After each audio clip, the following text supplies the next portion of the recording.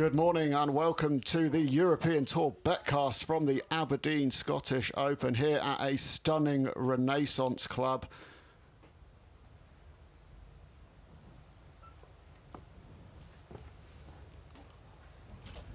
Good morning, ladies and gentlemen. Welcome to the Renaissance Club for the first round of the Rolex Series Aberdeen Scottish Open. This is game number 17. On the tee from the USA, Xander Schauffele.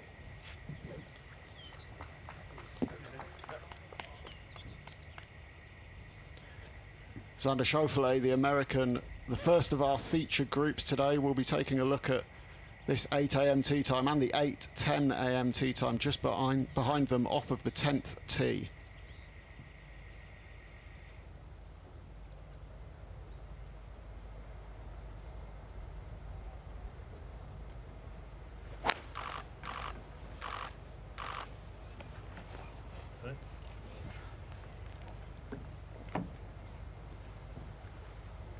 Schauffele's just skipped into the right-hand rough there. On the tee from England, Tyrrell Hatton.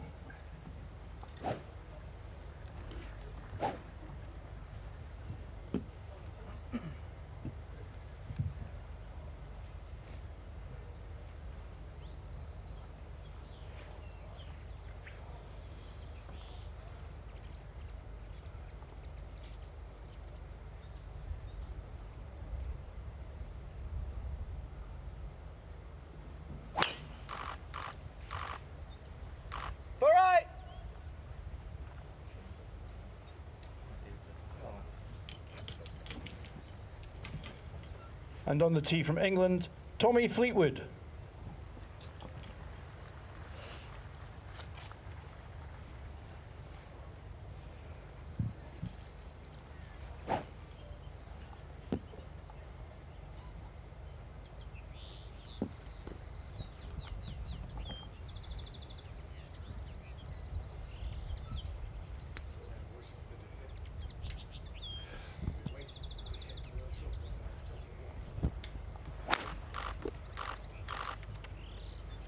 All three players away then.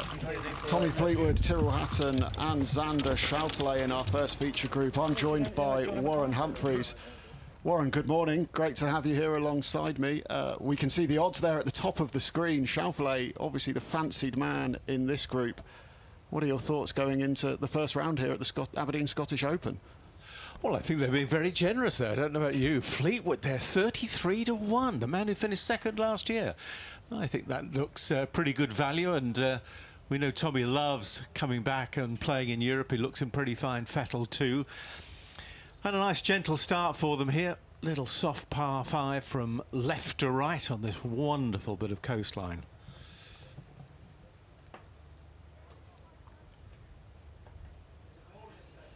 So Thomas Dietrich, Robert Rock, Jason Scrivener, John Catlin and Andy Sullivan all making a fast start, one under the car. I know you like the look of Tommy Fleetwood at those odds, but Tyrrell Hatton as well, 18 to 1.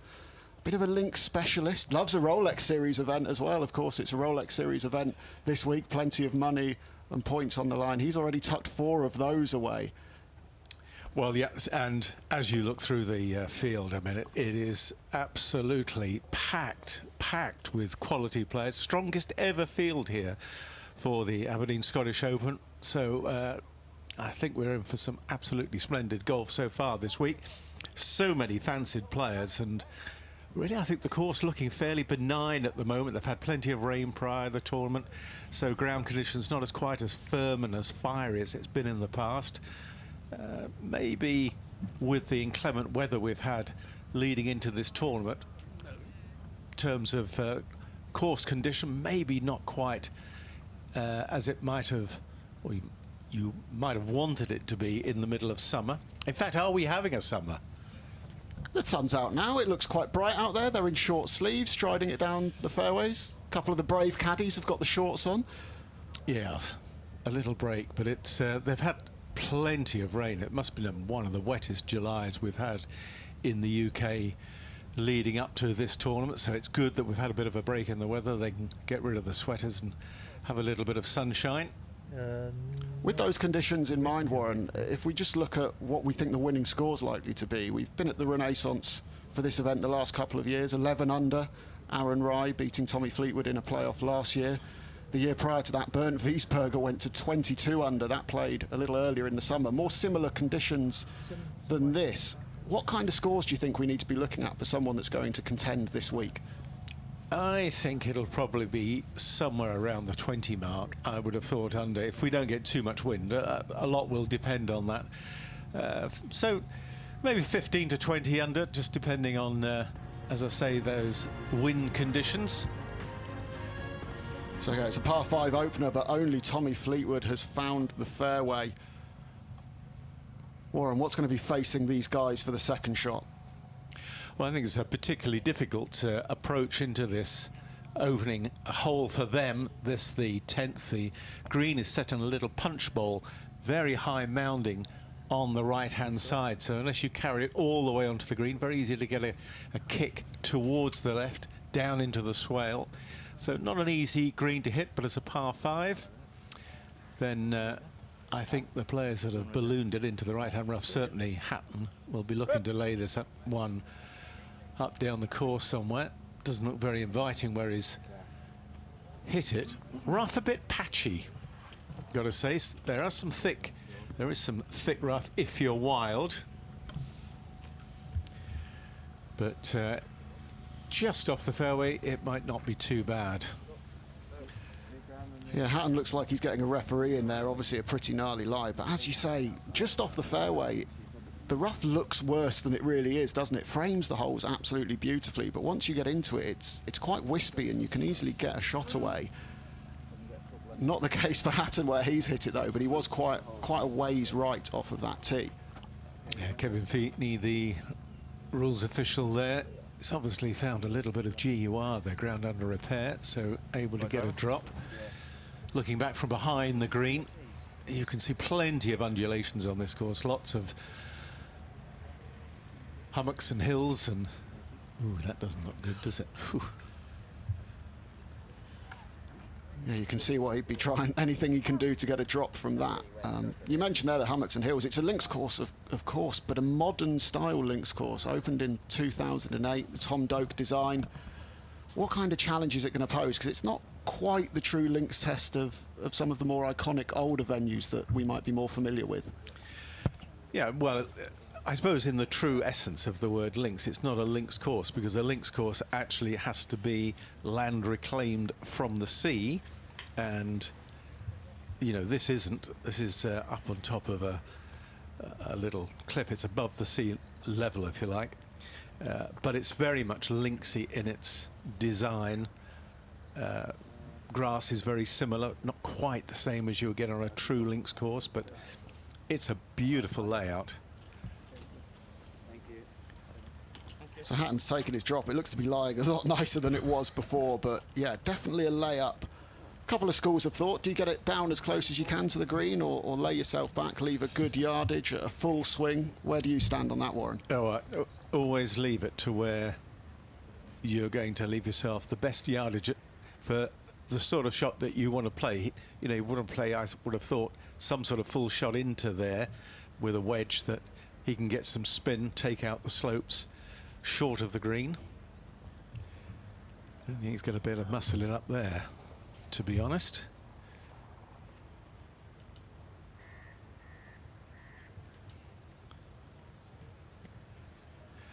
I mean, 278 yards left. If he can get this about 100 yards from the green, he'll be doing well. Crowd certainly seem to like it, and how good is it to hear that ripple of applause? Crowds back in and watching live golf. We saw it a little bit in Ireland last week. 4,000 fans a day, spectators, will be here at the Renaissance this week, so wonderful to hear them appreciating that recovery shot from Tyrrell Hatton there. Fleetwood next to play. 274 yards left for him.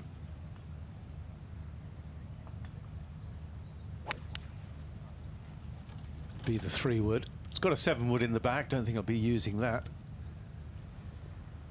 Oh, and that is not the place to leave it. Now he's got a very difficult third shot, pitching straight onto a downslope. Really very little room to work with there.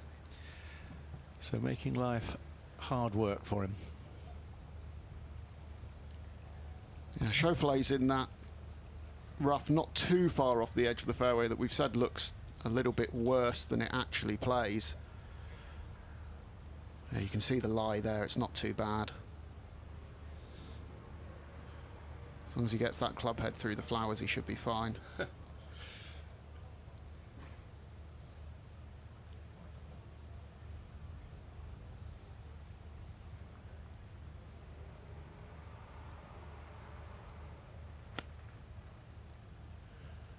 Yeah, pretty smooth looking swing. 253 all up for Schauffele, but he's also missed it on the wrong side, missing away to the right. Better off today missing it left, you would have thought, for these players.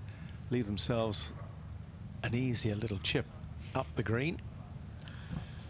Not the start that any of this three ball would have wanted, really. Definitely not. Back on the tee. Next group that we'll be focusing on, Lee Westwood. Playing with Robert McIntyre and Collin Morikawa.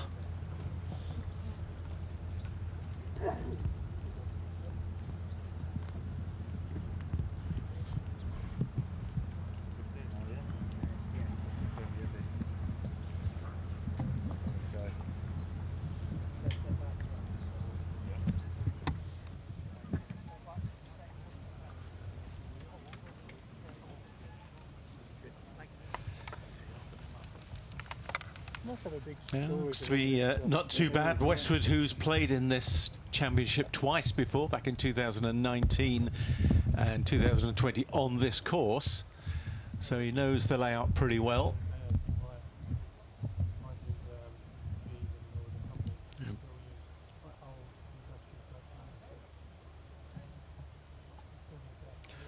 Robert McIntyre, the #1 ranked Scotsman.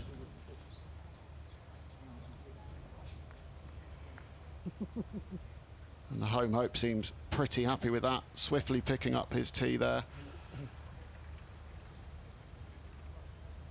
Certainly a tendency for players to favour the right half of the fairway and even obviously miss the fairway right down this hole. Is that the side you want to be aiming for down here, Warren? Or I think you really want to be down the left, really, to give yourself the best line in. But a lot of players these days obviously like hitting it with a little bit of cut, as we see Morikawa attempt to find this fairway.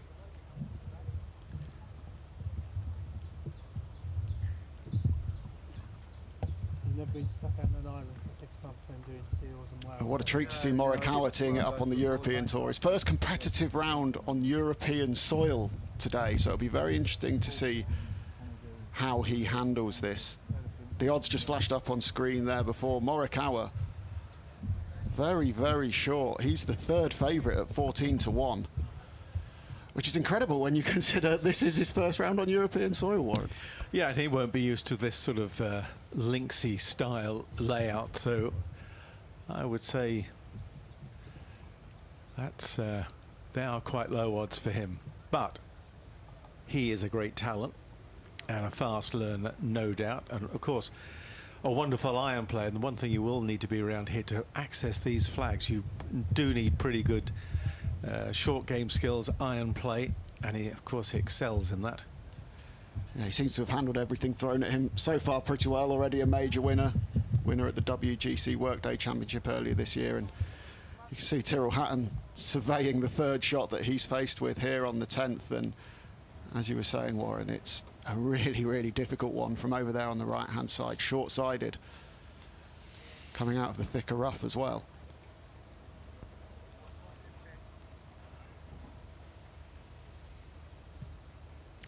Yeah, now this is not a bad place for Hatton to be.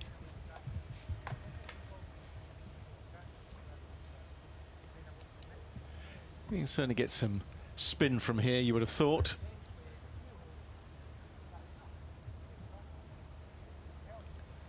$114 left to do the flag, so just a question of whether goes in with the gap wedge. Sandown needs to fly it all the way there, get some spin.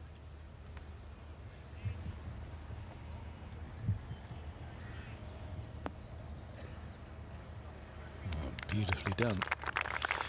So pretty wayward off the tee, but excellent chance for an opening birdie. Yeah, the reaction of that ball on the green there just goes to show how receptive those putting surfaces are as well. It's a lovely looking morning out there now, but a lot of rain this course has taken earlier in the week. Over the weekend, flooding in Edinburgh just 40-45 minutes along the coastline. 15 millimetres of rain here at the course on Monday, 5 millimetres on Tuesday. Little smattering on Wednesday yesterday as well, so certainly playing softer than you would normally see this course. And overnight rain as well. That's really helped him. You see, didn't get a great deal of spin there, but ball moved on. But those greens soft enough to not let that ball get away from him there for Fleetwood. So good shot. Yeah, surprised to see him bring that to attention quite so quickly from coming out of the rough as well. And Schauffele is going to look to do pretty much the same here. Yeah, got the face of the lob wedge there wide open, so he's going to go for really high floaty shot. So you can see it in the odds up in the top left-hand side of your screen. He's 21-20 to make his par. 11-8 on birdie or better. And he's got it inside his two playing partners, so he will have the shortest effort at birdie. Was the chance of them all actually making birdie off their tee shots and actually really poor second shots? That would set a standard, wouldn't it?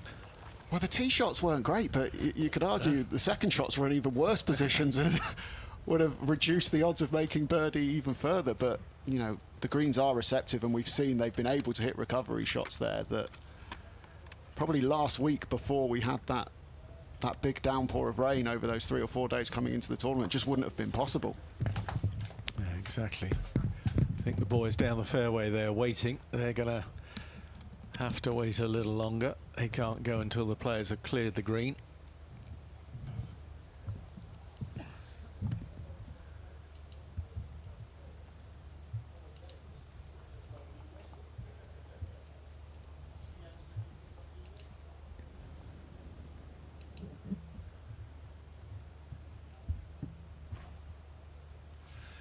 Fleetwood first to go here.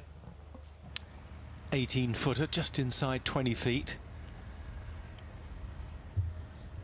Not a bad length of putt to have for your first one. You know you're not going to kind of three-putt from here. You probably don't hold too many in a tournament from this length, but it's a nice one to give a good go. Slightly up the hill.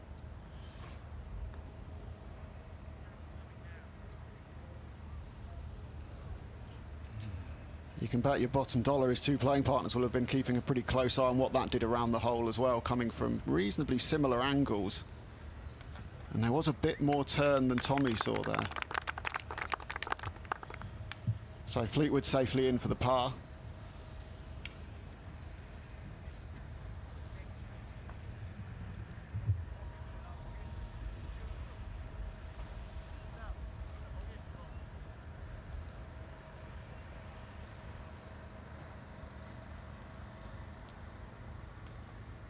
So Schauffele, the American,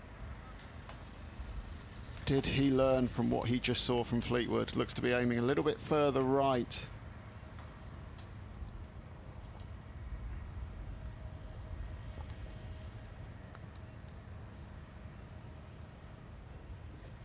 Too far right. But to be honest, Warren, after where their two second shots ended up, probably not too displeased to walk off here with a 5. You're hoping to start with a birdie, but where they were in 2, that's not the worst result, is it? Not the worst result, but I don't think pros of this level ever like making pars on par 5s. They always feel they've let maybe half a shot go. Heart of hearts, they'd love to start with a birdie, just get into those red numbers early. So Tyrrell Hatton 11-5 to make this putt. It's 3-1 odd that he'll miss. The two before him have missed. One high, one low. Can he find that sweet spot in the middle for an 11-5 make and a birdie?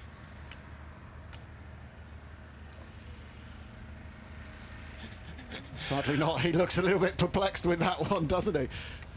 I love watching this fella play. He is so entertaining. He's really quite hard on himself, but he's got a great sense of humour. It's very dry, droll. Likes to take the mickey out of himself. Very British sort of trait. There's never too many doubts about what's going through Hatton's mind when he's on the golf course, is there? But interestingly, like, away from the course, he's not really like that at all in terms of showing his emotions that much or being that grumpy as he can be on the golf course. Absolutely. A pretty good tee shot from Morikawa. 306, 277 left for him, so certainly within range. It's just, how do you get at this hole? Definitely, I think, if you're aiming at the left edge of the green, gentle sort of cut shot in would be ideal. And the important thing is to try and carry it all the way, isn't it? Like you say, the front right there, that slope just kicks everything away to the left or even through to the back of the green. And with the softer surfaces, you can afford to take it there all the way through the air and still hold it.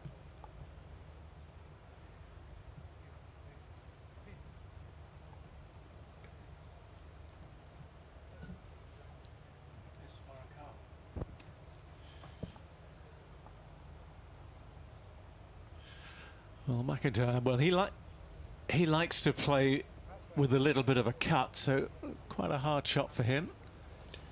That's the top Scottish market there.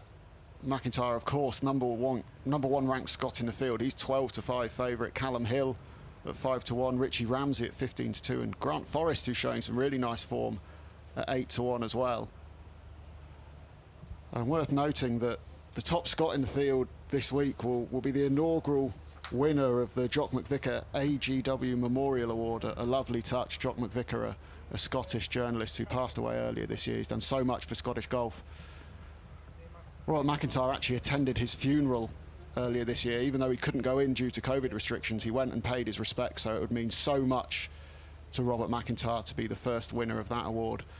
Xander Schauffele there on the 11th hole, his second of the day, safely into the fairway.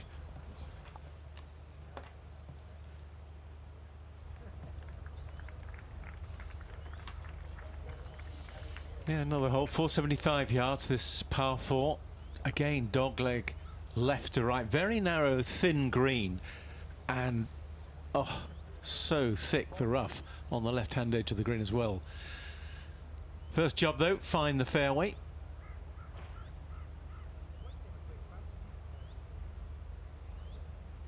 Elevated tee, plays down towards the short grass. Yeah, another lovely tee shot from Tyrrell Hatton.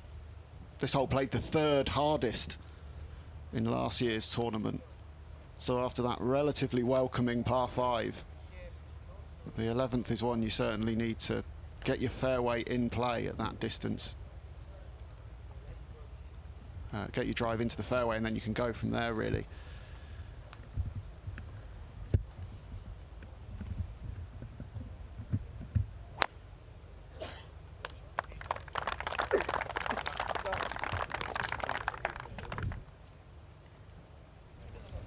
Well, that's a bit better from our main three guys there. So all three tee shots into the fairway. Robert Rock, the early leader, at 2 under par through his 3 holes, also starting on the 10th tee. Yeah, Andy Sullivan, he's an interesting one, isn't he? He's got some great form in Britain and generally loves playing at home. He's been a little bit up and down, the former Ryder Cup player. Playing with a new ball this week. He's tried 3 different types of ball, but he's now decided on one which will penetrate the wind. Only problem is we can see too much wind so far this week. It's set fair, but at least it's a little bit happier with the equipment that he's playing with.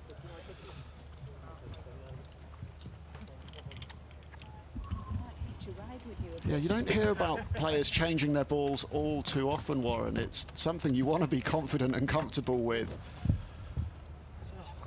So just the fact he might have a few doubts in his mind about whether his ball's quite doing what he wants it to do, whether it's behaving, but Yeah, we spoke to him earlier this week, and he seemed very confident in the new ball. So hopefully that's enough for him to find that form that got him into the Ryder Cup a few years ago. One thing, players will always fiddle. They'll fiddle with the equipment and they'll try out new things and try out new drivers, shafts, heads, weights, ball, just to find that little bit of something, an edge. Doesn't matter how big it is, just this minute little edge. Mentally, that's huge. So if you think you're playing with something better, then you walk on the tee and you're feeling so much better about yourself and the way you're going to perform, that's worth a shot around. And over, you know, obviously 4 rounds of the tournament, 4 shots in a week, difference between winning and losing. So it's massive. These 3 players on their opening hole, the 10th, performed a little bit better than the first group we saw go through. We're going to see our first eagle putt of the day, I think, with where Lee Westwood has marked his ball there, just towards the back edge of the green. But Robert McIntyre on the far safer side to miss here with that pin position on the right. Got plenty of green to work with. So he's a canny Scot. Oh, settle down. That's very disappointing, not to actually hit the green. That's definitely not what he wanted.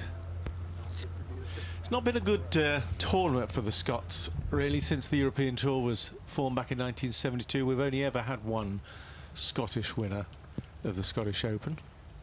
Pretty easy to guess who that is. One Colin Montgomery. I was going to say, did he also have 8 Order of Merit titles to his name as well? Oh, no, that was back in 1999, so it's a long time since the Scots won. This is an interesting shot selection here from Morikawa. We're saying he's not played too much in Europe. This is a very European shot. Looks like he's got the fairway wood, just to bunt it up there. Steep bank to contend with initially. That's pretty good. In fact, excellent effort. Does provide the players lots of opportunities, these greens. You can use a variety of clubs around the edge of the green, whether they're wedges. You can play little chip and runs, as Morikawa did there, out with the metal wood. I think that's the great thing about links golf, isn't it? You get options around the green. There's not just one shot that you've got to play. You can go high, you can go low, you can use different clubs. And what are the odds of Westwood holding this? Well, 14 to 1 he makes it. He does make it, sorry. 22 to 1 on that he misses it. This would be a great way to get the round underway, wouldn't it, Warren? Yeah. A little bit of right to left in this.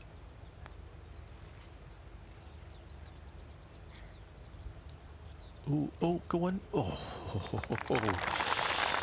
Just a little bit more on that. Westwood, as I said, played in this championship twice. Both times he's had the similar sort of fortune on the greens. He's had 25 single putts the first year, 24 single putts year 2. So maybe not surprising he missed that one. He's not necessarily renowned for his great putting skills, although he has been putting better of late over the last 18 months. 14 to 1 as well might, to some people, seem quite long odds for a professional to make a putt like that. We kind of expect them to hold virtually everything. Certainly, you know, 20, 25, 30 feet, that admittedly a bit longer, but they don't hold as much as the average punter, the average golfer might think, do they, Warren? Not from that distance, no. Anything outside of 20 feet, it's rare. I mean, they do knock them in. Oh, nice way for Robert McIntyre to open his account, holding from off the green. So that won't go down as a putt. All is forgiven for that slightly heavy-handed pitch shot up from below the green to the left there. And his odds might have just got slashed a little bit in the top Scottish market as well after that one going in.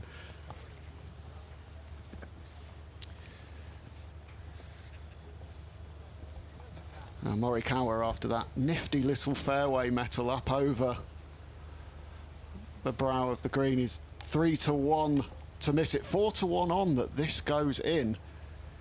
If there is an area of his game that slightly lags behind the rest of it, it is his putting. But he makes plenty of birdies nonetheless.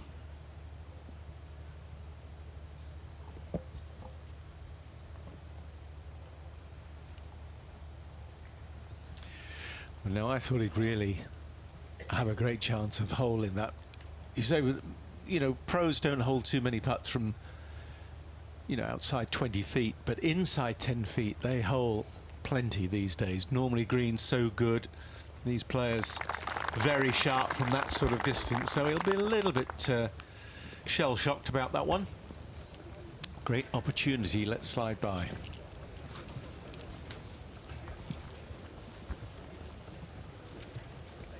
Schauffele now with his approach on the 11th hole. Looks like a pretty lofted club in hand.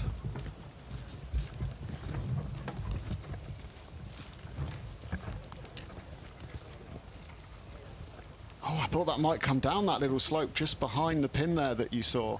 Really undulating these greens on and around them. Wherever those flag sticks are placed, it's normally a very small area that the players have got to aim for. That putt will probably be swift. Tommy Fleetwood now. Great angle into that pin. Yeah, it can't be much more than a gentle 9-iron, 152 to go. Could be a big wedge. Yeah, great shot. We mentioned that this is one of the more difficult holes on the course statistically, but obviously Schauffele and Fleetwood hitting very nice approaches in there. How much of a factor is it that the wind is really hardly doing anything at the moment? And also what we have had this week has actually been the opposite direction to earlier. Just as we look at the leaderboard now, Robert Rock 2 under. Andy Sullivan still there. Robert McIntyre with that putt on his opening hole. The 2-putt birdie for Lee Westwood. They've got under par early as well. And just to go back to that about the conditions, how much of a difference is it making, the different wind direction and the fact that there isn't that much there anyway? Well, I think that it's down early on. It's very easy, or sometimes you can play these link style courses. Wind doesn't get up till later in the day, so they've got to try and make use of this good weather right now. Oh, hello. Did we disturb him? Wasn't the crows putting him off, was it? Well, it's nice to see spectators here. Limited crowds this week. Going to be around about 4,000 due to, obviously, COVID restrictions, but good to see spectators out here. And there you can see the odds for who's going to have the best round today in this 3-ball. Lee Westwood, who's on the tee right now, 9-5. McIntyre 7-5 and Morikawa 9-5. So McIntyre, the man fancied just at the moment. That opening birdie has obviously gone a long way to improving his odds. Pre-round it would have been Collin Morikawa who would have been the fancied of the three. So I'm going to put you on the spot now. Who's your man to win this group out of this three? I'm going to go with the experience, I think. I'm going to go with Lee Westwood. What do you reckon? I think you might be on a sharp bet there. Yeah. Yes, I like that. Sort of a no-frills birdie on the 10th hole, his first, wasn't it? You know, just played it the way you wanted to. Nice little tap in for birdie. Looked very relaxed. Well, what did he open up with last year in the first round? Cheeky little 62, wasn't it? Only 62, so yeah. I wonder if they've taken note of that in the odds. Let's have a look at the 11th hole. You can see how between that 280 and 320 mark, the hole bends a little bit left to right. Certainly have to avoid that tree on the right-hand side, but then uphill second, very well bunkered, up and around the green. Place to avoid is anything left of that bunker up by the green is good night. Collin Morikawa now off the back of that par on his opening hole. Good ball.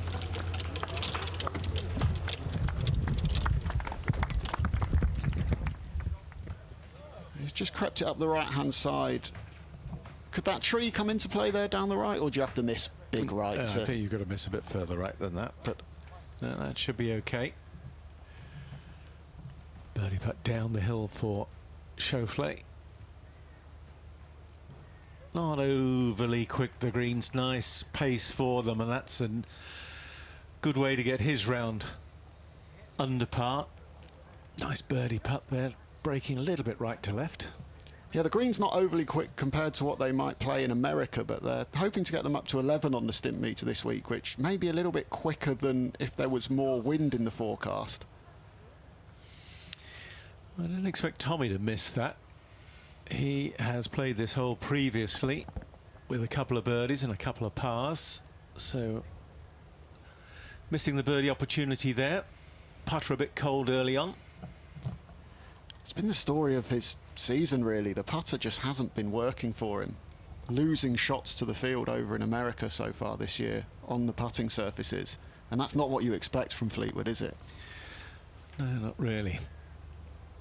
Back down to the 11th. See Westwood and McIntyre having a little chat there. Good camaraderie. Might be involved, of course, in Ryder Cup later this year. Who knows?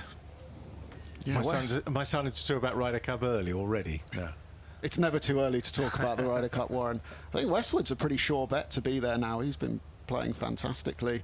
Had a really good start to the year over in America as well, and a lot of people would like to see Robert McIntyre on that team. He has an excellent match play record from his amateur days, and the kind of gritty character that you think probably wouldn't be affected by too much of the circus that goes around the Ryder Cup as well.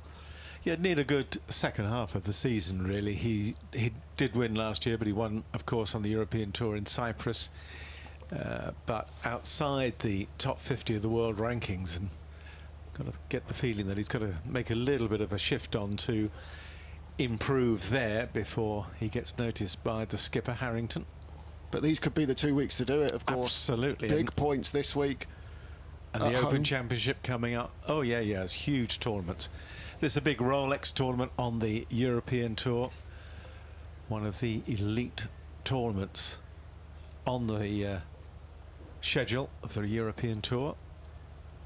And McIntyre finished 6th in his Open Championship debut as well a couple of years ago at Portrush. Of course, that the last time that the Open Championship was played. So he'll have very high hopes going to Royal St George's next week.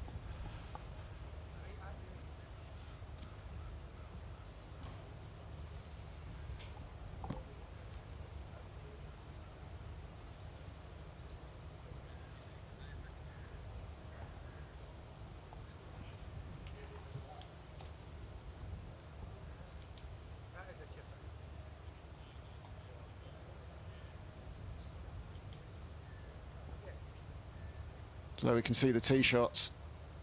McIntyre just over there, just in that first cut of rough, but it shouldn't cause him too many problems. 170 yards. Westwood has split the fairway, so I'm liking that for my picking him to be the lowest score of the round from this 3-ball today. And Morikawa just a touch longer as well over there on the right-hand side. So really the best angle for Morikawa, like you say. Left on this hole, absolutely dead on that mound up by the green. Some really thick rough. So 5-2 on for the par, McIntyre. 6-1 birdie or better. 7-2 for bogey or worse. Where's your inkling on this one, Warren? I don't think he'll be making a bogey on it. Good chance to make a birdie if you can keep it a little bit short and right of the flag. Come up the hill. Yeah, that's certainly where he was trying to hit it. That's top spot. Yeah, fantastic approach. If you'd have thrown it back at me, I was going to say he's definitely going to make a par from there, so I'm glad you didn't.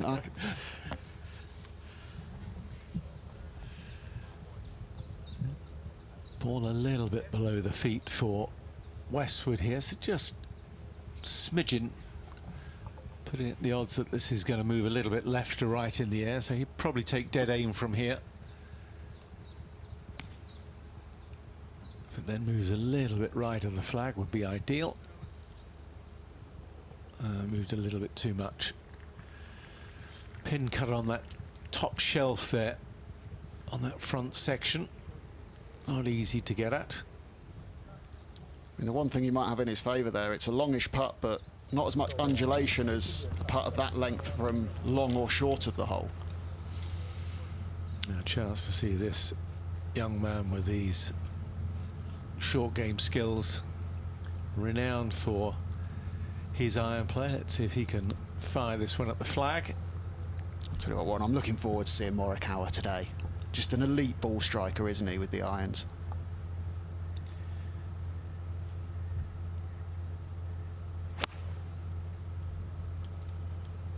Very deliberate with that backswing, very smooth, slow. Let it get away to the right as well. Won't fill him with a great deal of pride, that one. Morikawa leads all of the big iron play statistics. I'm going to put this out there for you. Is he the best iron player we've seen on tour since Tiger Woods in his pomp? Ooh. Yes, let me think about that one for a while. For about 5 years, and then you'll let me know, is that right? Yeah. Yeah, there's some great... On his day, of course, he's right up there with one of the best. It's... ooh. Long list of very good iron players too, but yeah, I know where you're coming from with that one. It's the temperament he has as well, seems to be absolutely spot on. He speaks so well. When asked about being in the Olympics, he was just so keen, didn't question it for a second, that he wanted to go represent his country, enjoy the experience, you know, relishing and embracing the opportunity to come over to Europe, play on the European Tour as well here at the Aberdeen Scottish Open. Everything you see and hear about him just seems to be absolutely spot on, doesn't it? Yeah, and you know, it's nice to see, you know, a lot of the some of the American boys come across and play show plays. Another one that's always been, or like to look at being a little bit of a world player, to learn and hone their skills in other parts of the world and then take that knowledge back and play where they play their main tour life on the PGA Tour. But it's good to see players move around a little. Great warm-up, of course, for the Open next week at St George's. Schauffele with his birdie putts here on his second hole. Now this is rather. Yeah, this is a pace putt.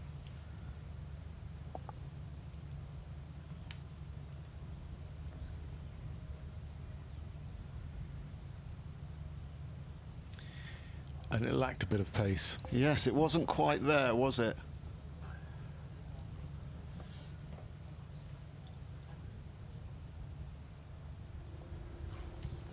Westwood with, well, similarly to Schauffele there, a pretty outside chance at birdie. This is one that you're just looking to lag up close, aren't you, and move on to the next with a stress-free par. Yeah, I think what players, or most players, would try to do, they're probably trying to visualize the ball going in the hole. They are trying to hole it at dead weight. If it misses, you leave yourself nothing to do. So not so much that you're just lagging it up there, you're trying to lag it dead weight. If it goes in, bonus. If it doesn't, you've no work to do. But you've got to be thinking about trying to hole it, and that's a beautiful attempt.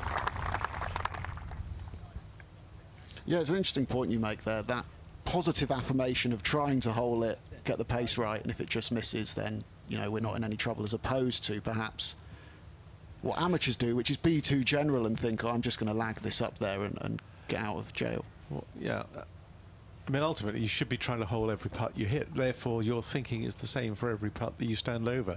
I'm trying to hole it, I'm trying to hole it, doesn't matter what length it is. And then of course your thought then is speed. Speed determines line, so then everything becomes positive. And you can see the slope there that Morikawa's coming up that will affect the speed of this putt and make it pretty slow. Yeah, he's got to give this quite a tonk.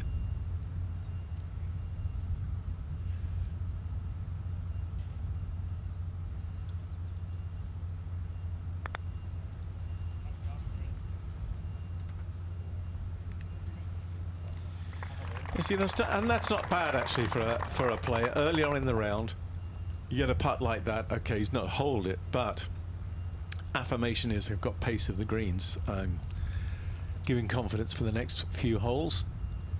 Yeah, he'll be feeling confident, whereas Sander Schauffele maybe not so much with the pace of the greens. Tommy Fleetwood feeling very confident rolling that one in on the par 3. Well, again, he's missed a couple of opportunities the last 2 holes, so I feel that's a bonus.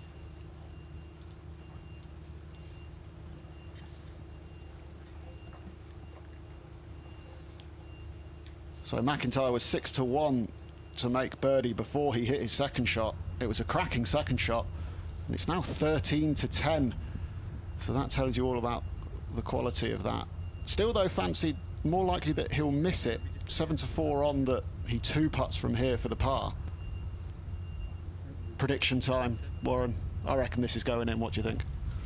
Well, the fact that he's holed on the first green and he holed from off it, I think his confidence right now will be high. He's hit a really good shot in. This fella's got a good attitude to the game. He is not afraid. He's one of those guys that seems to be almost streaky on the greens. When he starts holding stuff, everything seems to start going in. Yeah, not a great deal of break in this either. Yeah, thank you very much. And I think that's certainly down to the putt that he holed on the first, holded it from off the green, so now he is absolutely flying. Yeah, that's a fantastic start. Never mind the top Scottish market now. I mean, he's right there, tied the top of the leaderboard. Yeah, it's a long way to go. I mean, he's not thinking about winning the tournament now, but in terms of actually having the right mental attitude for the rest of the round, that's a great start. You can't birdie them all unless you birdie the first 2, though, Warren. He's on the way. Yeah, Hatton's doing well too. Just 1 under, 1 behind the early leaders, but nice settler, that one. Don't often see the further 4th there that calm. Looks like a mill pond, doesn't it? It's absolutely beautiful, isn't it? I'm thinking I might go for a paddle on the beach a bit later, looking down at that. Yeah, that's looking down towards Edinburgh. Fantastic bit of coastline.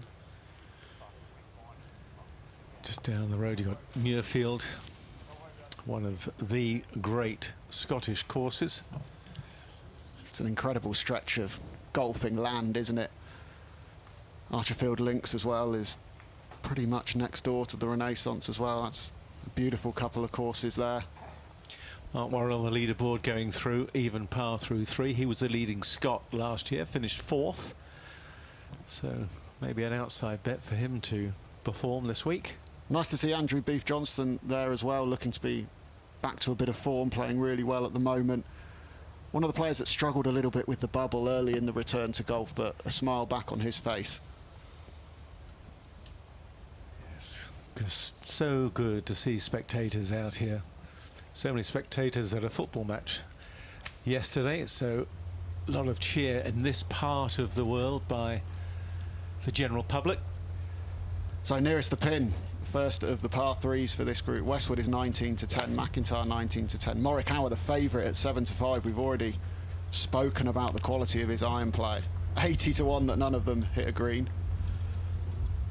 And that's just slid off the right-hand edge there. I wonder if the odds will change after the 1 miss. I don't think he'll get 80-1 anymore on them all to miss. Yes, it was shortened a little.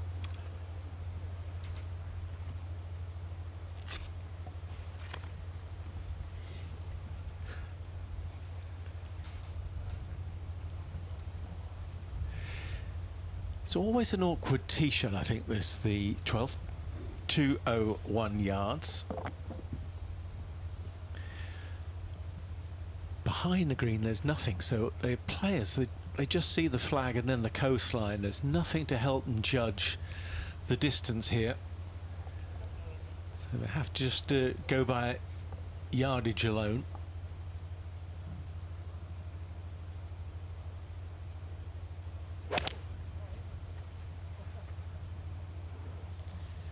Well, he's looking a little anxious at that one as well.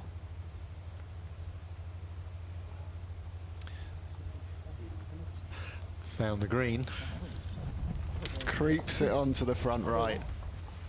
Well, you've got to be a little bit canny. These greens, there's a lot of slope, a lot of undulation. We've mentioned that already. Lots of humps and bumps and hollows. And if you can use those slopes sometime to kick it down to the flag, then that's great. Anything left of this flag today hits the mound in the middle of the green and it will take it away from the flag. So up the right is better than left. Bit of room for Collin Morikawa to hit into there. If you've gone with just the stats and the favourite and you thought, well, Morikawa's the best iron player, I'll back him, you're feeling a little bit hopeful now with the room that Westwood and McIntyre have left him there.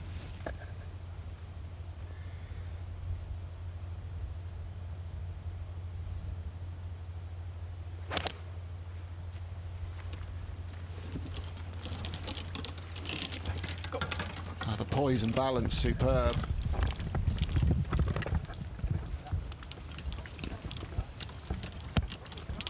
Oh, that looks tight, Warren. Who's closer? Westwood. Oh, I've got the look there. I don't know. Oh, I think Westwood's closest just. I think it might be Morikawa. Oh.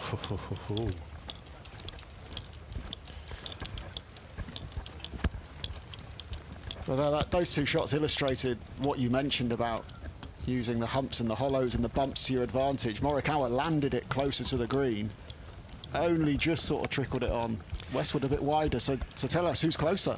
Well, Westwood's 24 feet 9 inches. Morikawa 21 feet 6 inches. Your eyes are sharper than mine. That's bad news early on in the round. Don't like that. Well, Morikawa's just slipped in there, one for the favourite. Okay. It's a long way to the end of this round. Are we counting up who's getting the most predictions right? I feel like someone should be writing this down. It's going to be one of those days. I can see that. You know, I won't get sharper until my second cup of coffee. I'm still waiting for my first. Matthias Schwab, another player to birdie that 10th hole.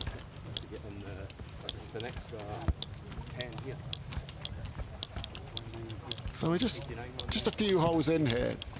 Obviously, I predicted Westwood, I thought would get the best score of this 3-ball today. From what we've seen so far, Warren, anything that you're picking up on that might give us a bit of fuel for who we think's firing today, who looks the most confident, the most at ease with the conditions? Maybe it's just a little early to tell at this moment in time, but obviously McIntyre got an early feel with the putter. That's good. Westwood looks pretty solid from tee to green, but then he always does. Morikawa, I suppose, a little bit undecided at the moment as to how he's going to cope with the linksy conditions, about whether he can adapt quickly. I suspect he will, because he's so talented. But this is where this course will find you out. McIntyre here, having missed the green. It's hard in these pictures to appreciate how much slope is on this, but this is going to break a fair bit from left to right. You can see just that fringe grass too. I was talking about the weather conditions here, not been too great over the last month or so. A lot of rain, not had too much sun, so the course may be 3 weeks behind what you'd expect it to be at this stage normally. Yeah, 20 to 1 to hold this for birdie. 6 to 1 on for the par, which would be a 2-putt, and then a 3-putt from here. We're looking at 11 to 2, so certainly favouring the par, but he has rolled one in from off the green already today.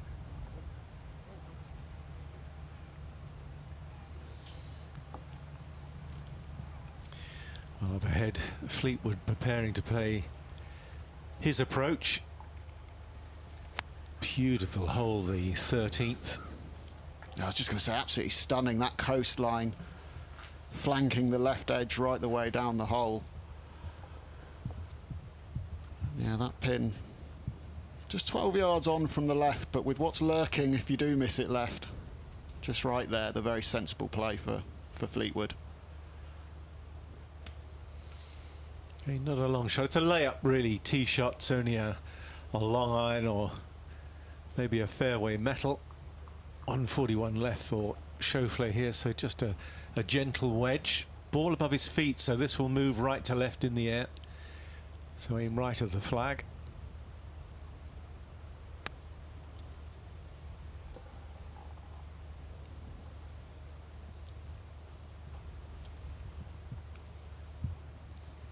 pretty much where he would have been aiming, do you think there, Warren? Yeah, I might have expected a little bit more movement. You can see what the face of the guy if you go left. He's out of bounds, left off the tee, just left of that thick rough behind Schauffele there. So big penalty if you're wayward. Westwood, of course, from just outside Morikawa, as we know from the tee shots. About 24 feet, was it, Warren? You're just going to rub it in, aren't you? I wouldn't dream of doing that, but that looked dead on line, just pulls up a few inches short. You can see the frustration for Lee. And he's got plenty of experience of playing links course. Patience always been a strong part of Westwood's game. Son Sam on the bag this week, not his wife Helen. Now Morikawa, he's won the nearest the pin on this hole. Can he take advantage and convert the birdie putt as well? 9-2 says that he can.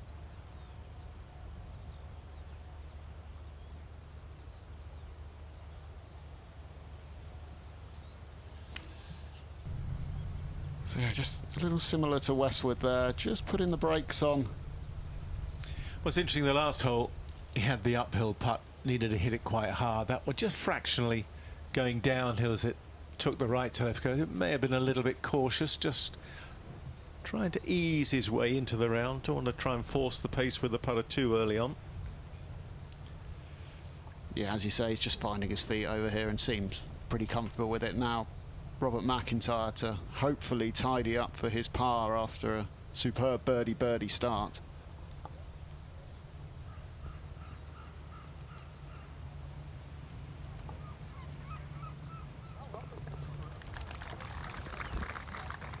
Yeah, very nicely done. Very competitive individual, Robert McIntyre. Looks just like a young boyish face, but underneath his grim determination to do very well.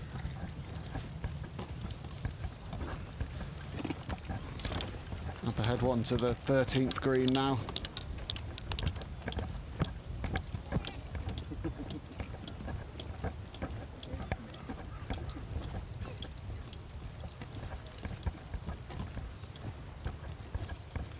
Cyril Hatton's going to be the first to putt by the looks of it. Yeah, the longest of the tee-shots only had 105 in, but first to putt here, just inside 30 feet, 27 feet. So downhill, left to right breaking putt. So again, these are not putts that you would necessarily think you're going to make too many of. You'd like to think that you'd hole the odd one or two. Great colleague of ours, Dennis Hutchinson, who works down in South Africa, lives down in South Africa. He always reckoned that if you hold 6 sort of outside 25 feet, then you know you'd be doing very well in the week. Yeah, you hold a nice one on the previous hole, so I couldn't follow it up there. Never quite looked high enough, did it?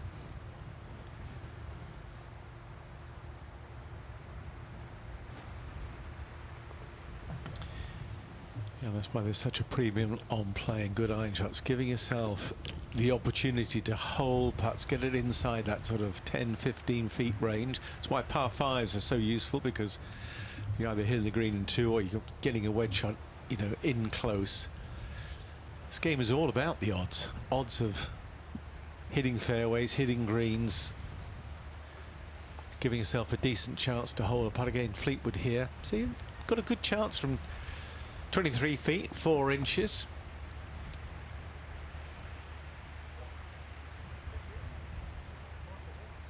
So 7-1 to hold this for his birdie. 10-1 on to miss. Go on, keep tracking, keep tracking. Oh, well done, Tommy. There is your 7-1 shot. Nice. You can bank that one all day long.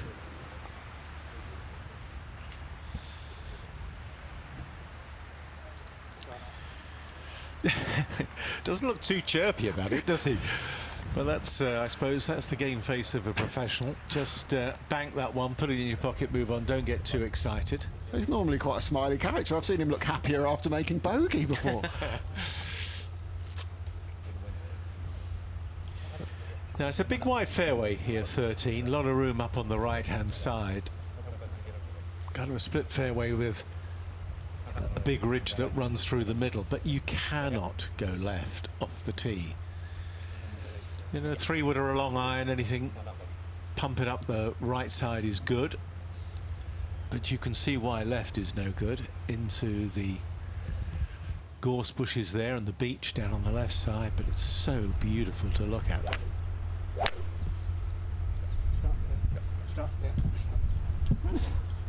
Frozen rope there. And it just comes down the right-hand side of that mound that you mentioned in the middle of the fairway. Yeah, very intimidating shot for amateur golfers. Not too much for these players with, you know, metal wood with a bit of loft, but can't afford to lose your concentration. You said golf's all about the odds, and that's what good strategy is, isn't it? It's playing the odds. Getting the odds in your favour and laying up here rather than being overly aggressive with the driver when you don't need to be is exactly that, isn't it? Yeah, and this is a par 4 anyway, so they're only hitting a short iron in. Maybe if this was a par 5 and the second shot, you could shorten the line by going left, then it may tempt them. But on a hole like this, at this length, 414, not going to worry them. Ideal shot from Westwood. It's just straight down, Colin. Nothing off the left. Straight down. Nothing off the left. Nope. Sorry, just riding. Okay. Up ahead on the green. Chauvelet with his birdie effort. Oh, and it just trickles into the front left. Beautiful. That'll give him a lovely bit of confidence. So as I was saying, you don't hold too many putts from sort of outside 20 feet. So we've just seen Fleetwood hole from, what, 24 feet or something? Yeah, 27 feet. That one from 18. They're getting their iron early. Well, this is what happens when you follow world-class golfers, isn't it? And we're treated to it with our 2 3 balls today.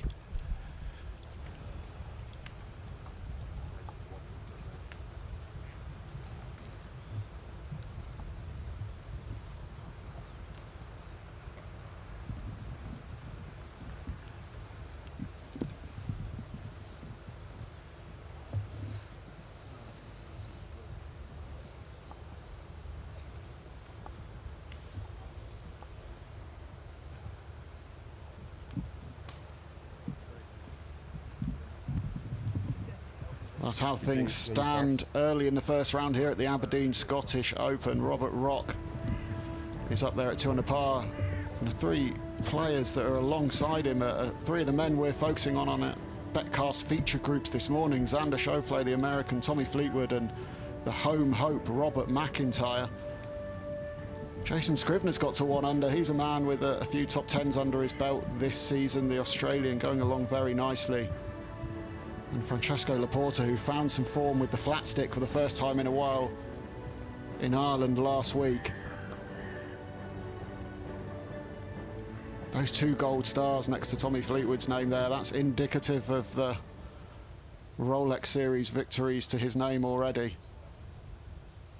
Time for another nearest the pin, I think.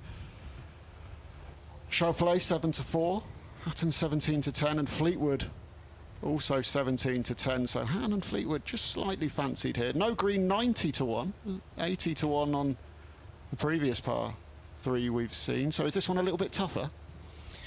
I don't think so.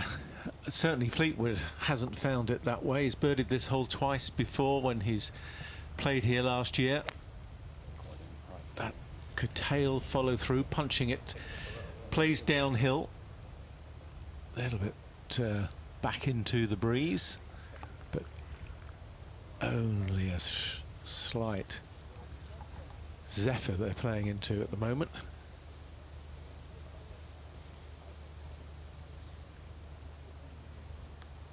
Yeah, so a nice marker down there for Fleetwood. Do you think we'll get one of these 2 guys go inside him from there? As you say, it's downhill, it's not a hugely long shot, not a lot of wind. And 9, 9, little 8, little punchy 8, I suspect, with the breeze. Maybe might get too much spin as it just hovers, coming back into the breeze.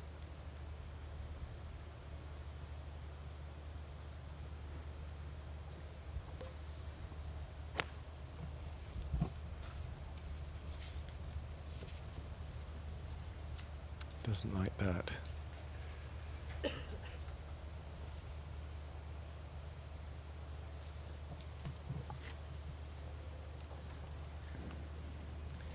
I'm not saying anything about who's closest there, not with my early eyesight. No, I think you can judge which one's closer there. I'd trust your assertion. So Tour Hatton this year hitting 63.66% of his greens in regulation. That has him ranked 142nd for context, and he's 11-2 on to hit this one, so it hasn't been his strongest suit this year. He's walking straight after that one, so he either loves it or hates it. Hates it. Hates it in that case.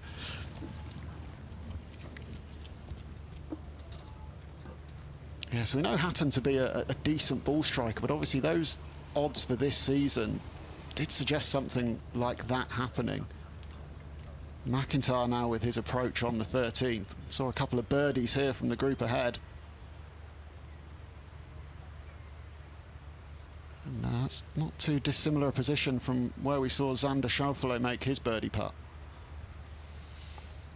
All above the feet, you can see Westwood aiming a long way right here. Off the almost right-hand edge of the green, so expecting a lot of movement with this. You take like a yard off from that? Yeah. No, That's almost where he was aiming. Yeah, I think if I Pin high, so excellent club selection and control. But yeah, 100% off the upslope and downwind. I love it. Yep. that's what I like to see from a man I've backed to have the lowest round day. Just sensible decisions, solid strike. Like 2 steps right of it? Yeah, perfect. Straight down? Straight down. Might have heard the caddy say slight upslope, straight downwind. Aim 2 paces right of the flag.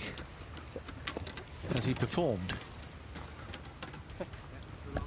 It's a large 2 paces, but not bad. It was almost like he was listening to you.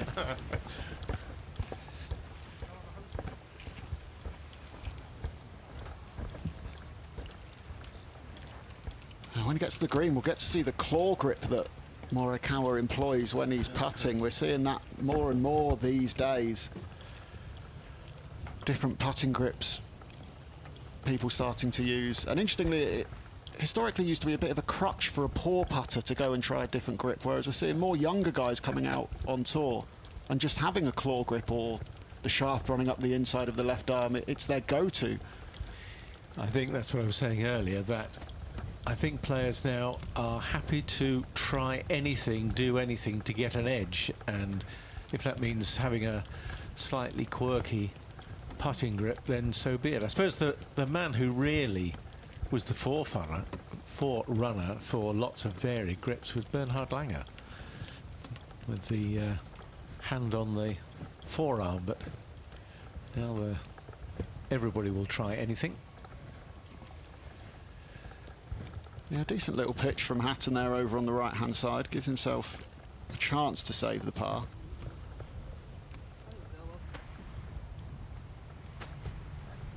Who won the nearest the pin then here? Who's closer, Warren? What have we got? Tommy is a little bit closer than Mr. Schauffele.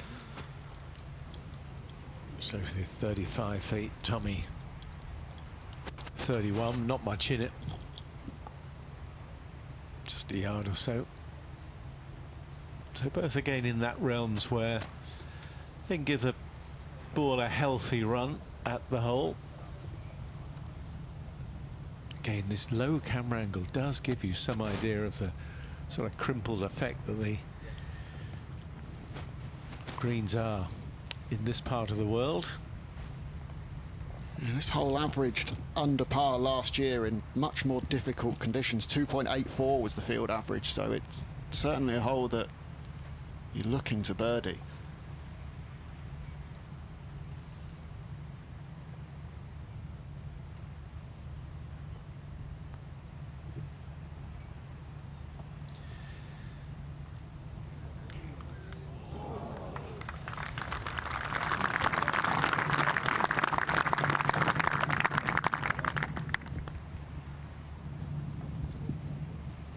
Well, we know what this one does. This is almost identical to the putting line that Fleetwood holds. So just outside the left edge for Westwood, down the hill. It's a good line. Good line. He's copied Tommy to perfection. Tell you what, they all go in on that green, don't they? I'll tell you, yeah, that is nice, isn't it? That's a good couple of putts we've seen hole now from outside 20 feet. So probably indicating what we said at the start of the programme. It's going to be a low-scoring week. You're just writing that in the notes. Always back a putt to go in on the 13th. Right to left breaking putt for McIntyre. Gravity took effect a little bit early on in that one. Lacked a bit of pace.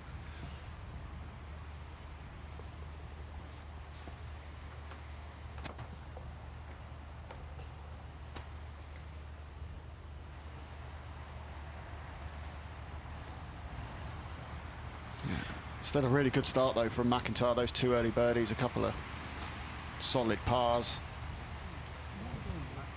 And now Morikawa staring down his putt from pin high for birdie. 5-2 that he makes this, 7-2 on that he misses. He missed a shortish one for birdie on his opening hole of the day, the 10th. Is this one going in, Warren? I'm not getting the feel that he's quite got the pace or the lines yet, or the feel of these greens. And I think it's quite hard for players coming from America that come to Europe. Greens traditionally are much quicker stateside, so ball breaks a lot more. Here, because you're having to hit the ball a little bit harder, there's less break on a putt. And that takes a little bit of adjusting, because you know, players get used to visualizing certain length putts, and now they're having to re-putts and hit a little bit harder, less breaks, more difficult for them. But he's a fast learner.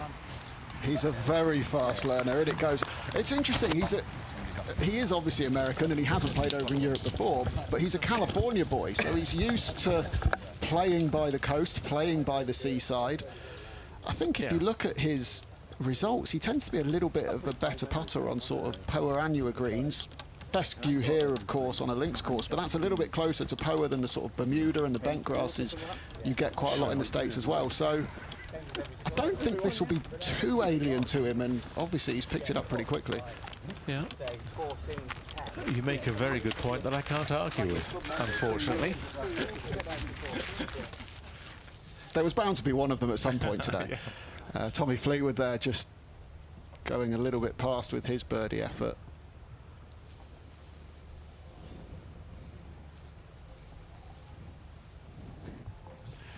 Bit of muttering going on there from Tommy. This was the little chip from Hatton short of the green. I think we might know about it if this doesn't go in. Yes.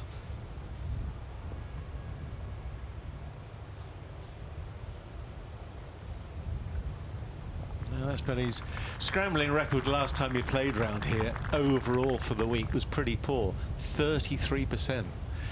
6 out of 18, which is not good, so good that he got it up and down there. A little bit of work to do here for Tommy to save par. Thank you very much.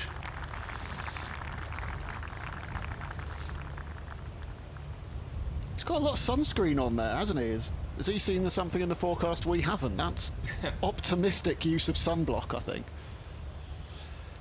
I suppose you could still burn through this grey, cloudy atmosphere we have at the moment, so probably sensible precaution.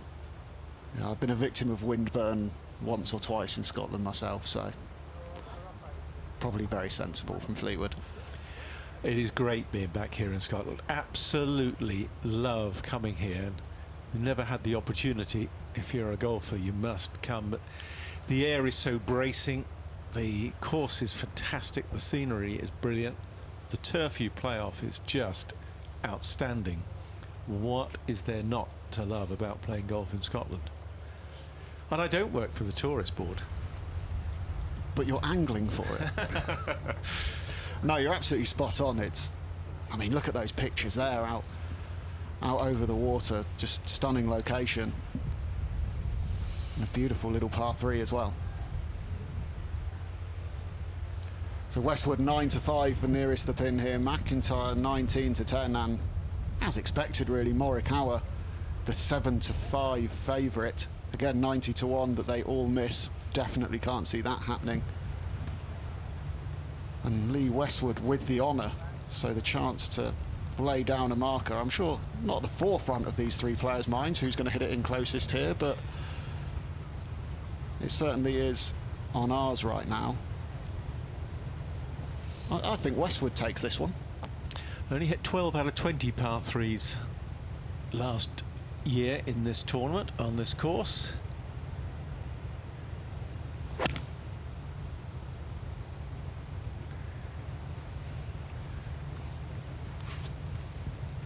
Go on, release. Go on. Found the green, but not threatening the flag. I suppose it's a pin today.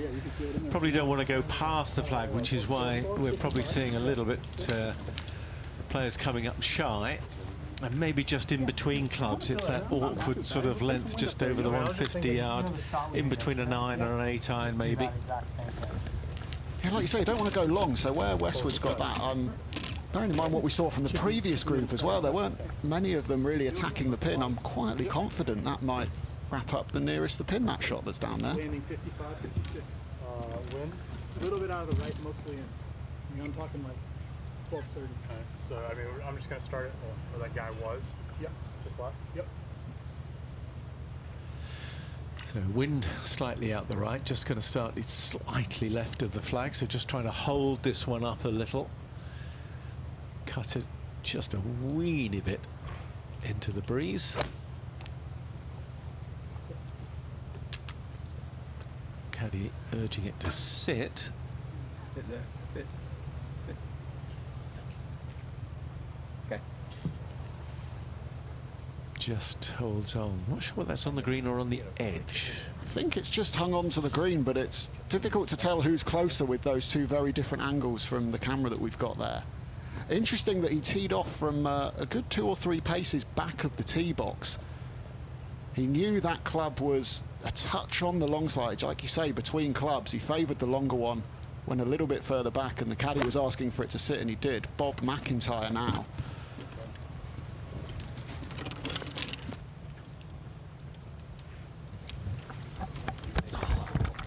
I think McIntyre might have taken it with the third shot there. He's just crept inside of Westwood, and I'm pretty sure Morikawa's not closer than that over there on the right. Sure. You see a bit of a logjam at 2 under par there on the leaderboard.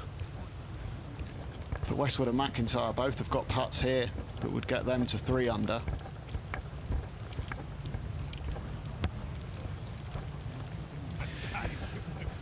Last hole was played just a little bit above the beach level. Then there's quite a big climb up to this tee on 14. 15 again plays on the top of the cliff line, so much flatter hole. 440 or 483 yards rather. Fleetwood out with the driver, bunkers left and right.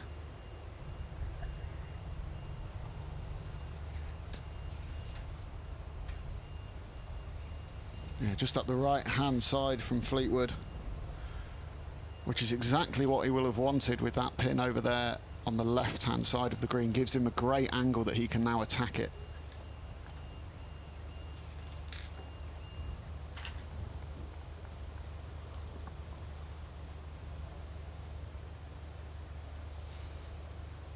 See from that grass that the breeze might just be getting up and starting to freshen just a little. Are they Scottish thistles? I shall bow to your obviously superior plant knowledge. I'm more of a fauna guy than a flora guy. Prefer the animals. I'm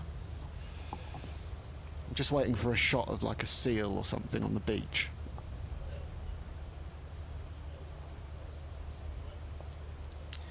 No beach to there. That's fairway. Nicely done. How about that for a coastline? Absolutely magnificent. If you're into links golf and like the layout, you won't find too many trees here. There are a few scattered around the edge of the course, but mainly it's dunes and gorse and long grass amid the fescue. Love that old stone wall that runs through. Quite a few holes on the course, across the 18th fairway, of course, as well. So Morikawa 14-1 to hole it, 22-1 on not to make it.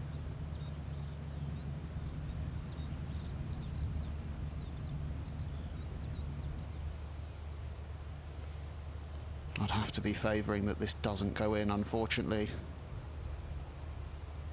But he's surprised us already once today.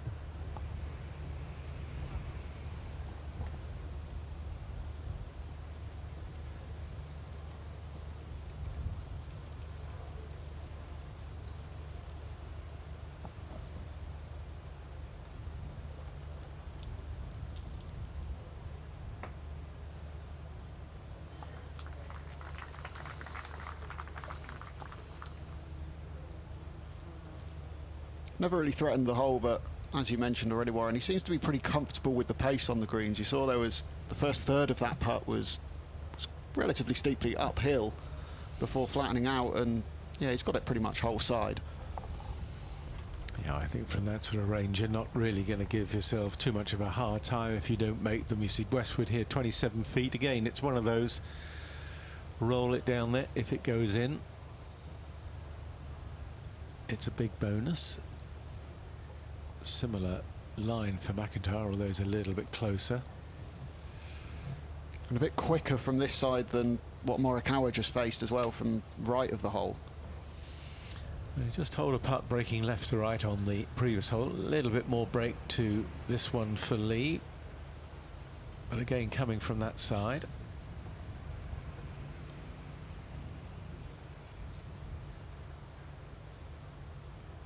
Oh, if he'd hit it and smidgen an ounce harder, set it off on the right line,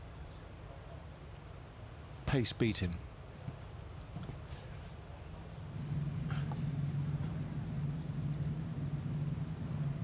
McIntyre's gone to school on that putt from a very similar line, a little bit shorter.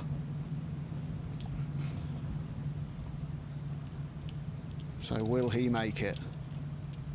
Well, the odds say 5-1. That's pretty short. They're bookmakers are expecting that he has learnt from Lee Westwood there. 7-1 on for the miss still, though. I don't know if it's a hole that's given him all sorts of grief in previous visits here. Did miss the cut the first time he played here. He's only made 1-2 on the hole. He's made a bogey, but he also made a triple,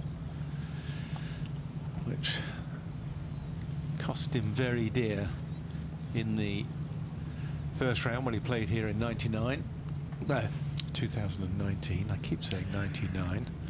I'm not as old as that, really. Is that just because you really want an ice cream?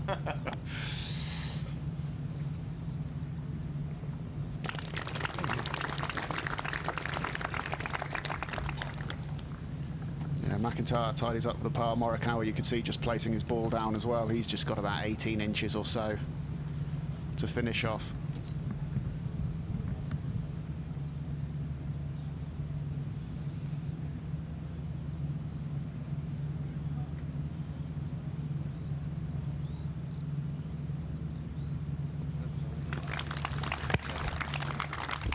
Very good. You mentioned that McIntyre missed the cut the first time he came to Renaissance for the Aberdeen Scottish Open a couple of years ago. Of course, he made the cut last year, but How much can that affect a player's psyche, whether they've made or missed a cut, they like the course or not? I don't think it worries them at all. It's more form coming into the tournament and how they feel about the game. Fleetwood's approach to 15. And here's a good couple of chances. I think this hole and the next to make birdies. This green here on 15, it's not as undulating as some of the others, and although it's 485, for the likes of these players, they're not necessarily hitting long shots in, so they can attack the flag.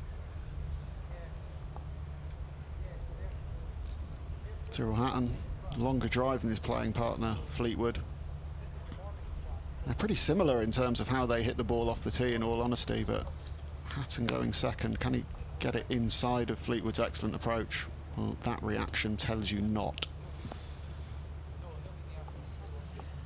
Not the end of the world, though, but it will be a far lengthier birdie putt than Fleetwood, and now the American to go last. Unquestionably the longest hitter in this 3-ball. Well, 157 yards to go for Schauffele.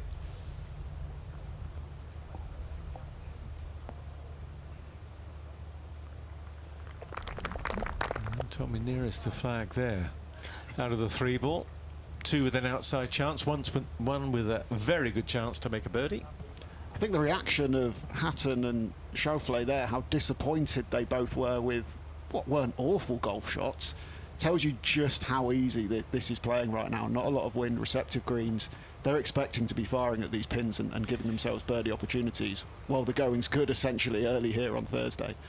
Yeah, I think if you're going, these players, if you're going with a 9 or an 8 iron, you're looking to get it, if you can, inside 15 feet. Anything outside of that, you're probably slightly disappointed. So they're in the 15 to 30 feet mark, which doesn't fill them with a great deal of joy, but won't necessarily completely disappoint them. Whilst your expectations are always to hit it that close with that kind of club in hand, the statistics say that that just simply doesn't happen. Even the best players in the world don't hit it that close that often. So you've got to be realistic about things as well, haven't you? Well, longest drive now. The favourite here is Collin Morikawa, 13 to 8. Robert McIntyre 9 to 5. Lee Westwood 21 to 10. Morikawa not the longest of the American players. I think McIntyre's a bit longer than him off the tee. So. And Westwood's not short. Yeah, I'm thinking McIntyre here. I think that's. I was expecting him to be favourite for a longest drive. Obviously, they've got to hit the fairway for it to count, so accuracy is an issue as well. Morikawa, we know he hits it pretty straight. Quite a white fairway, and none over the years has been straighter than this man, or very few.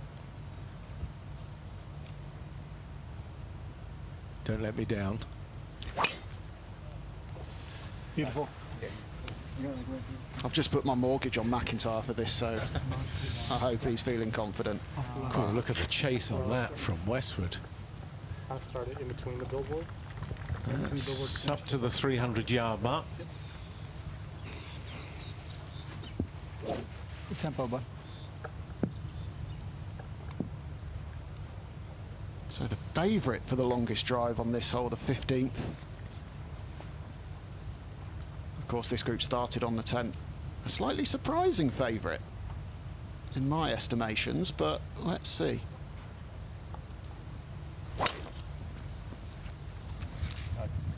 Oh, that bird. One more, right? Beautiful. Looked really close, didn't it? I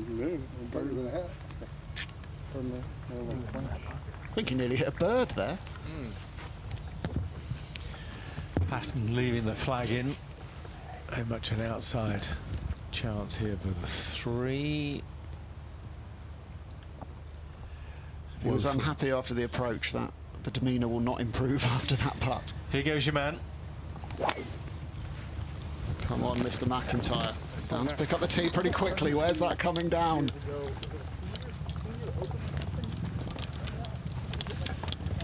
He's got it. Oh, he's holed out the wrong hole.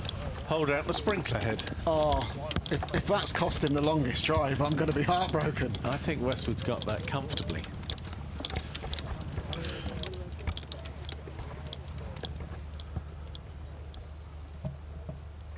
Can we factor in how much yardage he lost? Uphill putt for the American Schauffele. Rolling nice. Rolling hard.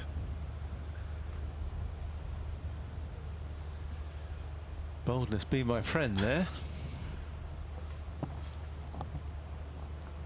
Well, never up, never in, but you don't really want the 5-footer coming back, do you?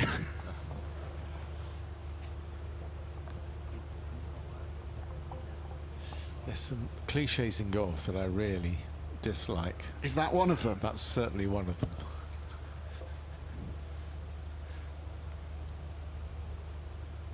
Yeah. I promise I won't use it again. That's up there with, there are a few things I dislike. It's the old match play one of when you've got to hold the putt. Oh, just hit it really hard, take the break out. Well, you've still got to hit it at the right speed to go in, haven't you? So And that's it, speed. Putting is all about speed. There are different lines you can take depending on speed, but you've got to get perfect speed. And if you don't, then you're not going to hold them. So never up, never in. If you're not on the right line, not going to go in either, is it? So there's lots of... I do think that one has a lot more credence because I leave a lot of putts short and they do not go in. He's got to be careful here. This one's certainly sort of inside right-ish, depending on pace.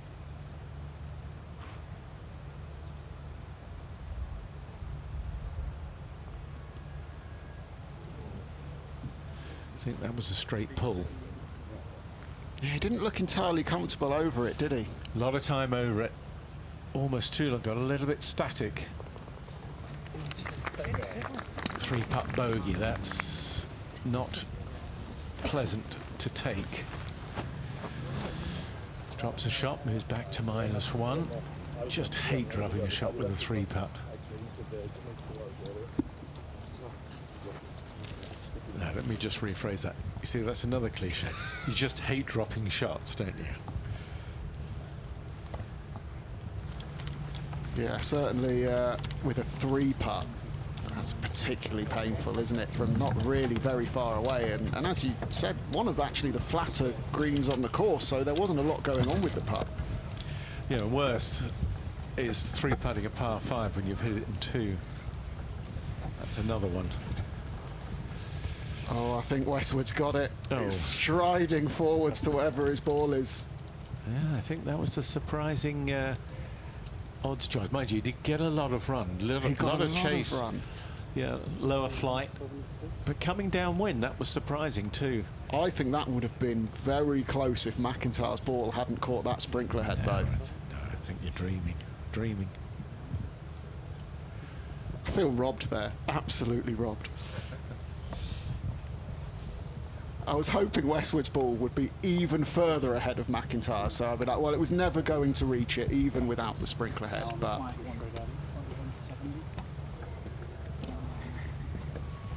Yeah, that'll be about perfect. So good solid. So everyone's on the fairway. 5 or 6 club here. Yeah. Let's see the odds Probably for the slightly greens in choked. regulation from the group. So we're 12 to 5 that just one of this 3-ball hits the green from here. 21 to 20, that's the favourite, 2 of them. 5 to 2 for all 3 and 14 to 1 that none of them do. Bearing in mind they're all in the fairway, would you not be expecting them all to hit the green here? I'll be very surprised if they don't all hit the green, because this is a large green, large putting surface. They're only going in with short iron. I think you've got to hit a particularly poor shot. And with this man, we know he's good with irons. The other players are nearer. Oh.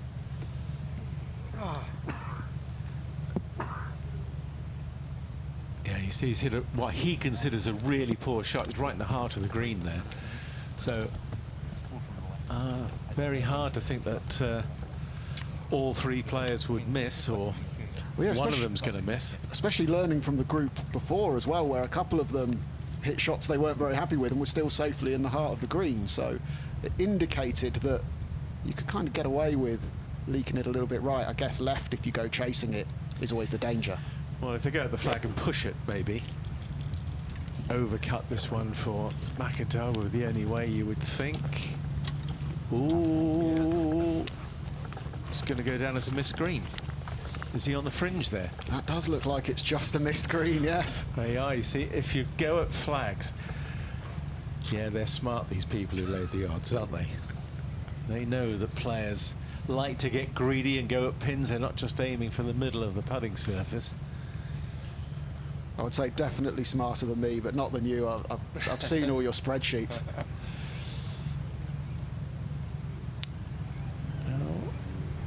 Interesting here, he likes to hit the ball with a cut ball slightly above his feet, so that will promote a draw.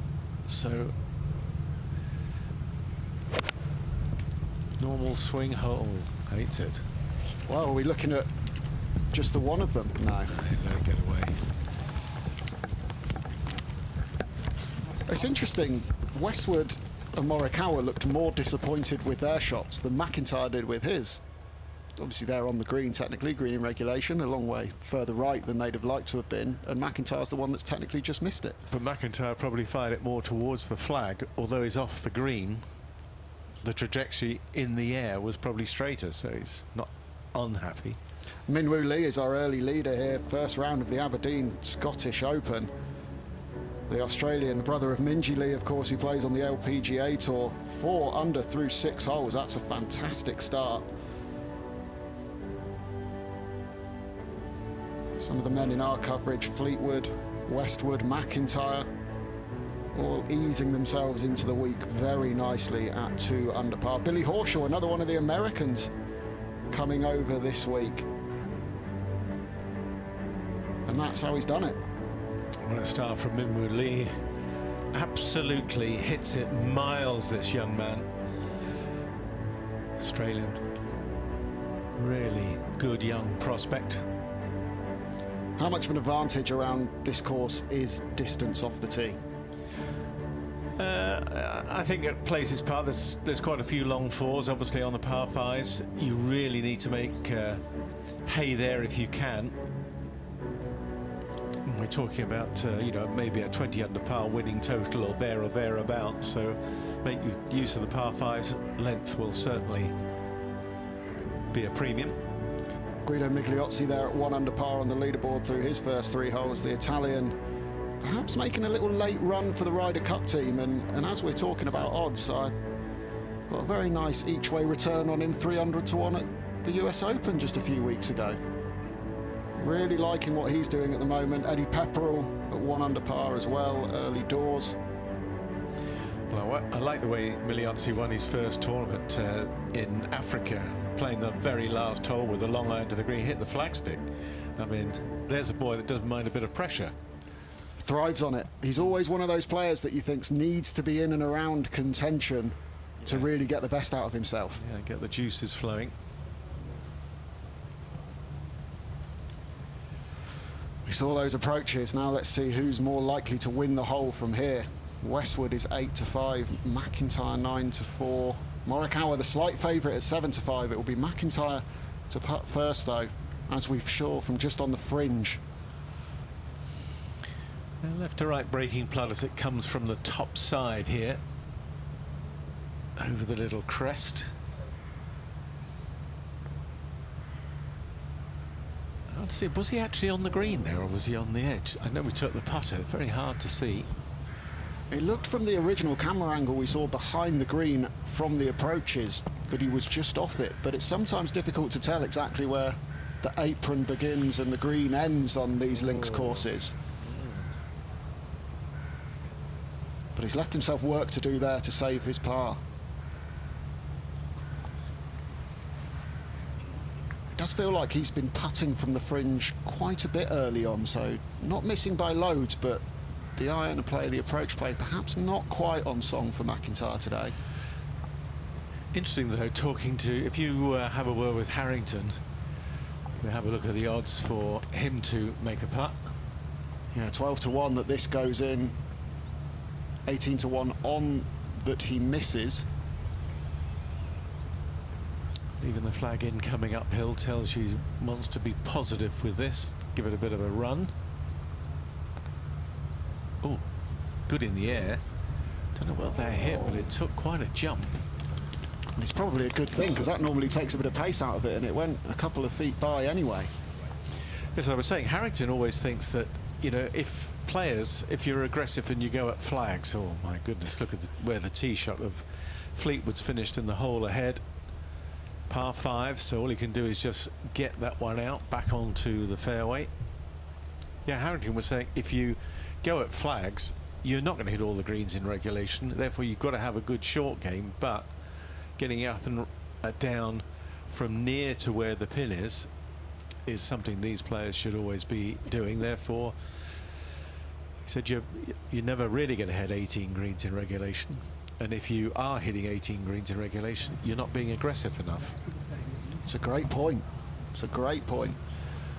Well, Morikawa, he was the favourite to win the hole, and if he holds this, he will, and he's 9-1 to make this putt. It's 14-1 on that it doesn't go in. But if you've got money on him to win the hole, and you backed him to hold this at 9-1, could make a pretty penny if this one finds the bottom of the cup.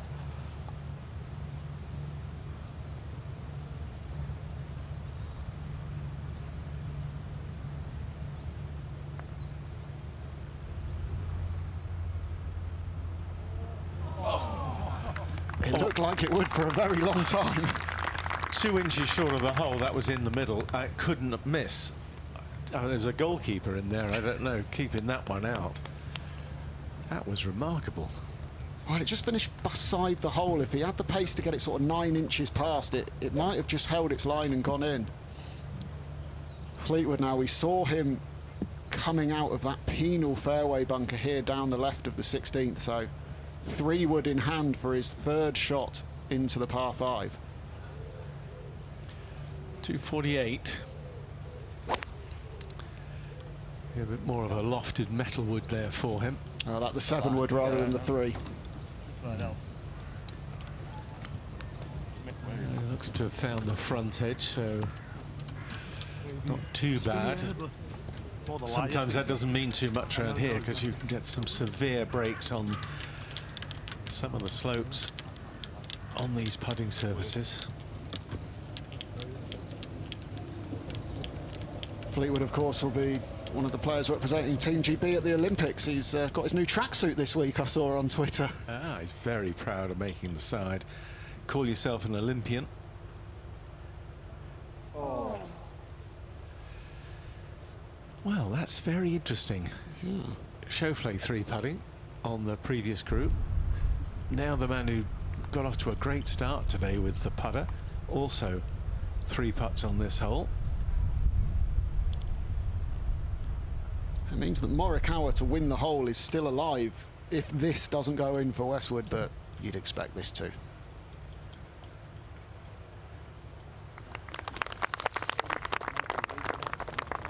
Yeah.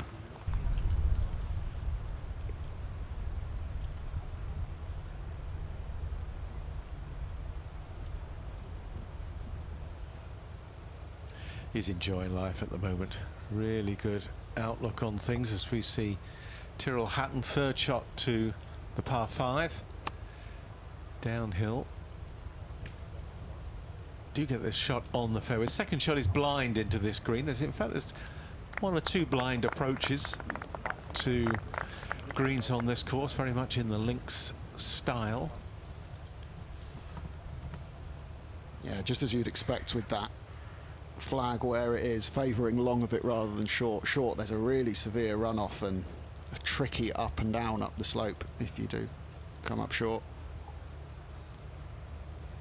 So longest drive on the 16th hole. Lee Westwood with the honour. He's 23-10. Robert McIntyre 21-10, and again the favourite Morikawa is 17-10. Surely you're going with Westwood again here. Well, this one's back into the breeze. He won the long driving on the last downwind. Can he do it back into a little bit of breeze? Still think he's my favourite, because you've got to hit the fairway as well. Oh, it's going a little left. Well, I was going to stick with McIntyre even before that went left. I'm just checking to see if there are any sprinkler heads down on the fairway at his driving distance, but I think we're okay. It might be a nasty bunker down there for Lee. Might be in Tommy Fleetwood country, where we just saw him have to chop out from. Yeah, not good news. It's like the first person left of the cart. in and touch up right here at 1 o'clock. It's an interesting dynamic, the longest drive, when there is a bit of a dog leg in play, because you're also, to a certain extent, assessing how aggressive any given player might be, as well as how far they actually hit the ball, and the shape that they use, whether it's a dog leg that suits them or one that their natural shape is more sort of going against. Yeah, this hole does move a little bit right to left, but the tee shot is almost straight. Dogleg takes effect much later on the hole. Morikawa, though, is in the hay. Can we get a message to McIntyre to just hit an iron off this tee now?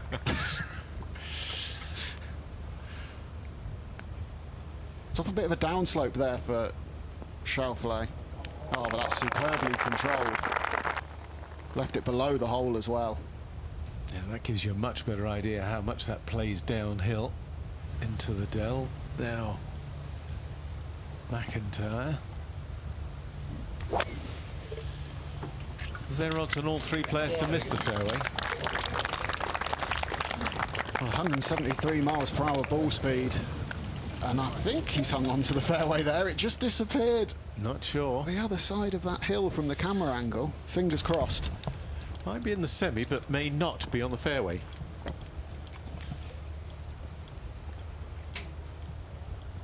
Sorry, they were taking me down.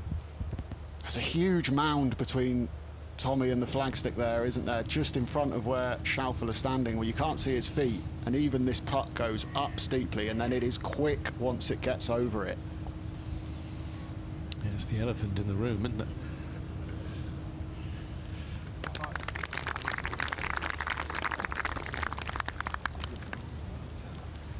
I want the wind to get up just so I can see Fleetwood's hair start blowing a little bit. I was just looking at that. He's the only person not been affected by COVID, you know, not being able to go to the barber. You know, because it's just remains, it doesn't matter if it's an extra few inches longer. That's very true. Beards can be tricky to maintain, though. I speak from experience. It's yeah, but that's down to you anyway, isn't it? But, you know, cutting the hair at the back or whatever, that's hard to do. Long range putt here for Tyrrell Hatton.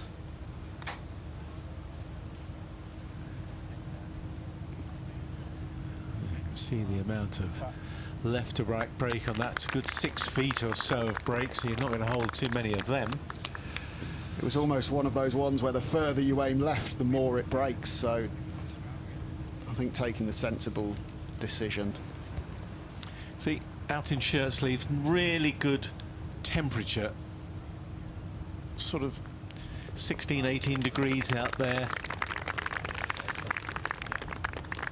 Put a sweater on if you want, but if you're pretty hardy, then shirt sleeves is fine. So ideal conditions, not much wind, bit of watery sunshine. Yeah, it's the lack of that wind chill that actually really makes the difference to the temperature. You feel a lot better, and it certainly makes the scoring a bit easier. And Schauffele has this for birdie to get to 2 under par. Big putt here. Having 3 putted the previous hole, do not want to miss 2 in a row. So good birdie, good bounce back. Make him feel a bit better too. Hole that short putt, not a particularly good second putt on the previous hole, so banish any negative thoughts with that birdie putt. Yeah, tick into the bounce back column there. How important is that, just to get back any silly shots that you feel you gave away very quickly? It's always nice, isn't it, to make a birdie after you've made a mistake. It kind of puts you back on an even keel. It's a bit like when the opposition in football score a goal and you can score one back fairly quickly. If you leave it too long, the team and the crowd get a little bit tense. So a bit like what happened in a certain Euros semi-final yesterday evening then. Yes, when England were playing Denmark. Oh, we've done well to get this far in with that before we mention that, haven't we? Mustn't mention too much football. This is golf we're talking about. This is the sport. And it's a particularly good event, this Rolex Series event. Second Rolex event of the year, one of the blue ribbon event on the European Tour.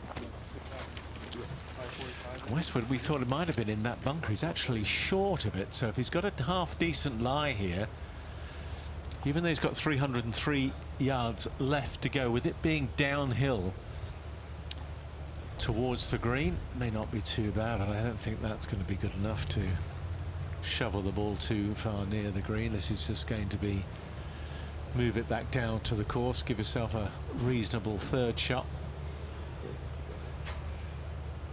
Very easy for the club to get tangled up into that long hay. Yeah, sensible. I've got a horrible suspicion Robert McIntyre might be just off the edge of the fairway, just ahead of Lee Westwood there as well. So if that's the case, no longest drive winner on this hole.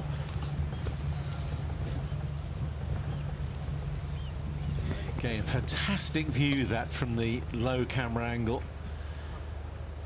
Make you appreciate how far it plays downhill, and you can use that. The great thing about links golf is you can use the ground to your advantage. So, you know, you might be able to hit a ball, hit a low kind of fizzer, pitch it onto a downslope, and you can run it 100 yards up onto a green if you're canny enough, rather than try and fly it all the way there. Oh, speaking of low fizzers, McIntyre's got driver in hand off the deck here. Wow. I think it's Morikawa to go first. Well, he just ran forward just to see what the lie was like. I said that there's a number of blind second shots here. Again, you can't quite see over the crest of the hill down towards where the flag is in the bowl. He's got a fairway wood in hand, so that tells you that he quite fancies the lie. It can't be too bad.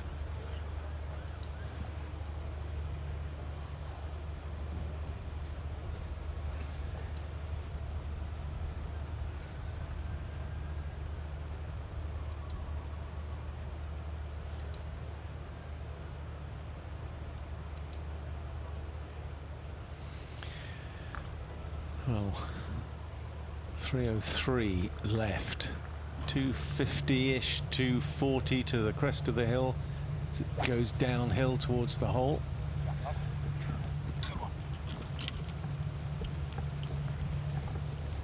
See, there he is, bounding down the slope. Go on, run, go on, chase, move, hoik, scurry. Well, not quite on the green, but he'll better get the putter at that.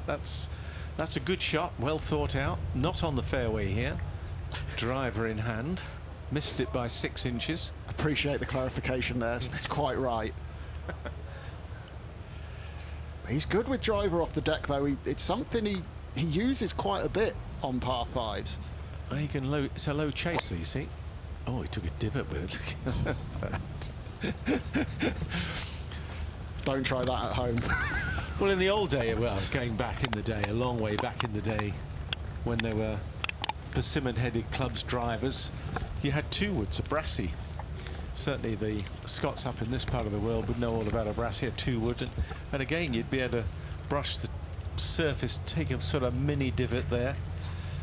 And drivers these days, although they might only have 8 or 9 degrees, because of the weighting on them, you know, it's almost like a brassy in the old days, except the head of the driver is about 4 times the size of an old brassy. Oh, what are we on now? 16? Because they had drivers, brassy, a 3 wood was a spoon. And the good thing is, I think... So hole 17 nearest the pin. Tyrrell Hatton the favourite at 17 to 10. It's Schauffele about to pull the trigger at 7 to 4, and Fleetwood a slight outsider at 9 to 5. And then they won't want 40 to 1 for them all to miss the green. I think this is quite an awkward little tee shot. Made it up the dell. Pin a long way back.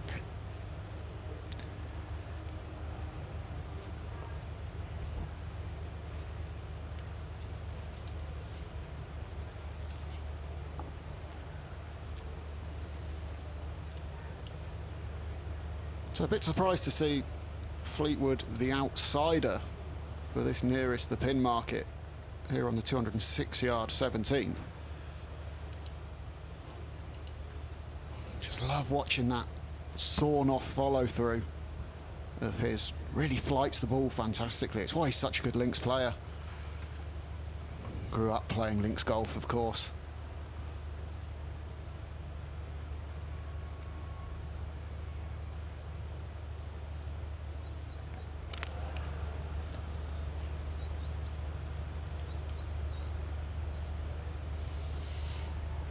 Yeah, a little, maybe just fooled by the breeze as they play slightly crosswind. So he must have a good idea of how the hole is playing now, Hatton, having seen the first two guys go. Always quite nice, actually, on a par 3 to go last. Gives you a much better sense of how the hole is playing. And perhaps that's factored into why he is the favourite here.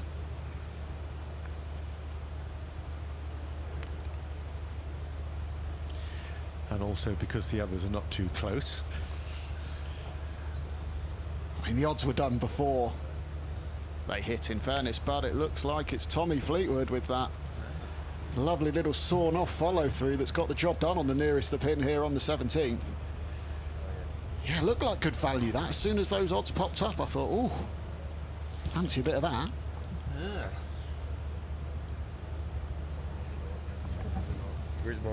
So I didn't quite see where McIntyre's driver off the deck ended up here, but looking at where he is, he's left of the green as they played it, the right of the green as we're looking at it, so plenty of the putting surface to work with. But before that, it looks like it's Morikawa to play up.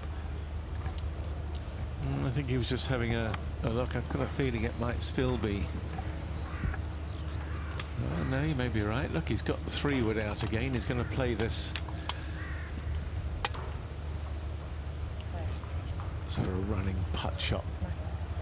That's exactly what he did when he went just long on the first par 5 of the day, the 10th, his first hole, when he did it to a plumb. But let's see what McIntyre can do from left of the green. Missed his first par 5 left of the green on the 10th, his opening hole. Didn't hit a very good chip and then hold it from off the green for a 4. Not a great chip there either, you've got to say. That won't fill him with a great deal of pleasant thoughts. But as you say, hold the birdie putt on the 10th, and then you walk to the next tee with a spring in your step. An opportunity to do the same here, but a lot of a longer opportunity than you would hope for stood on the tee. Yeah, he's giving himself a bit of a hard time. Did see earlier on the amount of slope that Morikawa was going to come up here. A little bit surprised that he's not chipping this. You've seen so many Americans are very good with their wedge play around the green. Might have a bit of a tight lie, hence his favouring running it up the slope with the 3-wood. It's like a little jigger, a little chip and run shot this. You just get enough loft on the 3-wood. Comes up very fast off the metal head, so don't have to worry about it hitting it too hard coming up the slope. That's well judged. It's a shot you've got to practice a lot, because you've got to know how it comes off the face of the club, and often the ball coming off the face of the club on a metal wood is completely different to that of a putter, which can be a softer feel. It's not a shot he's likely to have played a huge amount over in America, is it? Perhaps once or twice, but I bet he's practiced a lot in the practice rounds when he's out here, and you know, the Pro-Am yesterday. I wonder if it's something that he thought of himself, or one of the European or British players has suggested it to him. I think there's just, as you go around in practice, you try it out, don't you? Well, I'll try a chip from here, I'll try a send down, try a wedge, try a lob wedge, little chip and run, I'll try the 3-wood. Have half a dozen of those, and you go, I think I know which one I'm going to use. This is all about pace, getting it up the slope. Schauffele, if he gets this within 2 or 3 feet, he's done well. Go on, chase. Well, that's a what? Good 6 feet.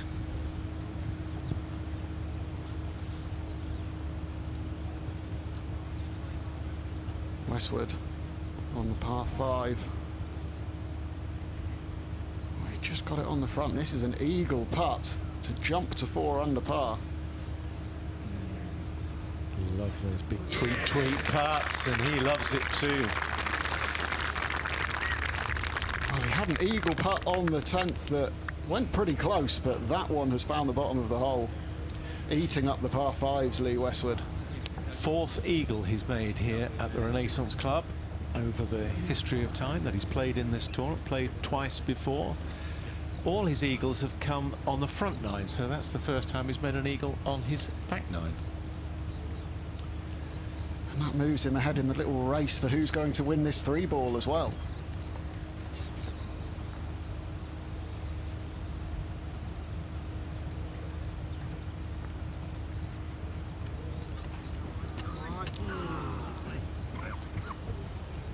Yeah, just slides by on the low side for McIntyre. Yeah, he made that super fast start with the 2 early birdies, but he's given one back, and the momentum just not quite with him at the moment. I think there's a lot of pressure on him this week. A lot of expectations on being, you know, the top Scot playing in Scotland. They so much want to have a Scottish winner again in Scotland, the local fans. So we see Hatton, see if he's learnt anything from Morikawa's putt. I think he has, a little nearer. Yeah, that's more like it.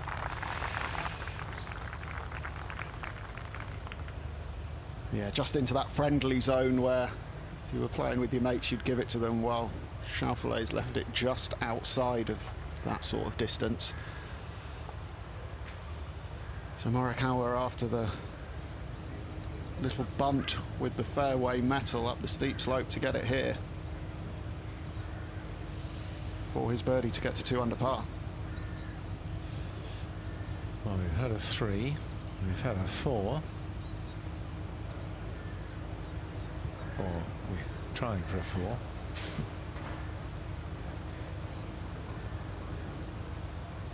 Oh, we haven't got a... I put that down for him almost in my head. I thought he's not going to miss this.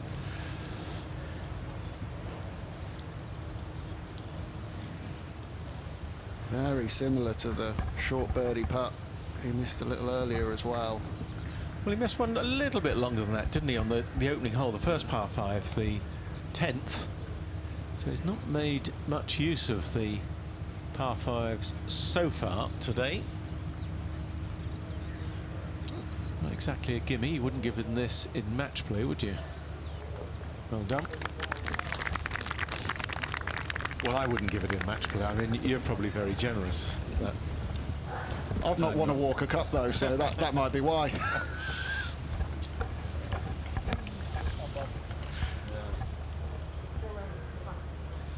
So Fleetwood, we saw the hump that the previous 2 guys on this green had to go up and over. He's just on top of that, so this is going to be pretty quick as it comes down. But not quite as quick as he thought. you hate those. You get it on the right line, you've worked it out, you've read it properly, you've set it off where you want to, and you just leave it in the jaws short. You hate that.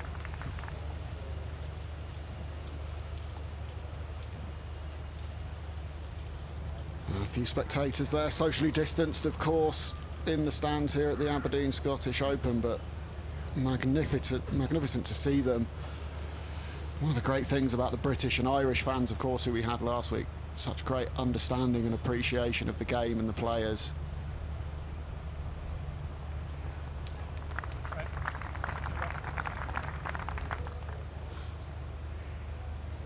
Interesting that Hatton holed out first there, by the looks of it, despite being a bit shorter. I think probably didn't want to stand on, rather than move the marker. It's, you know, go ahead. Ooh. It didn't help. That's 2 in the last 3 holes now. We've seen shortish par putts that Schauffele has missed. And Morikawa, again, I come back to, have they adjusted properly yet from the pace of greens that they're putting week in, week out on? Suddenly you come over here and in the heat of battle, it's okay in practice rounds working it out, but suddenly when, you know, you've got a card and pencil in your hand, do you trust the line and just give it a bit more break, or do you just, oh, I'll hit it a bit harder and then it does break? So they're not quite tuned in yet, which is why I think so many of them come over. Nice to play the week before, so they're ready for the Open Championship, which is next week. Yeah, nice look at the 17th green here and all the slopes that we've got. That ridge, of course, that we've just seen the guys have to putt over in the previous group. And as well with Schauffele, it's worth noting he has changed his putting grip in recent weeks. Used to be a very traditional putter. Now he's got the shaft running up the inside of that left arm. And statistically, it's not really done him any favours. He's not putting any better since making that change. If anything, perhaps even a touch worse, although not a huge amount in it. But as you say earlier, players always looking to tweak to find that extra 1%. And that putting change doesn't seem to have yielded that benefit so far. Yeah, I suppose ultimately it's what does the player think? Do the players think I'm happier in my own mind putting, you know, that way? You know, I feel more confident. May not be holding as many putts at the moment, but I feel it's going to come. Early doors so far this week, ranked 6th this 17th.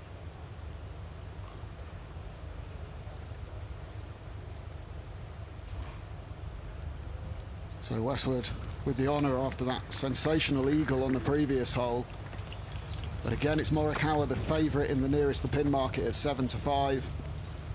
Westwood and McIntyre, well, you can't split them there at 19-10, 40-1. That nobody hits the green. Well, we saw all three of the previous group hit the green. A couple on the wrong side of that ridge, though.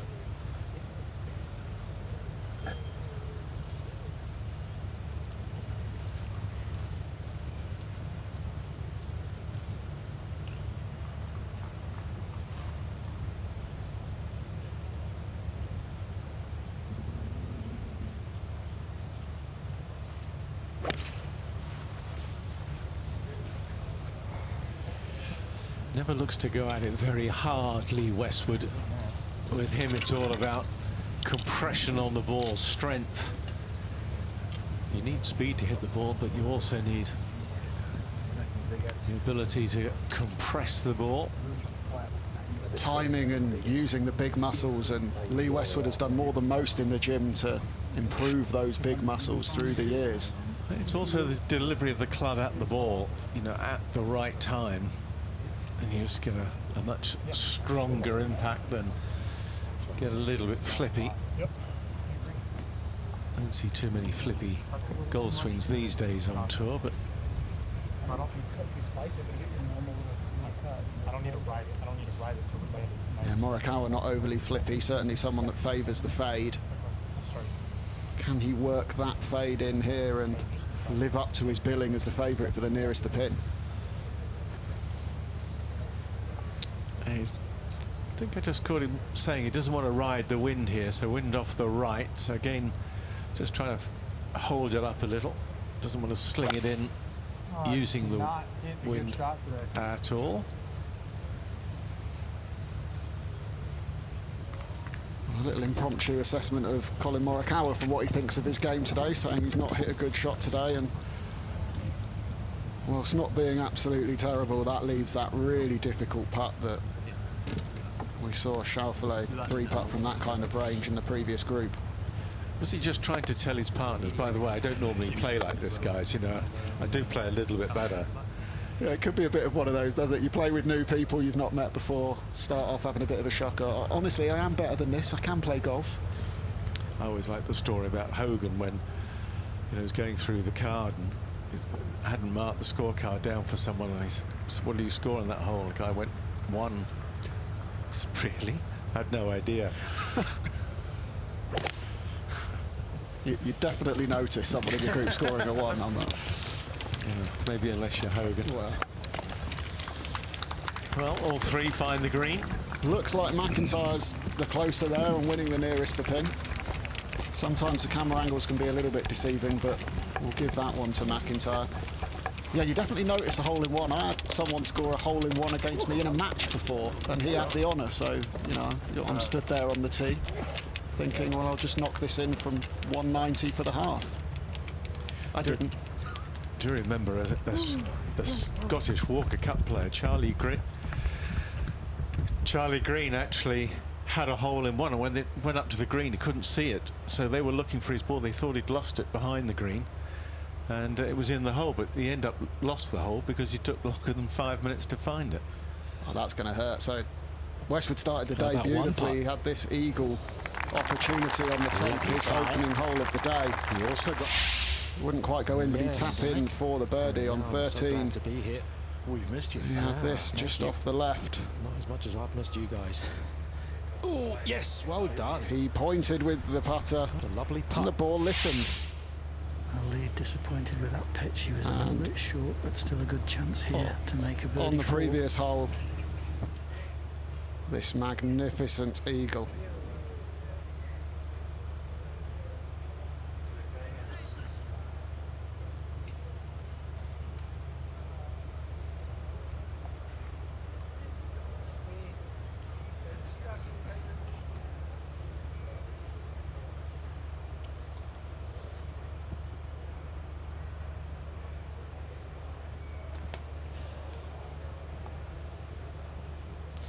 Oh, Tommy's finding his range. What an absolutely gorgeous shot to one of the hardest par fours on the course, the 18th, his 9th. Sets up a glorious chance for another birdie. Very encouraging signs with his approach play over the last few holes with Tommy. See if Hatton can follow suit. We'll get the first one.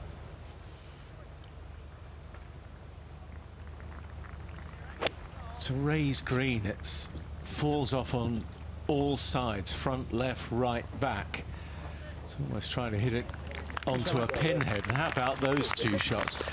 May not see two better than that all day. Well, there were only 31 birdies on this hole last year, so I think we might see a couple there. That's two incredible approaches, given how tough this was last year, the second hardest hole on the course.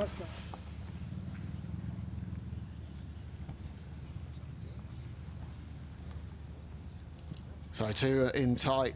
The third man in this three-ball Schauffele. He's 7-5 to follow suit and hit the green. 2-1 on that he misses. Ball above the feet, 167 to go. I like the look of the 7-5 for this finding the putting surface.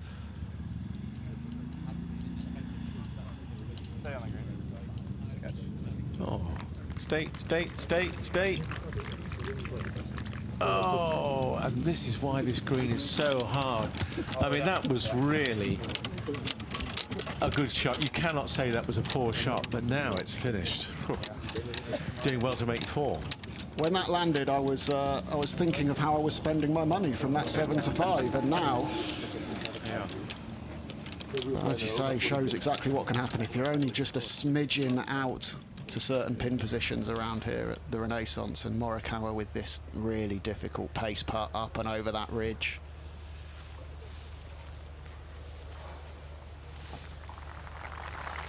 Yeah, won't want that back. That will do nicely. Bearing in mind his couple of relatively short misses for birdie, he'll be quite a relieved man to get up there and see that it's not one of those little 4 or 5 footers, and it should be a straightforward par from there.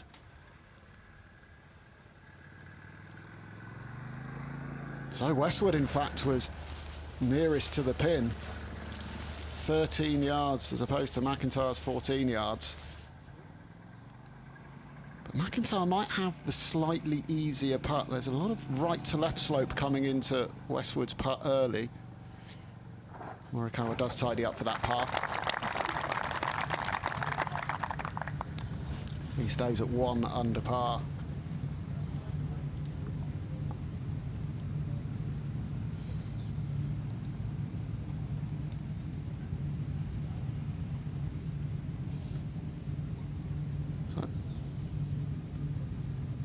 McIntyre, as we said, potentially a little bit easier than Westwood's, despite being a touch longer with the angle, but it's 18-1 but he holds this 28 to 1 on that it does not drop.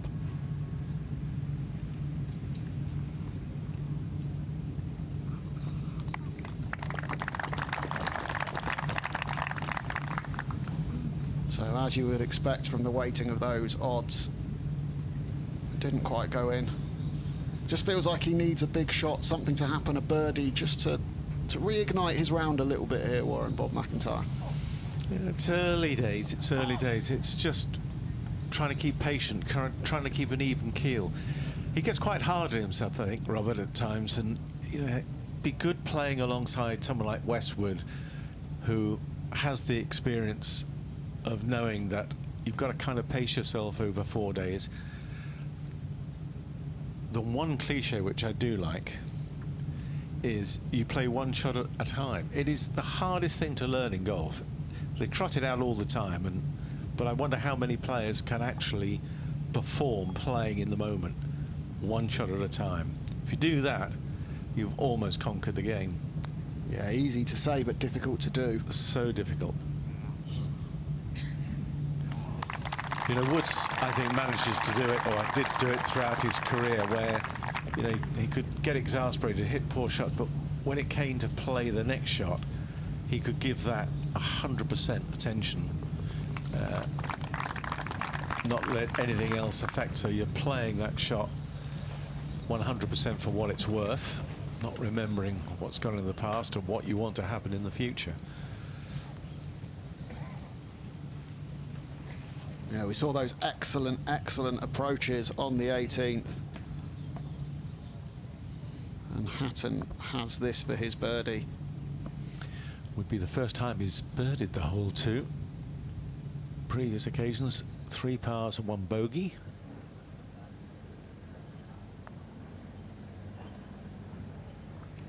And very nicely done. He's got his own back at last. Good way to start then. First hole, make a birdie on the last. His 9th. Always put you in good stead later on in the week if you need it. A little bit more left in this than it initially looked like for Robert McIntyre for his par. But no problems for him.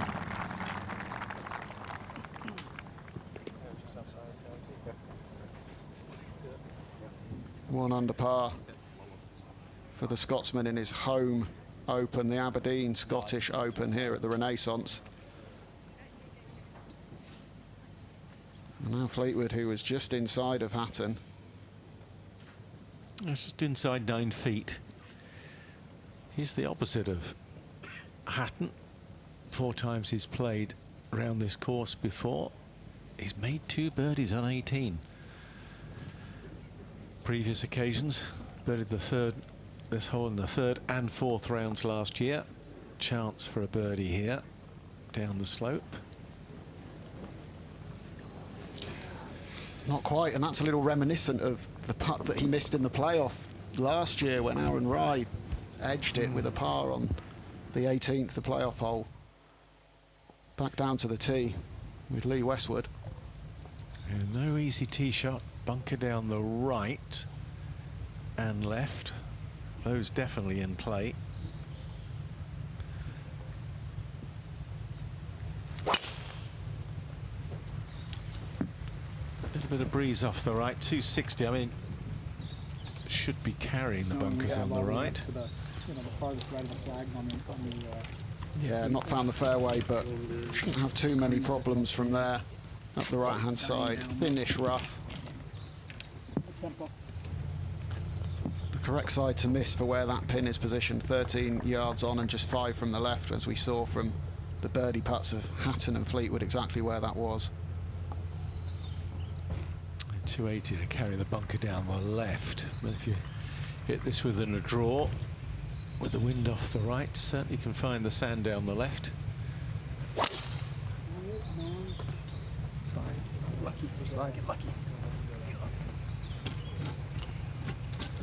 Ooh, he's asking it to get lucky, but I'm not sure it did. It may well be in sand.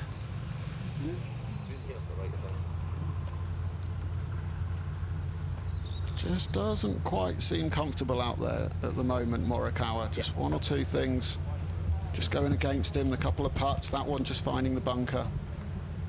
It's clearly not finding the dead centre of the club face quite as much as he's used to. Robert McIntyre 13-8 to find this fairway. 9-4 on to miss it. Tells you how hard this tee shot's playing.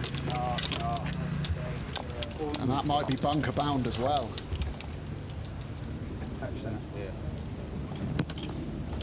And if you find the bunkers around here, there's 96 of them on the course, then they are pretty penal. They're not these easy flat bunkers that you can play out of and knock the ball a long way. It's just get it back onto the short grass from fairway bunkers.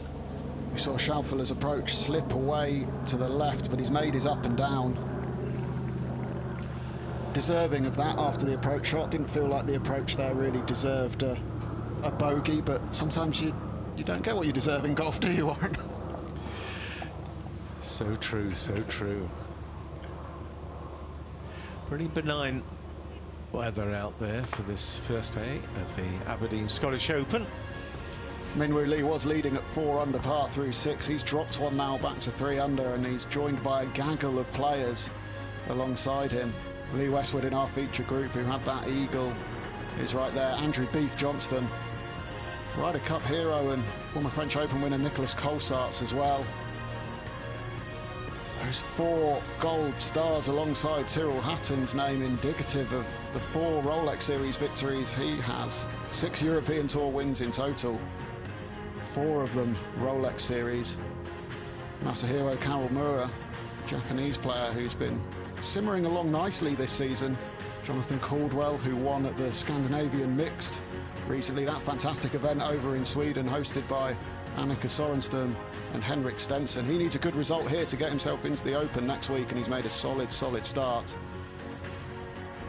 Matthew Fitzpatrick 1 under par through 7. Henrik Stenson, who I just mentioned, also 1 under par.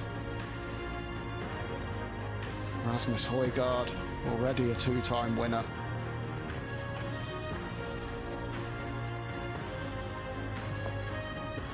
Danny Willett, the former Masters champion, level par through 7.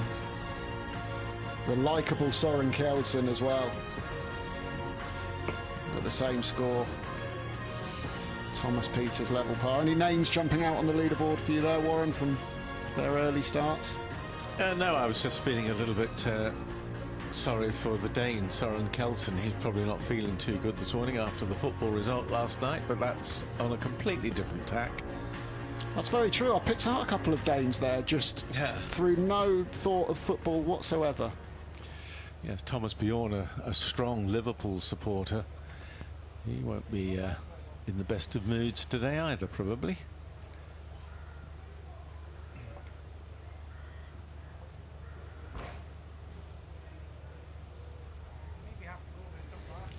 You ready? Go ahead, Tip. Westwood is 4 to 9 for the lowest round. He started at 12 over 5, so he's made a strong start, and that's obviously shortened his odds. At the beginning of the day, McIntyre was 19 to 10, now 9 to 2 for the best round of the day.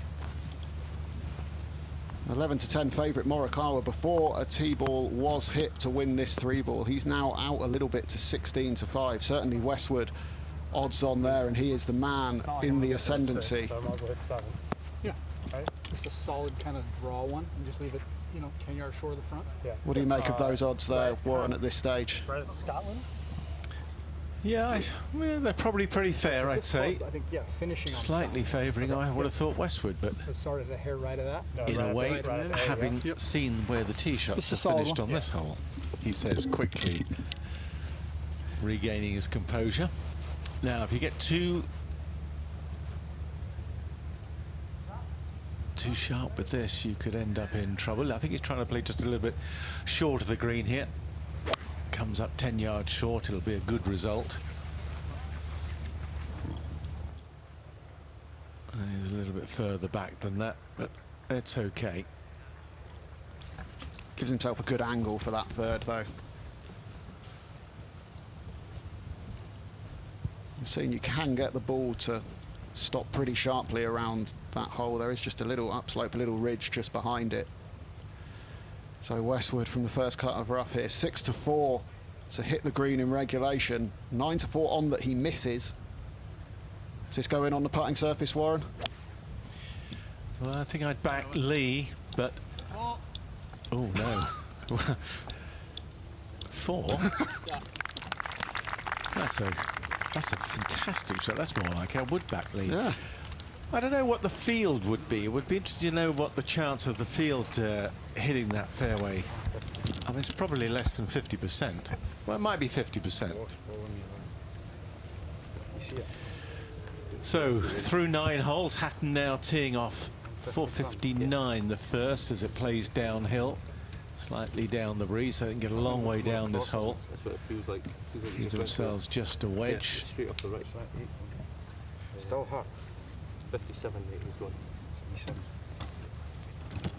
Yeah, just played a touch over its par at 4.1 the opening hole last year, so not quite as easy a start if you find yourself teeing off on the first as opposed to the 10th where we joined the groups this morning. Yes, well, spot on, yeah. Just a flicky run, this was just a control run. Chip. We saw McIntyre be quite aggressive into a similar pin position a couple of holes ago. Does he go chasing this one again from prime position, albeit playing his third? You made one mistake on the hole. You don't want to make 2. Middle of the green would be perfect. That's the pro shot. Give yourself a chance to make 4. If you don't, you drop 1 shot, fine, but don't make double. Yeah, that's always the temptation, to go chasing it after an errant shot, isn't it? Think I can force this one in here close. Then your ball ends up exactly where we saw Xander Schauffele's, and you're really battling just to drop the single shot. But as you say, excellently thought out from McIntyre there. Played just right of the pin towards the centre, let the spin and the slope take it a little closer, and he's now got a chance to get out of there with his par. Yes, the only way you would change that if you were playing match play maybe, and you saw your opponent hitting close, you know, then maybe hitting on the green. Not going to be too favourite, then you might be tempted, but in stroke play over the play of 4 days, then play the odds.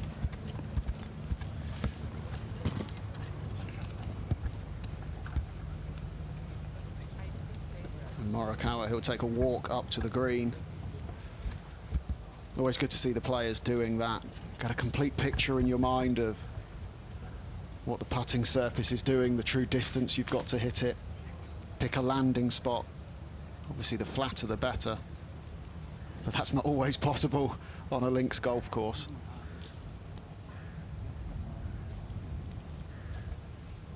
Quite a few options to him here. How do you think he'll play this? Is this one he's going to look to flight down a little bit? I mean, he could go pretty high through the air as it's not particularly windy, but a little bit more control with the lower ball flight perhaps? Well, I think he's far enough back that he can get some spin. It's just how he visualizes it in his own mind. But it's, you know, one of those you're probably expecting to pitch this sort of 10 or 12 feet short of the flag, get it to go in with a little bit of a forward bounce and then break. I don't think it's one where you're going to say, oh, let me pitch this past the hole and spin it back. So punchy flight in, skip and a hop, make it stop. You make it sound so simple, Warren. Just soft with the arms.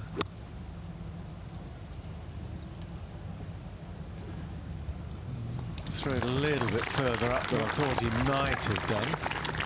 It's okay, good result. Good tempo, just need to drag across it a fraction. You could see how much loft he had in his hands.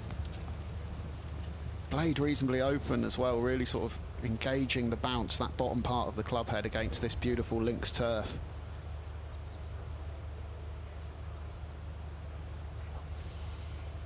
Yes, you want a nice shallow angle of attack, really.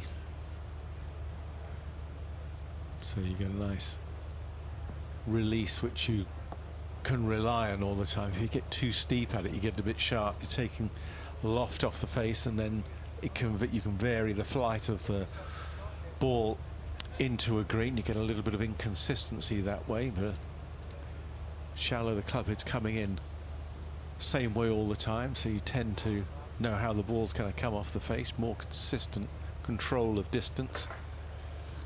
That was a lovely little mini leaderboard for all the Westwood backers out there. He 3 under, of course, in this 3-ball.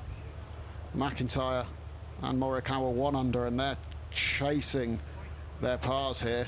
And McIntyre is 5-1 to make that par putt. 15-2 on to miss it.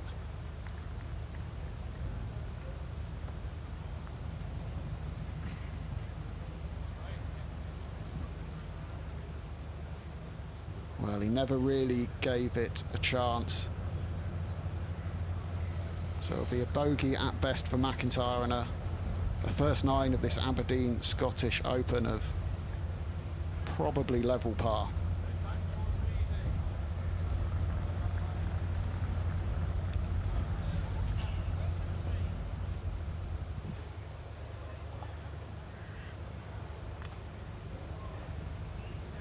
Westwood for his birdie then, and he's 2-1 to make this. 3-1 on for it not to go in, so seems like the bookmakers fancy him here. 2-1 for a putt that's still got a bit of length in it. Seems quite short, Warren. Yeah, that doesn't look very inviting in a way, does it?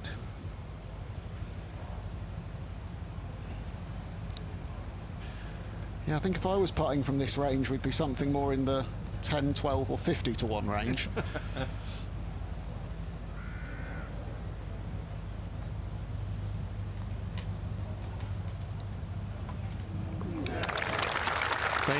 They know what they're talking about, don't they? Oh, I'll tell you what a lovely putt from Westwood. That's a great opening 9 to his tournament as well. 4 under par, in for a tie of the early lead, and he's in cruise control, isn't he? Well, we were talking earlier on last year in the opening round, that 62, 9 under, that was a bit sparkling. He's obviously got thoughts of repeating that.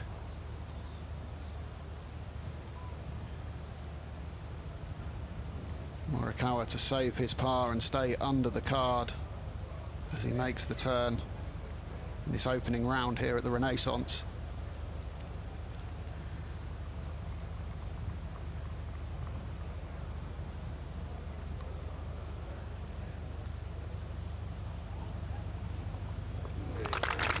Very nicely holed. That'll make him feel a whole lot better as he wanders over to the first tee. Just hanging on in there, Morikawa. Clearly not quite got his best stuff, and he's a little frustrated. But so important not to play your way out of the tournament early on, and he is hanging in there. McIntyre for his bogey. That's a level par opening 9. For the Scotsman. Yeah, that blistering start there, birdie, but the wind just out of his sails somewhat. A couple of drop shots, including right there. And that's how things stand. Lee Westwood, the 2-time Rolex Series winner, reigning Race to Dubai champion, sits atop the leaderboard with Minwoo Lee as they're both halfway into their opening rounds on either side of the golf course. Benjamin Hebert, he's got a decent record around the Renaissance. He's 3 under par through 5. Oliver Wilson, another former Ryder Cup player, has picked up a bit of distance this year. Hitting it 40 yards further, he says, than when he was in the Ryder Cup a few years ago. A couple of Aussies, Scott Hend and Wade Ormsby. Of course, a brilliant weekend just passed for Australian golf. Steph Kirikou winning on the LET. Cam Davis on the PGA Tour, and Lucas Herbert on the European Tour in the Irish Open. Dubai Duty-Free Irish Open last week, so a great time for Scottish golf.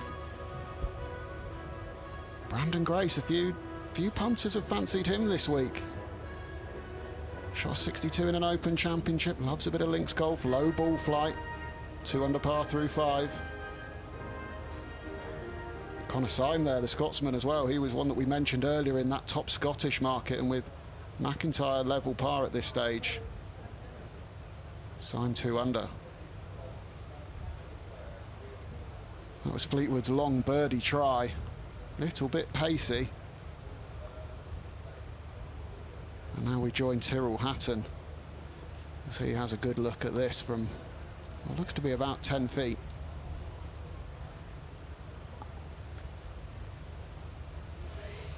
No, you're wrong there. It's 9 foot 8 inches. Must remember to book in at the opticians when I get home.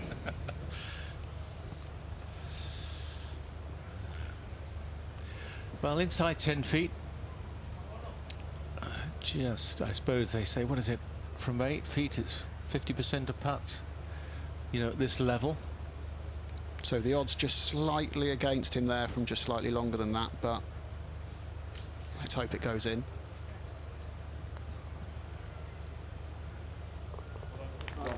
And it does. Beats the odds. Yeah, just finding a little bit of momentum now, Hatton. Gets to 3 under par. Yeah, it's just moving into that area where they start to get 2, 3 under, and then relax into the round, then you really can push on a bit. Second hole plays in the opposite direction to the first, and then they play the long third to the dogleg left to right par 5. That's 600 yards. Westwood down the hill at his 10th, the first.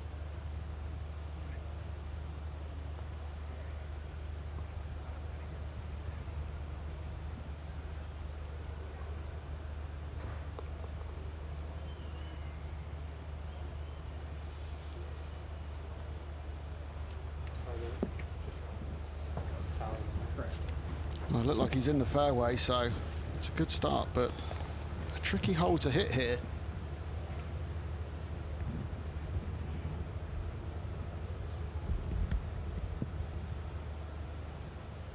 It doesn't look like there's a lot of fairway out there from this camera angle, does it?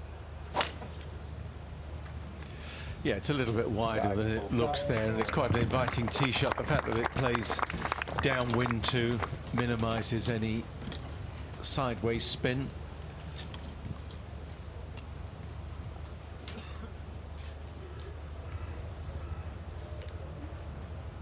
Might be a little bit of venom in this one from Bob McIntyre. Few frustrations, bogey on the previous hole. This one might get sent.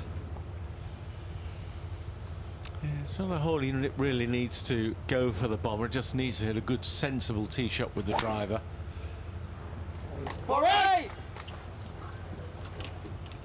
Left-hander pulling that one.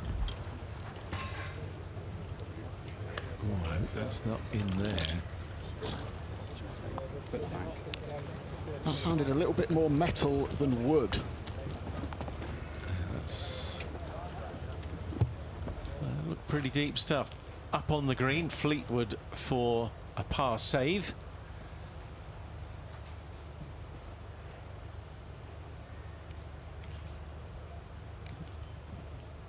Yeah, really the first putt that did the damage. A long one, admittedly, but he ran it a fair distance past. First bogey of the day, though, for Fleetwood, still under par. And they've all had a 3-putt now in this group. I wonder what the odds would have been for that. Well, looking at these greens, I would say relatively short, to be honest.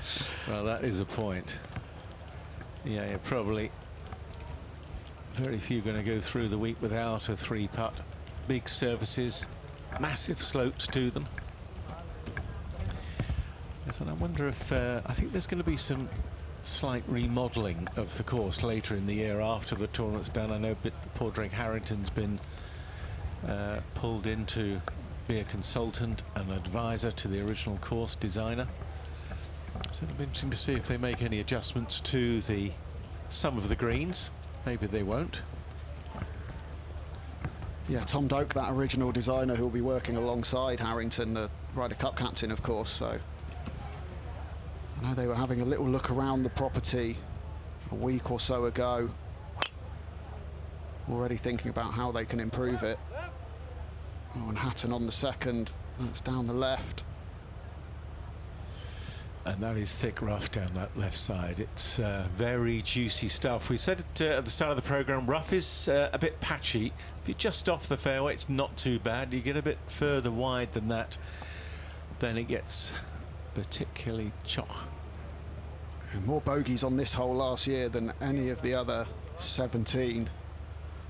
It looks like Hatton might have a little work to do to avoid becoming one of those statistics for this year. Yeah, back into the breeze. What little there is. 493 yards. It's not exactly a short par 4.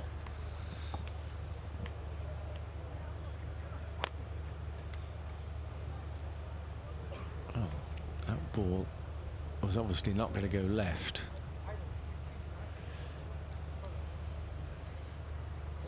Well, one left, one right. The fairway is yours, Mr. Fleetwood.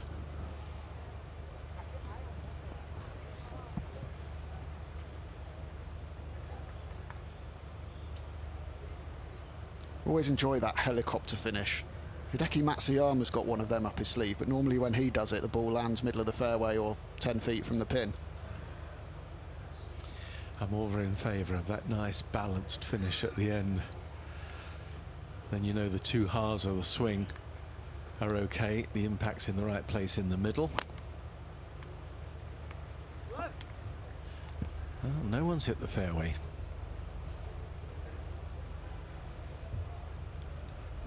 Well, that probably tells you why this is such a hard hole. They feel that they've got to go at it a little, try and give it a little bit of umpire off the tee. Well, that's where McIntyre's ball ended up over there on the right.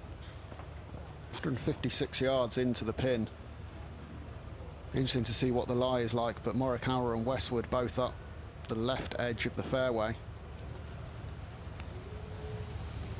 And they've only got wedges to the green. How's this lying? Whew. They know how to go rough in this part of the world, though. If you want to have it rough, they've got the right weather conditions for it. They're quite good at gorse as well, and it looks like there's a little bit that might be impinging the backswing just a little bit potentially.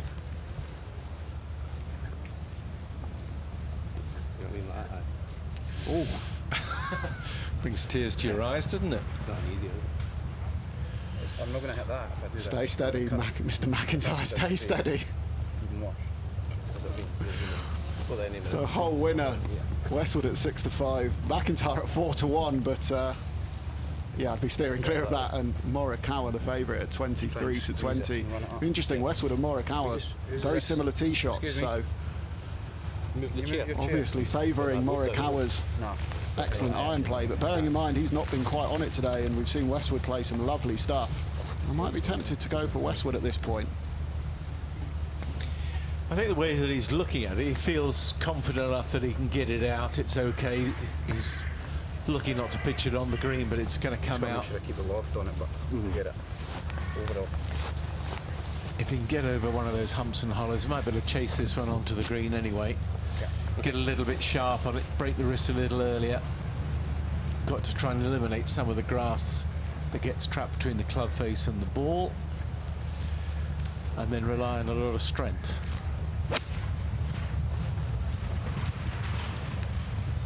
Strength to hold the club face square, and he hasn't done that. Okay. Right.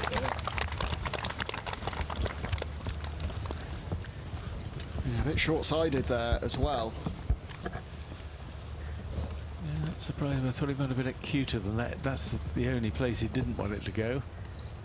Yeah, we spoke about not following one mistake with another not so long ago, and there's a danger that that's what Bob McIntyre's done. Well, you can see from the way Westwood's worked his arms there, just looking for a bit of right to left around that tree. Not often you see him do that. So, surprised that tree impinged, that he couldn't feel that he could go over it. So obviously further off the tee than I first thought. Both players in the fairway down the left and having to potentially work it around that tree. Doesn't happen so much on a links course. That answers on a postcard. Any other places you can be on the fairway on a links golf course and maybe have to work the ball around a little tree, but it looks stunning.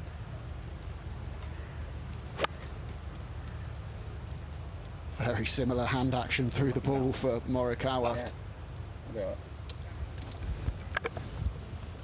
And a decent result also.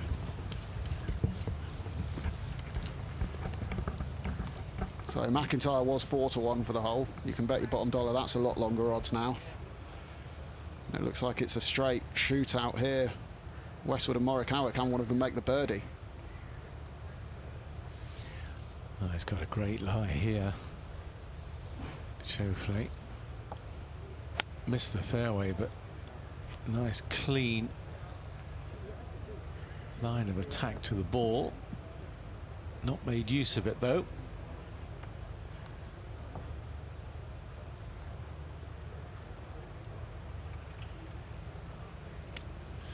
Hatton also with a pretty good free hit at it. Missed the thistles and some horrid stuff. Just on the front edge by the looks of it. That is going to be a sporty putt from there.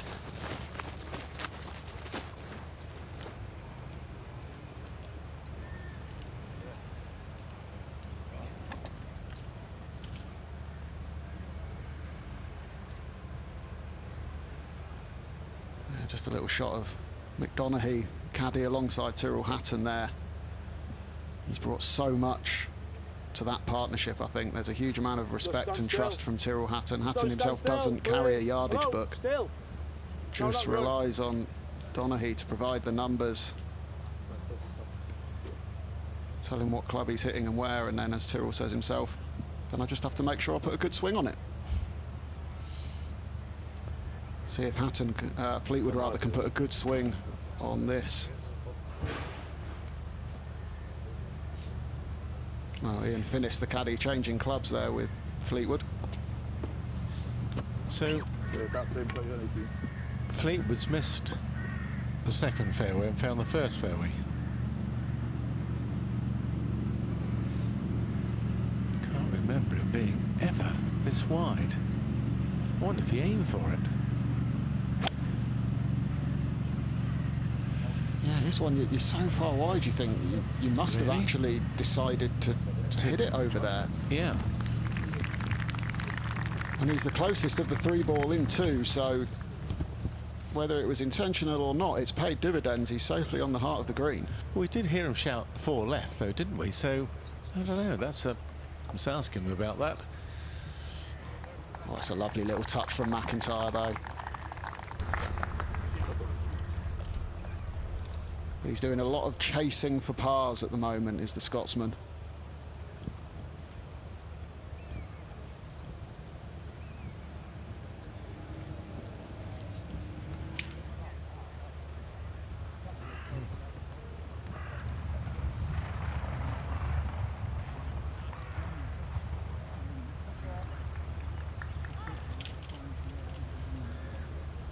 Collin Morikawa studying the putt here.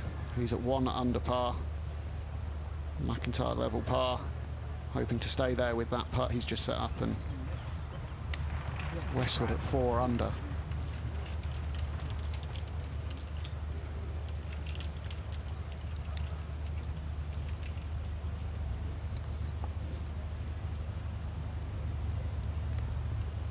Is there much in this putt, Warren? I don't think there's a great deal.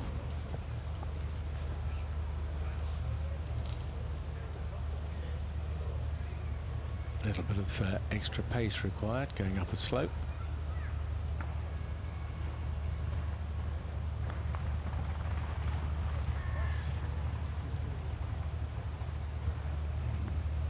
Doesn't quite look to have enough energy, that one. It's looked to be struggling just to get it to the hole. A little bit of a recurring theme for Morikawa this morning. It's getting to the hole, but it's not getting past it if it doesn't drop.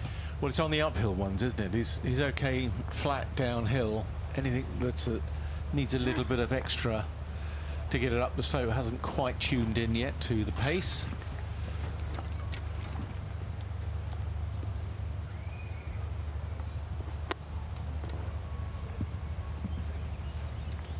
So this birdie putt is to tie the lead for Lee Westwood. 7-1 to make it, 11-1 on that it does not drop. 71, what's that? Was he 14 to 1 on the last green when he made the putt? So they reduced the odds, so sort of similar length, maybe a little bit longer this one. Can he hold 2 in a row? Ooh, it's a pretty good effort. He's rolling it very nicely, isn't he, today, Lee Westwood? Putting. Everyone looks like it's got a chance. Yeah, he looks happy with things at the moment, just going along very steadily. It's just checking up, actually, the greens in regulation he normally hits on par 4s. It's around 72%. It's pretty much 72% is what he hits in greens in regulation, and he's kind of got into that habit early on. This would be a good one to make. And it's made too. Now that will actually do his confidence no end of good. Certainly wouldn't want to be dropping a shot there going to the really difficult second hole. He's 11th. Yeah, almost feels like a little win walking off of there with par after that tee shot. Schauffele now putting from off the edge of the green here on the second. Yeah, he used the putter from off the green, but it obviously took a nasty bobble or 3. Because that, I think you could mark down as a shocker. You do not see that very often from a tournament professional, do you? That is a long, long way out. Yep.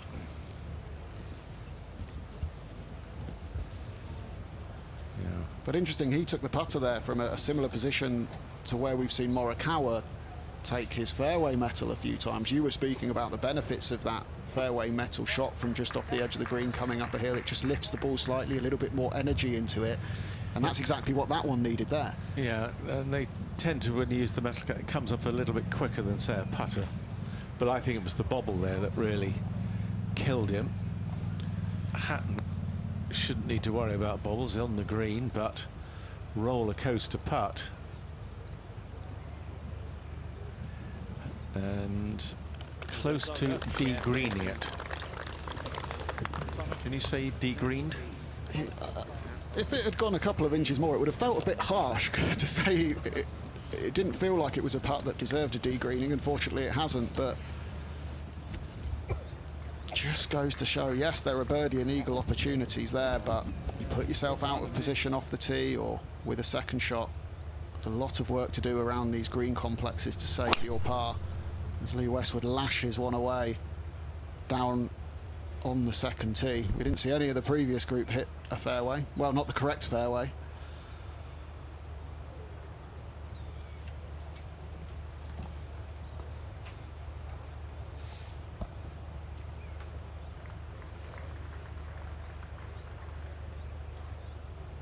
So these are the odds to win the tournament. Westwood was 75 to 1 at the start of the day, now into 22 to 1 after that fantastic start. And McIntyre has doubled from 45 to 1 to 90 to 1, and Morikawa slipping as well. He was 14 to 1 at the start of the day, now 20 to 1, and that tee shot won't have done those odds and his chances any favours either. Yeah, Westwood wouldn't look a good 75 to 1 at the start of the week. Whew. You wouldn't mind having some of that right now.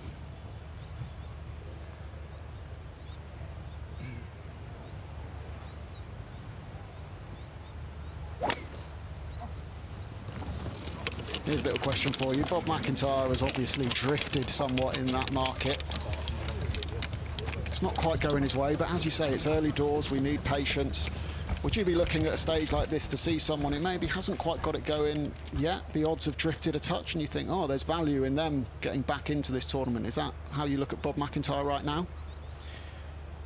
As we see Fleetwood absolutely hold a monster, so driving it onto the other fairway, getting it onto the green, obviously the right strategy.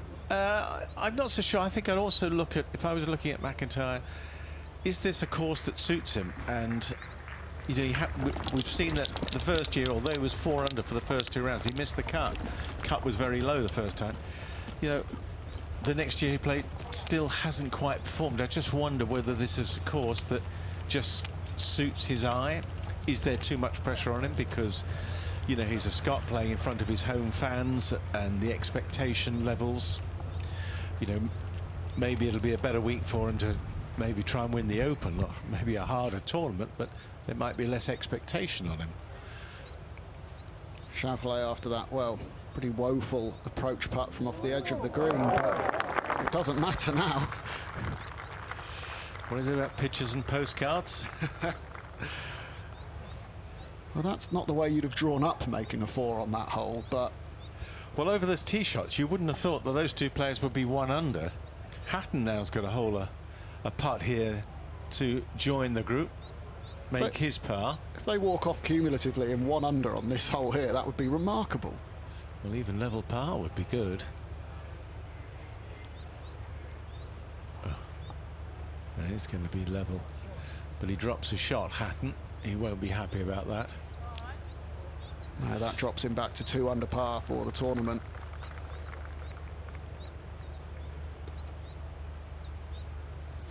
Yeah, second 3-putt of the round for Tyrrell. So it's not all about hitting greens around here. It is about getting in the right place on the green, give yourself a chance, but also to take 3 putts out of the equation.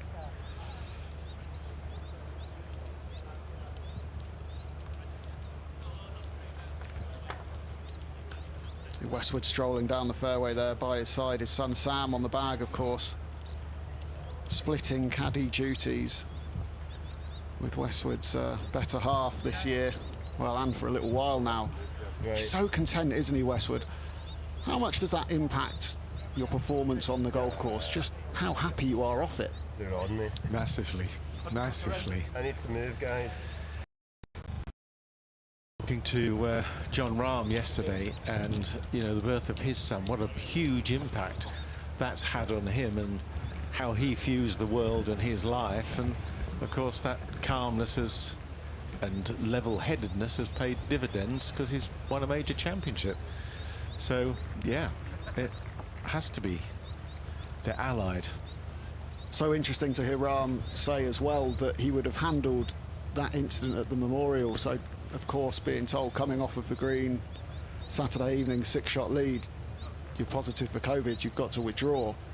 How a year ago, prior to the baby coming along, he'd have taken that a bit harder, and the perspective that it's given him has made all the difference. He wasn't even that bothered that Spain lost in the Euros either.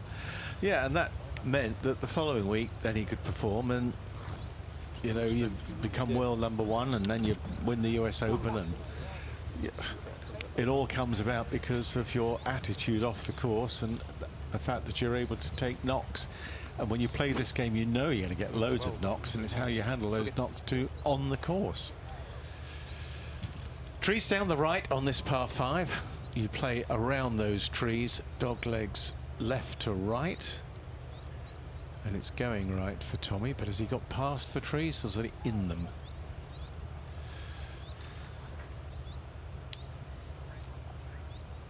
Maybe try to bite off a little bit too much there. Yeah, fairway woods for Fleetwood and for Schauffele here. As you say, the slight angle of the fairway there from left to right around the back of those trees, even though it's a par 5. It's not one that you'll see too many players reach for driver on. Bunker through the fairway. 329 off the tee.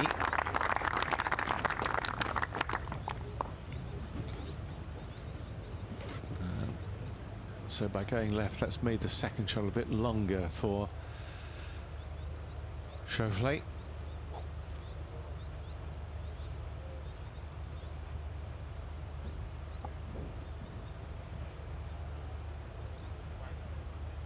Oh, looks like it might be the driver for Hatton though. No, I think there's a bit of venom in this one. Don't think he's going to hold back here, knowing Tyrrell.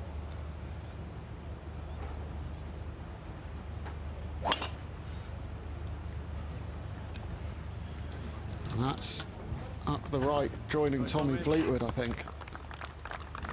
Unless with that club he's got a little bit more carry. A bit more applause for it. He didn't seem unduly worried.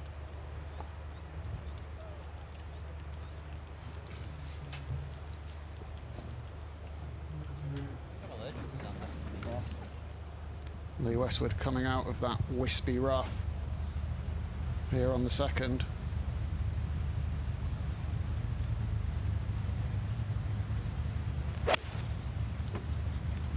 Oh, great bit of camera work there. The ball flight against the sky, absolutely spectacular. Go on. Go on. And he's just going to chase it up. Does it stay on the front edge? Okay. You can hear him asking it to. But that's not too bad a leave, is it there, Warren? No, it's absolutely fine. And, you know, we shouldn't be surprised. I mean, Fleetwood, what is he, 28th in the world rankings? I mean, 48 years of age, but, you know, he's still very strong. Performs a couple of second-place finishes on the PGA Tour back-to-back. Won them at the Players' Championship this year. That's, you know, terrific golf by any standards. I mean, he could easily have won back-to-back tournaments. You know, the fact that you finished second means you're still playing at that level. May not be the win, but you're right in there with a great chance of winning. A truly global player as well, Westwood. He's won tournaments in more different countries than any other golfer of the modern era, which says a lot about the approach he's taken to the game and just how well the way he plays it travels. There's very few courses or countries you can drop Lee Westwood in and he won't be able to find a way to shoot low rounds of golf. Yeah, and you're having to cope not only with the course, but climate, weather, grass, culture, food, temperatures, humidity. I mean, there's a lot in it, and you know, obviously, you know, jet lag and the tolls that takes on the system. So he's a man that can adapt. And the experience of playing a more global schedule is something that we're starting to see some of the younger Americans like Collin Morikawa learn from and take on board these days. It feels in the last couple of years, a lot of Americans in the field this week. We're seeing more of the young Americans willing to travel, willing to play golf around the world that perhaps wasn't happening 5, 10, 15 years ago. Brooks Koepka's a great example. Came over, played on the Challenge Tour, made his way up through the Challenge Tour and the European Tour before he went on and started winning majors for fun. There's a lot to be gained from playing around the world, and I think it's great to see the likes of Collin Morikawa and Xander Schauffele, who we're focusing on this morning, taking that approach. Yeah, and travelling around the world, you've got to say, is a little bit easier these days than it was in days gone by. It's jet travel is faster. Sometimes for some it's more comfortable. Yeah. I was thinking of people like Richard Branson at the moment and Bezos that are going to space travel. I wonder when we'll see the first professional golfer go from one tournament to another via space.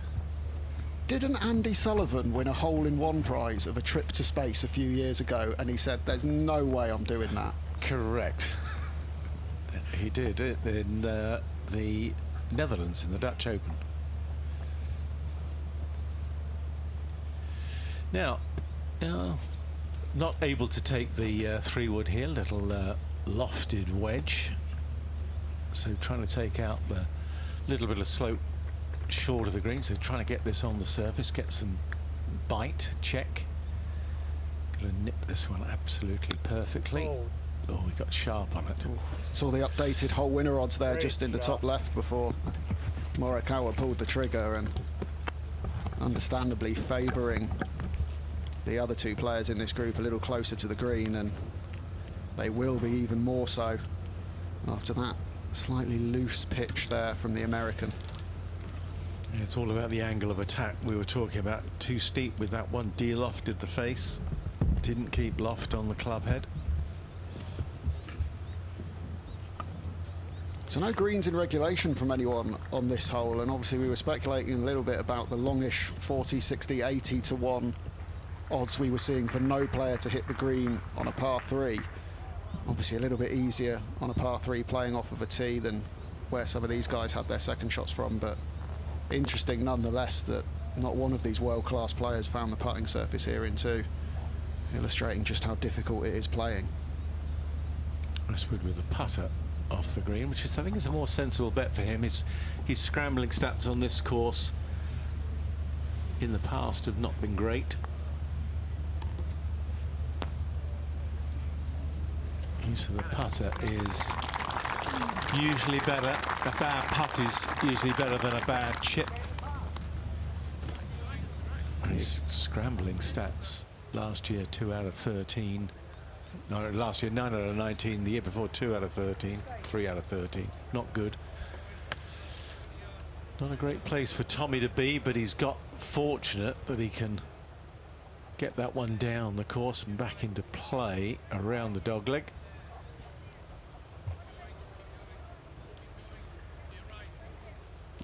Now, similar position for McIntyre to Westwood, but he's electing to take out the slope with a lofted wedge. Can he get closer than Westwood's putt?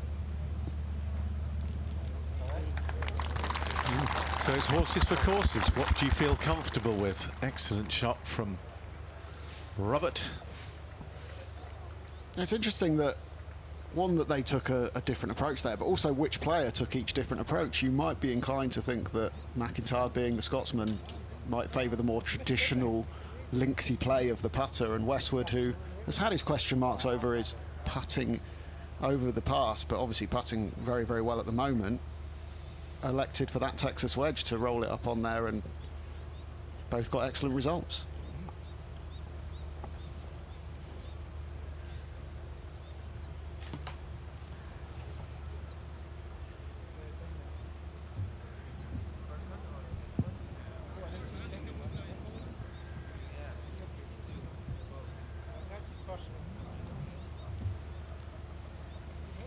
Morikawa to save his par then.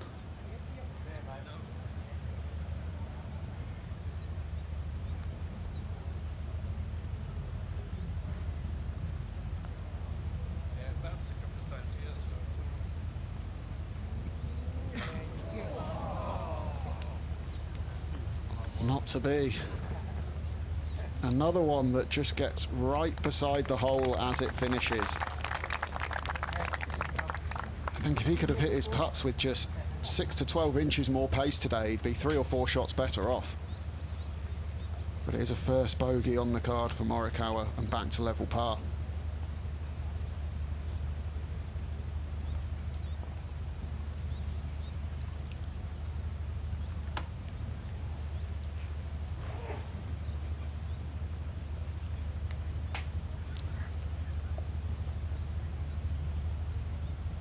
Westwood to tidy up.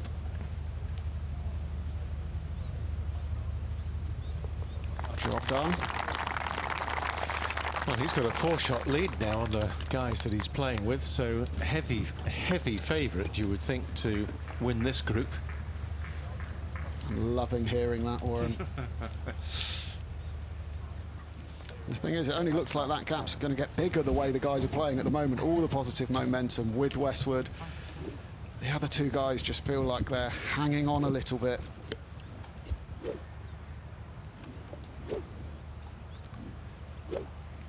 Hatton quite a way back for his third here on the par 5 third. Not the ideal side to be coming in for a pin that is cut just 4 paces in from the right-hand side of the green either. Yeah, just under 200 yards, 194 to go.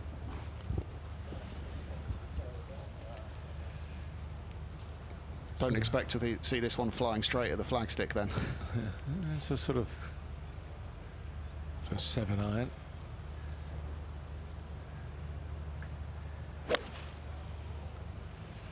Coming down draft.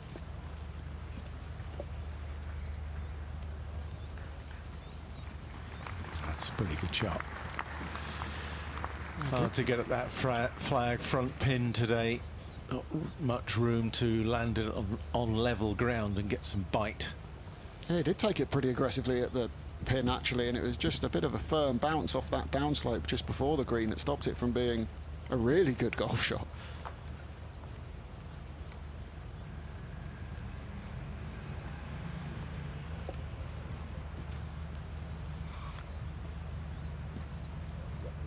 So Fleetwood now off the back of that fantastic birdie that he made on the very difficult second hole.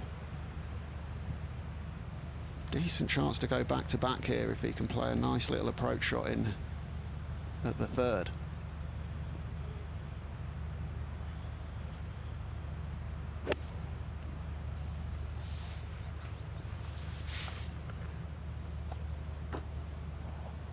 Yeah, excellent.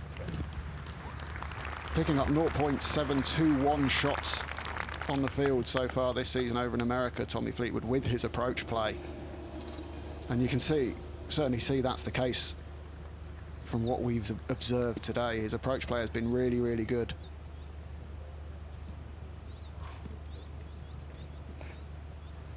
Now back on the tee, Lee Westwood. So longest drive still, it's Morikawa the favourite at 9-5. 4-1 for none of them to hit the fairway, which from what we've seen in the previous group and that tee shot there from Westwood, looks quite a tidy bet off of this hole.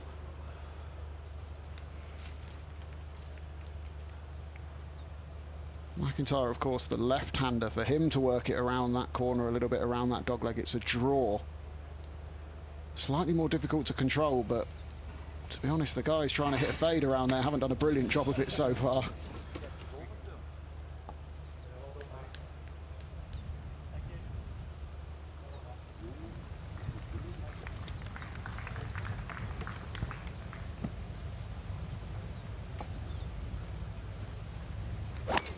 You're saying you're gonna like kind of try to like. All right. I don't think it's gonna Right.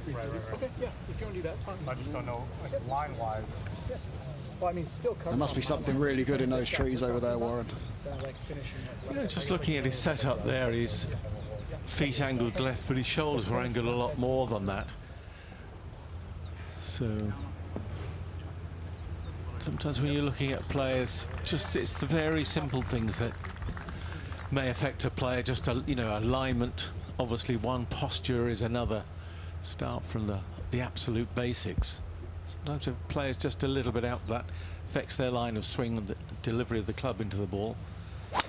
So it was 4-1 for all three to miss the fairway before the ball was struck. And that's exactly what's happened. Two away to the right. Morikawa in that fairway bunker down the left. So if you were on that missing the all three to miss the fairway at 4-1, you made yourself a little bit of money.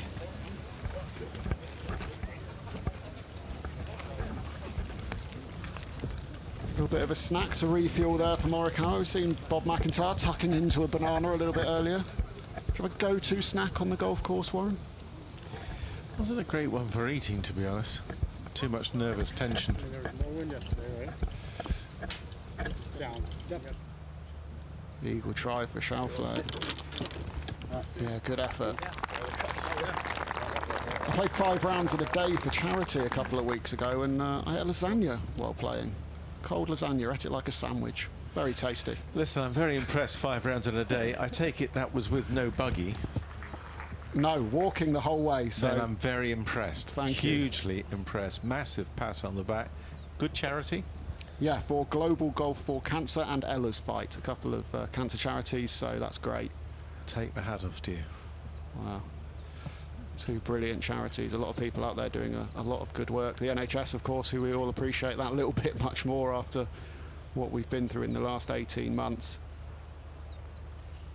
A few members of the NHS played in the Pro-Am here at the Aberdeen Scottish Open on Wednesday as well, so great to see that. And now Tyrrell Hatton, a bit of a longer putt than he would have liked for birdie on this par 5. But a chance nonetheless for him to get to 3 under par.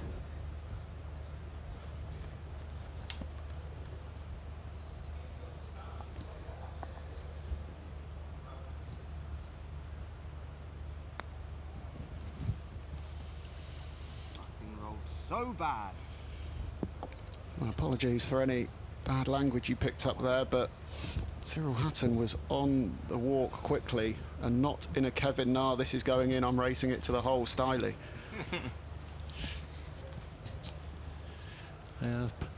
Still a young fella, really, Tyrrell Hatton, 29, 10th in the official world golf rankings. England's #1. Yep. Although I think in world rankings, yes, but Lee Westwood might have an argument to say that he's England's #1, as he was #1 on the European Tour again last year. Second time for him. It's a very fair point, Warren.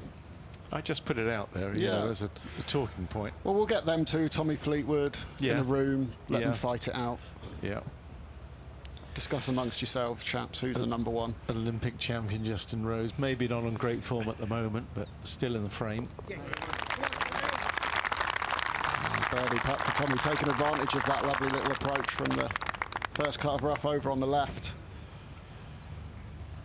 And that's just the way you want to bounce back from your first drop shot of the week, isn't it? Back-to-back birdies.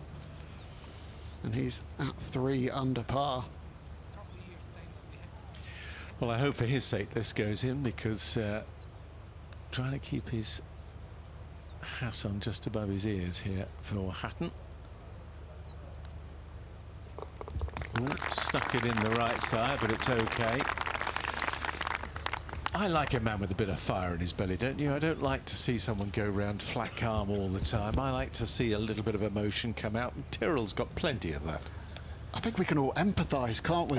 If you've been on a golf course, all of us that play, you know, emotions can run high and it can get the better of you. I think the key for Tyrrell Hatton in recent years is that he's found a way to, he'll have his little outburst, but he deals with it, he moves on, and he's focused on the next shot when he gets there. Yeah, good way to be. And a bit of cleaning up. Yes, you probably just don't want to be in necessarily earshot when it's going off, but then once it's the air's cleared, he's fine. Absolutely. So a little bit of a roller coaster round for Xander Schauffele. 5 birdies, 3 bogeys, or 2 bogeys rather. He's at 3 under par. The referee being called. Well, lurking in the jungle, McIntyre calling for a ruling. So I don't know what he's found over there, but it's obviously something that requires a bit of attention. You wonder what on earth it could be. Maybe something burrowing away. The length of that grass, you want to watch out for velociraptors in there coming and dragging you under. Yeah.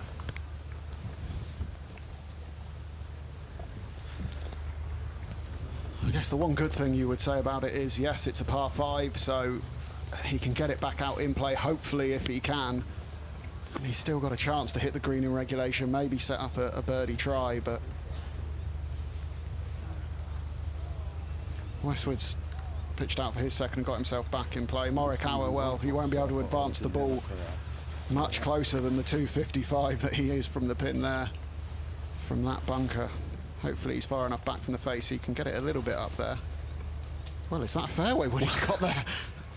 Well, it's almost a dogleg bunker, so maybe he's going to go down the other fairway, or certainly aim it down the left side and hit some sort of cut. But I hope this is a lofted metalwood.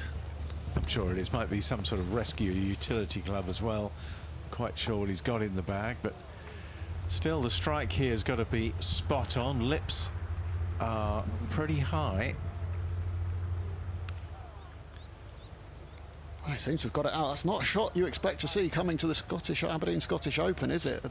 But he has, oh, he has got it down there by the edge of the green, down that left side. That is pretty courageous stuff. Love that. What a great result as well, up the left-hand side. That's sensational from Morikawa. Yeah, that's pretty good indeed. Might actually spark him, because you've got to have pretty good control to be able to play that shot, and that's something he's really not had too much of today. So Good to see they were coming. They just have found something there to take over the next few holes, play with that. I was just thinking exactly that. You beat me to the punch there, that sometimes it can just be one shot, one hole that ignites that fire. He's played an absolute corker there out of the fairway bunker, got out of jail. He'll be putting for eagle, albeit from quite a distance. Tommy Fleetwood on the hole ahead now on the 4th, 418-yard par 4. Doesn't get much better than that. How about that for a line of swing, straight up and down? Really nothing to go wrong with that. Tommy at his best. Yeah, it'll be really good to see him come into a little bit of form going into the Ryder Cup. He's only got a couple of top 10s in stroke play events to his name this year, but showed signs last week in Ireland with that tied 17th, and looks to be heading in the right direction again here.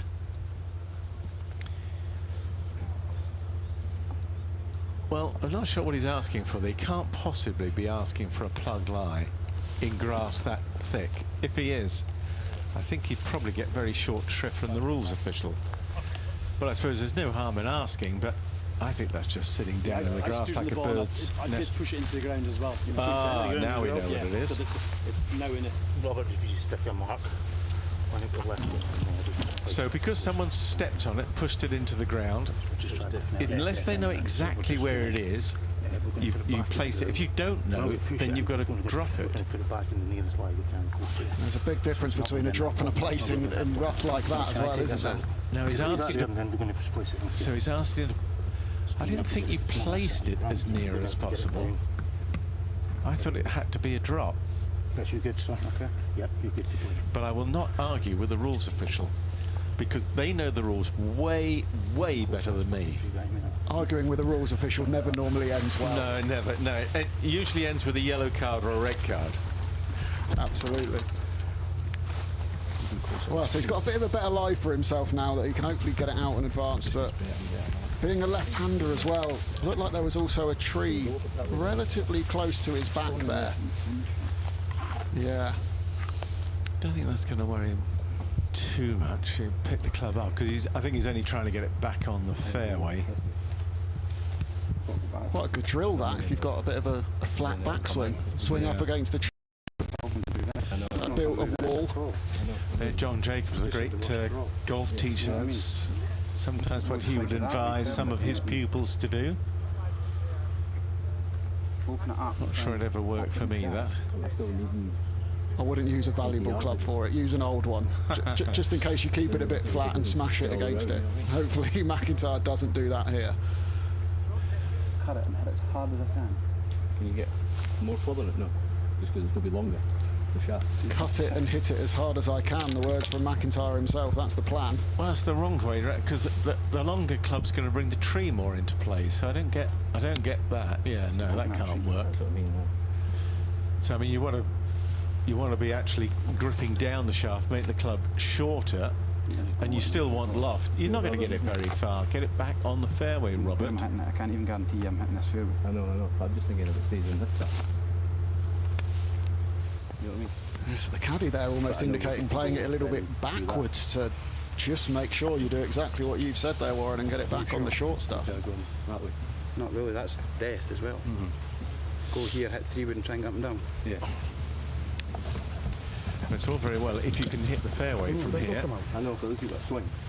Because if you go back this way and you're in the long rough, then you're a long way further from the hole, still in the deep stuff. But yeah, I never like going backwards. And where he's hitting that to is... Well, he's done well. He's done well. Caddy, well done. Top marks. Excellent. But likely to be a 3-wood from there. That's what McIntyre was expecting. Yeah, but he got a shot. And if you get up around the green, even if you're not on the green, chip it up, save par. From the deep stuff, if he'd hit it 50 or 60 yards ahead of him, but he was still in the thick stuff, then he might not be able to advance it very far for his third. Well thought out. Great conversation there between caddy and player, and ultimately I think the right decision. Yeah. Of course, you pop it with a 3-wood now up onto the green hole at make 4. Never in doubt, is it? Laughing all the way to the bank. It's one of those ones that you walk off the green chuckling, saying that was a birdie all the way off the tee. You can see where the flag is there. We're looking obviously to just finish it between that and the tower. That's Lee Westwood's ball that we can see just not too far from the pin, but just off the edge of the green. He played up while waiting, so he'll have that for a birdie. McIntyre now with that 3-wood. Yeah, I have to take something off. There's only 269 to go, so it's not a big one. Keep pulling it. Go. Tell you what, if he's pulled it, if that's what he calls a pull, well, he's actually got a putt for birdie. I mean, very much an outside chance. I could play with a pull like that. Well, actually, 269 yards, you probably couldn't. Very true. But like we say, he's looking at the birdie putt now, and I told you it was going to be a long round. This, if I would get I would make my own back at some stage. That's fully deserved. There'd be worse coming my way if you'd actually seen me play. So Hatton, well, Schauffele, long way left, 192 left, and from not a particularly inviting lie.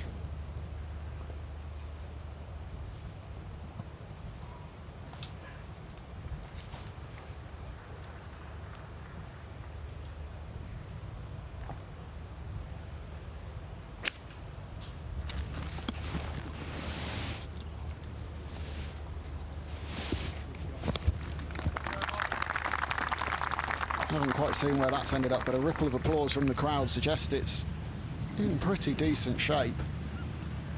Hold up, please. Yeah, he had a long way. It was a long way back there. 192 he had to the flag, which is on a hole. Normally you'd be standing on this hole thinking it's a birdie opportunity. Well, after that stupendous fairway metal shot out of the fairway bunker from Morikawa, he's got this for eagle. What an eagle it would be. 6-4 for the par, 2-1 on birdie or better, so that's if this drops or the 2-putt.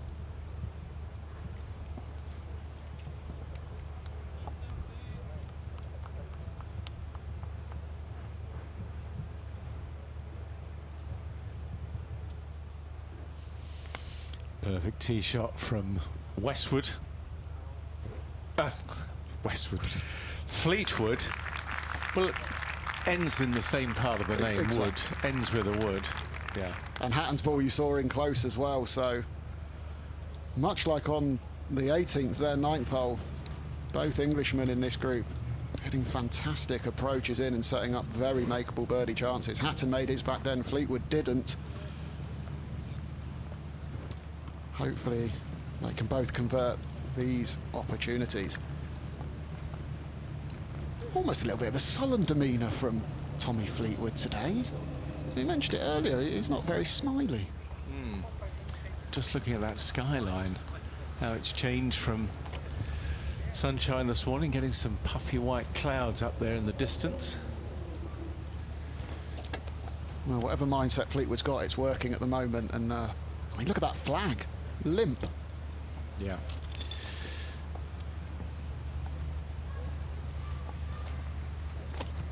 Our local time, it's only 11:30. 11:30. Well, McIntyre has this for birdie. The unlikeliest of birdies after the first 2 shots, but it's 20-1 that he makes it. 33-1 on that he does not. But you might hear the roars right across Scotland and beyond if this does drop.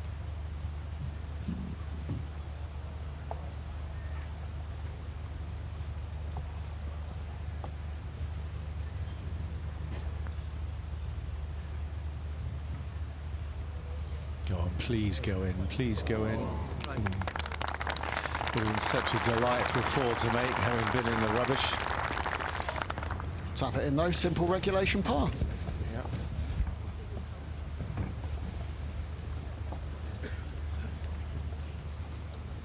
Got a feeling when he finishes the round he's going to be doing a little bit of work on the range, try and get rid of that pull. A little bit cross line at the moment with his game. As you say, just perhaps the foot and the shoulder line not quite syncing up. It might be something as simple as that. Westwood now for his birdie to get to 5 under par. Haven't seen much of him on this hole with what's been going on with McIntyre, but another good opportunity.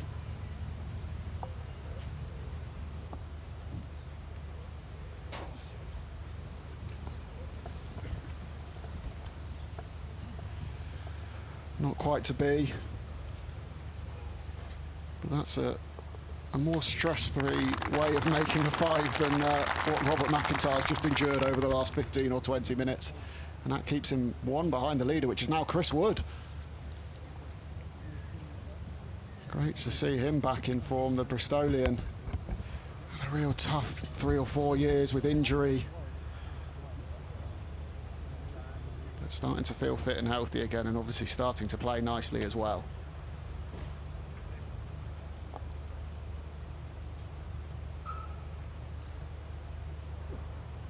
Morikawa, can he bounce back from that bogey on the previous hole with a birdie 4 here?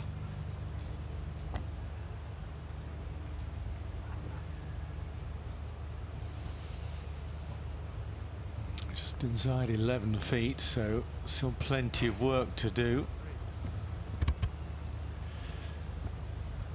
And I think that's one of the features around this course. It's not necessarily you're going to win this tournament from tee to green. It's how you perform on and around it. Putting and chipping and putting on greens which are massive undulations on them. Going to be quite a test this week. Yeah, it's a test that Xander Schauffele's just struggling a touch with on the greens. He's struggling to marry up pace and line just at the moment. He has holed some nice ones, but a couple of loose ones in there as well. Hopefully McIntyre can hold this for one of the more exploratory pars that you'll see this week. He saw plenty of bits of the hole he might not have thought he would have done. Still a good 3 feet here. Well done. Adventurous 5.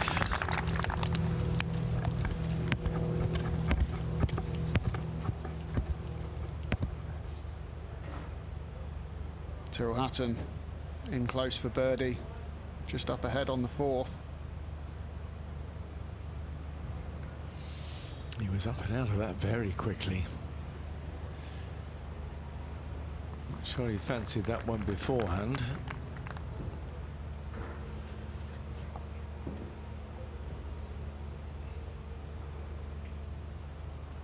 A smouldering Hatton.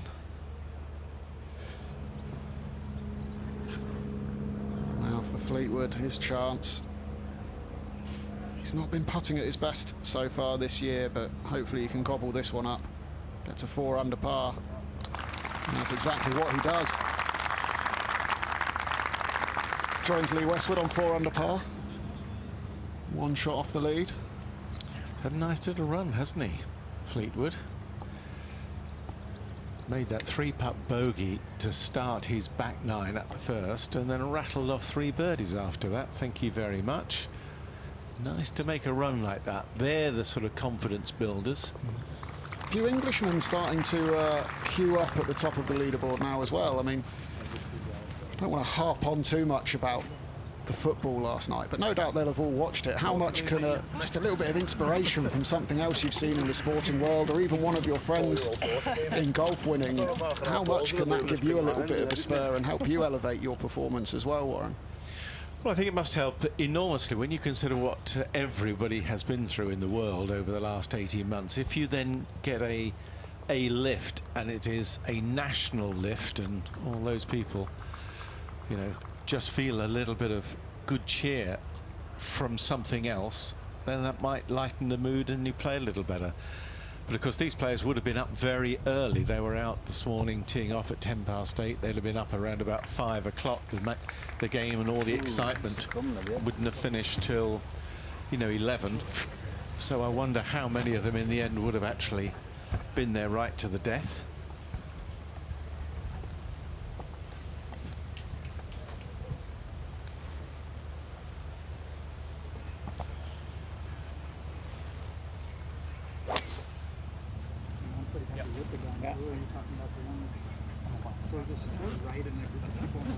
Marshall indicating that one's down the middle as well.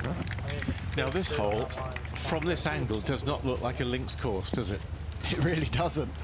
And yet, as we said earlier again in the broadcast, there's a few trees around the course, but they are on the, you know, the edges.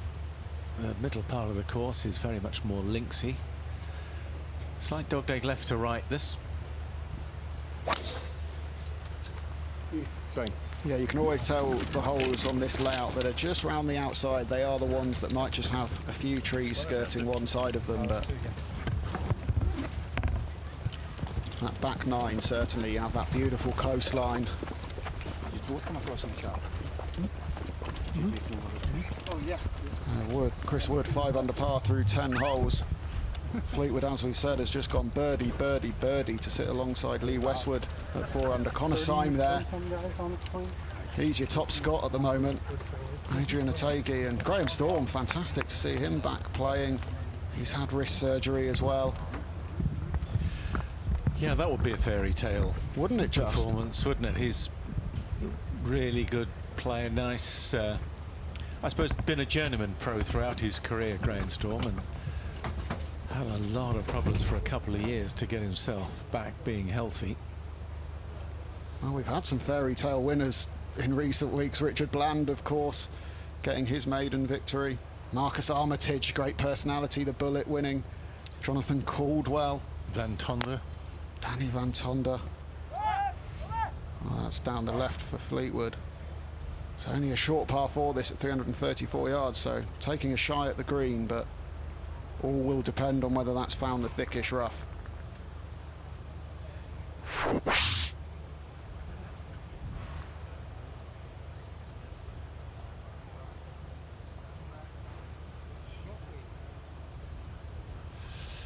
Looking at this one intently, and oh, now that looks an absolute beaut.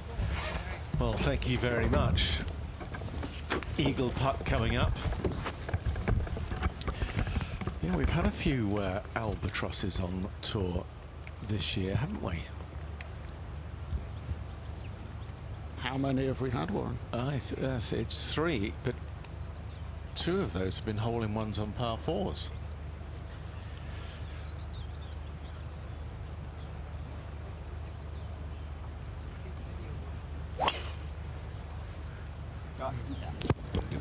So Hatton looks pretty happy with that. Go, Tommy. Yeah, just a touch short, straight down the middle, but illustrating the slight difference in driving distance between Hatton and Schauffele. Yeah, it's Yongjun Moon in the Kenneth Savagna Classic, holed out on a par 4 on the 7th hole, and Vincent Norman in the BMW International holed out with a 3-wood, 270 yards, both for hole-in-ones. Vincent Norman, a very talented young Swede, only turned pro a couple of weeks ago, I think. Looks a real prospect. Yeah, so you never know. This week on that 5th hole, reachable in the right wind conditions. Could we see a hole-in-one make 3? That would be quite something. Went for years without a hole-in-one on a par 4 on the European Tour, and suddenly we have 2 in 1 year. Remarkable. Over the slope to get it back. You know what I mean? So 4th hole. Who's the favourite to win it then? Well, it's Collin Morikawa. I feel like I've been saying that a lot today. He's been the favourite for a lot of the markets in this group. 8-5, but he's tied with Westwood. It's McIntyre, the ever so slight outsider at 15-8, but really not a lot to choose between these 3 with their positions off the tee. A very birdieable hole. Expect to see some balls getting fired at this flagstick right now.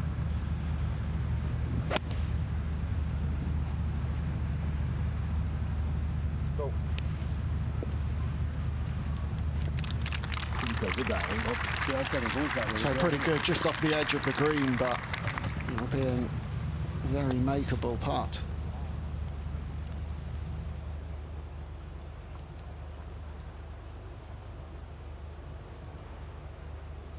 Yeah, statistically speaking, Lee Westwood's just struggled a little bit with his approach play this year.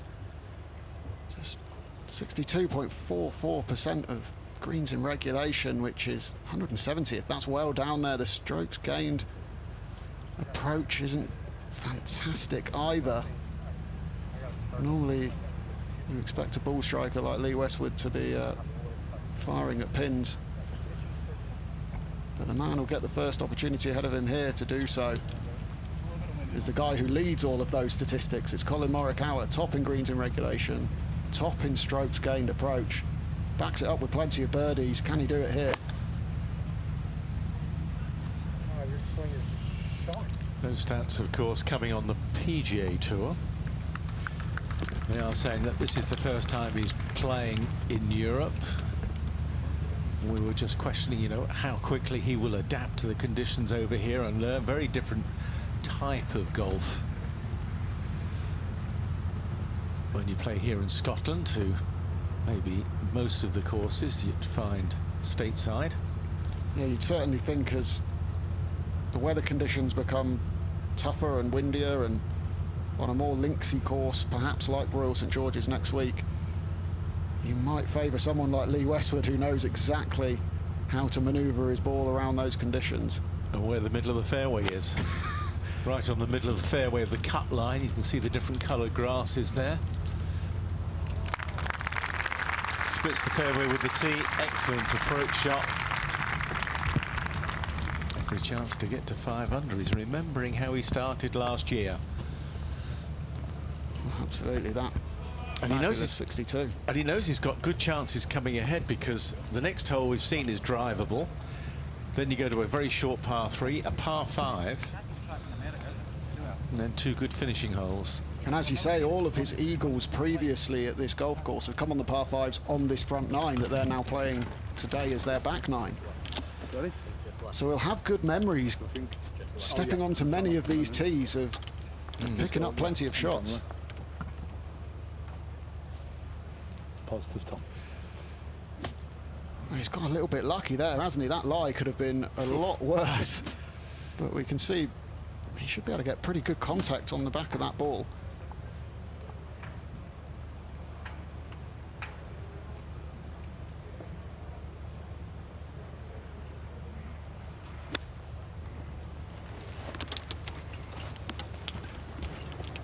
Yeah, well done.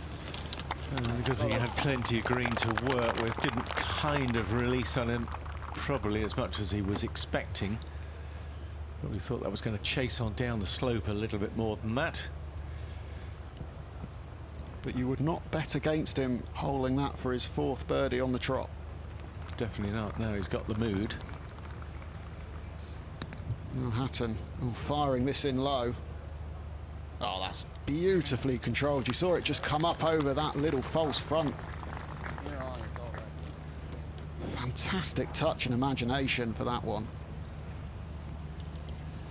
Yeah, you know what was really nice to see on that green? The shadow even stronger than it was earlier. It's been a bit watery, the sunshine so far today, but that's now getting to look really quite nice out there. Maybe we are going to have a summer after all.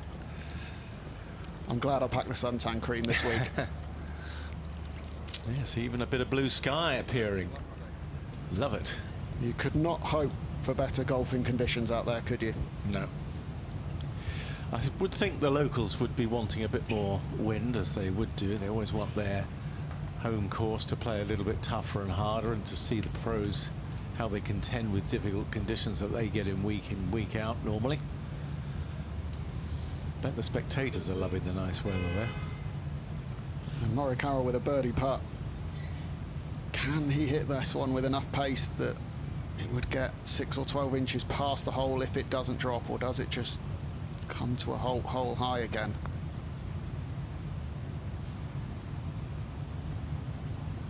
Oh, it was slightly better with the pace, just going just past, but didn't quite have the line. That should be a pretty safe par for the American.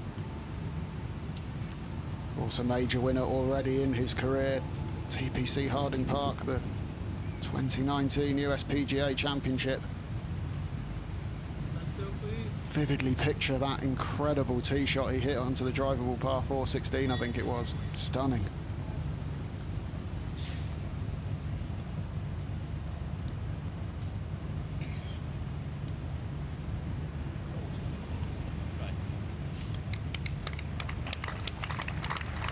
That's a pretty good attempt.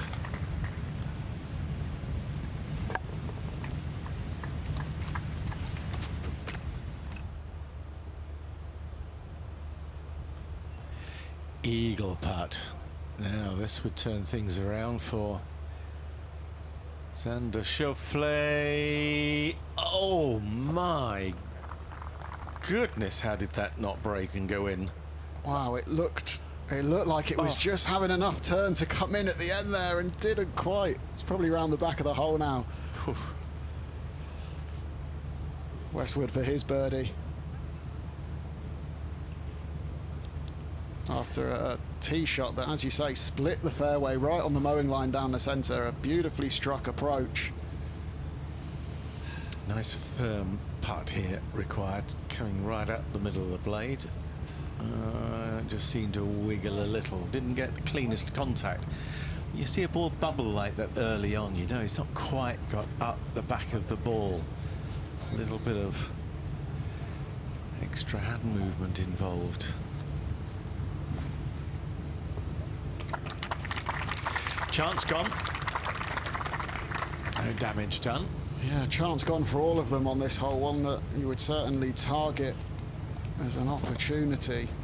But another chance to come on the next hole, as we've seen, drivable, if you can get it away with a bit of length.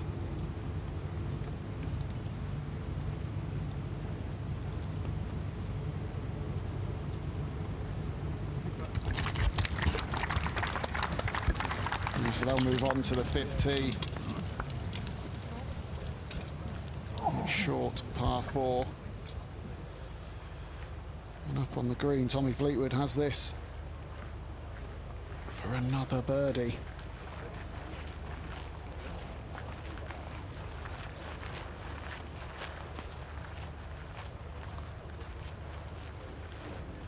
Slides by, he remains at 4 under par.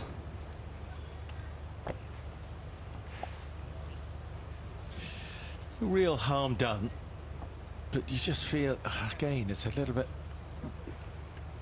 players I would think, if they make a par and a par 5, I feel like they're just losing a little bit of ground to the field.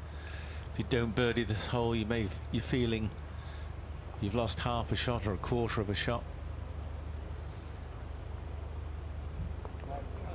That's well done, Tyrrell.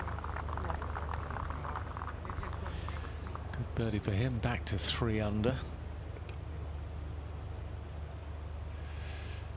We get to sort of 5 under, shooting 4 of those, 20 for the tournament if the weather stays right. You're going to be right in the thick of things come Sunday. Yeah, we've had a chance to see the conditions this morning, a fair few of the holes, not many we haven't seen now, seen how the course is playing. You got a number in mind you think will be leading today, a low score of the round? Are we looking 6, 7, maybe 8 under? Yeah, you would think 65, 64, certainly. You'd be surprised if someone doesn't shoot that on a field of this quality. I think this is the best ever field assembled in terms of world ranking points in the Aberdeen Scottish Open. Absolutely, 4 of the top 5 in the world rankings. Tyrrell Hatton at 10, Rory McIlroy at 11. Of course, John Rahm, the world #1. He'll be teeing off a little bit later, and he'll be part of our European Tour Betcast coverage tomorrow morning as well, alongside Rory McIlroy and Justin Thomas. So Lee Westwood again going for the green and not quite finding it.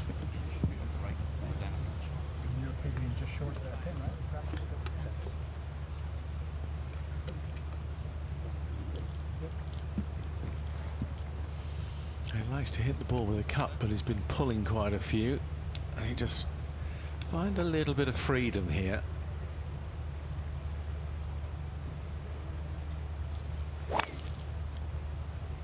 Yeah, parred the last 4 holes, so inconsistent, but he'd love to get back on the birdie trail here, and it is a really good opportunity to do so, especially after a tee shot like that.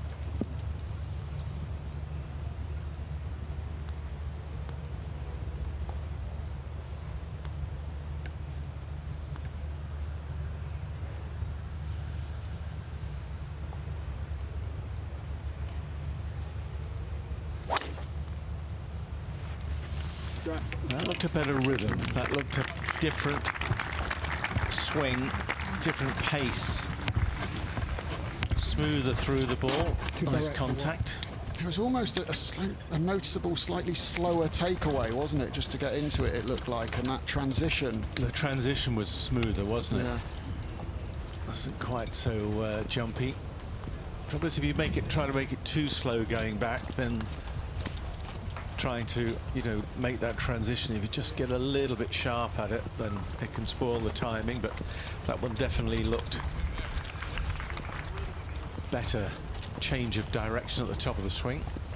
Chris Wood still the man looking down on the rest, and young Scotsman David Law moving himself into contention as well, 4 under par in that group of players, just a shot off of Wood's lead.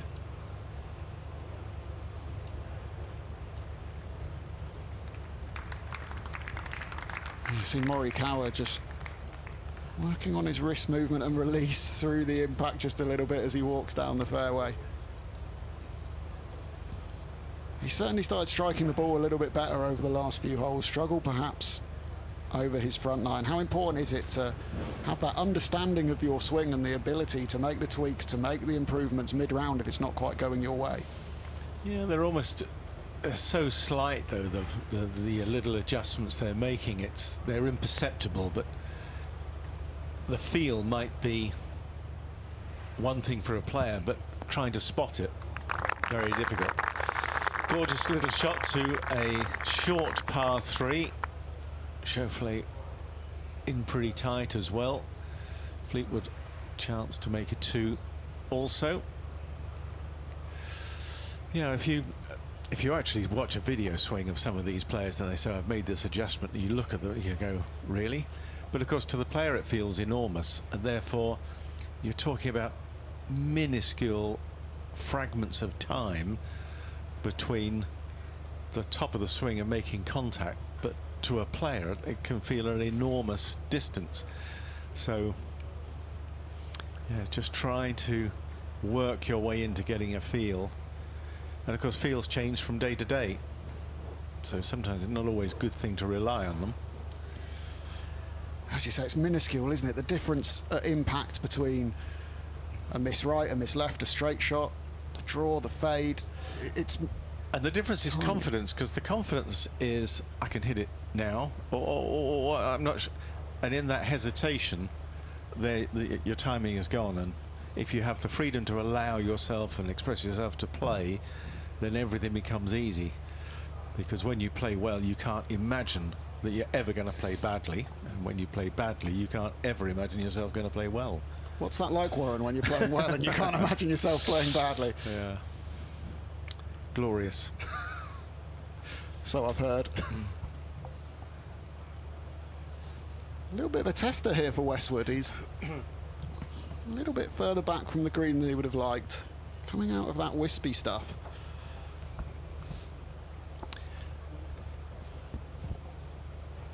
So Westwood 60 yards, McIntyre closest to the green, 31 yards away, 43. So normally from this distance you'd expect players to up and down it more times than they fail to. And when we talk about wispy grass, that's a good idea of what it is. It looks from a long way away that quite bad, but actually when you get in to see it from players of this quality, then it's not too bad at all. He's not going to play this with too much loft by the look of it, so expect this one to land short of the green and just chase up over the bank. Yeah, it's in low. Yeah, one thing that struck me about those graphics there with the driving distance as well, both McIntyre and Morikawa in the fairway, but McIntyre the longer. We've seen that throughout the day, and when we have seen those longest drive odds, McIntyre's tend to be a little bit longer odds than Morikawa. Admittedly, Morikawa the straighter of the two, but there's value to be had there in the Scotsman if they both hit the fairway. If you can rely on hitting the fairway, that's, I suppose, where the odds change. But ooh, that didn't sound good. That sounded definitely a little bit clunky. I think he got the big ball before the little one there. Yeah, only needed another couple of feet and he'd have gotten away with it, but now that looks a very poor shot. Now, where's he going to try and pitch this? That little bluff short of the green. Decided to hit it in low and just stunned it against that bank. Beautiful, good imagination. That's where, when you've been a Scot, you've been brought up on this type of golf, you've got lots of prize shots to recall in your mind's eye, and you can replay them. Something that Morikawa won't have. Very similar to the shot we saw in from Hatton. This man on that previous hole to set up birdie. Another chance here. Yeah, he's stepping off them pretty quickly when he knows they're not going where he wants them to, isn't he? Yeah, I think that was a tough putt over a little ridge. I think that's a particularly tough little pin location there. Mind you, the hole's not very long. Not a lot to aim for up there, though, is there? It's one of the things that strikes you out on the course is it's a tiny green, this one. Well, certainly, I think later in the week when they put the flag on the front section, you know, where the green pinches in, sort of a pear-shaped green, then there's not much to aim at.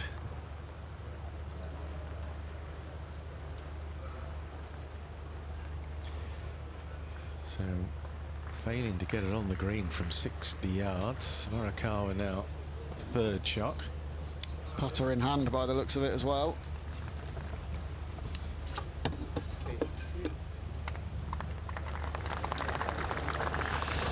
Yeah, and I think he'll learn from that next time.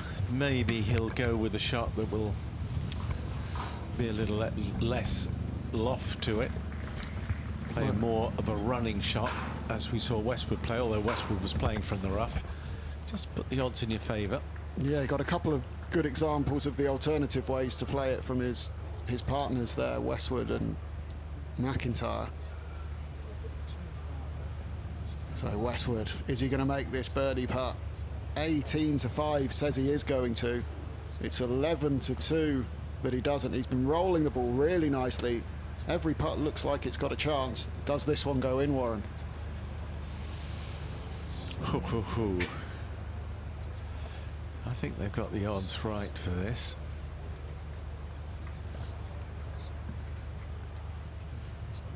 You're saying no, then? I think, yes, I think probably from this distance, it's probably a no.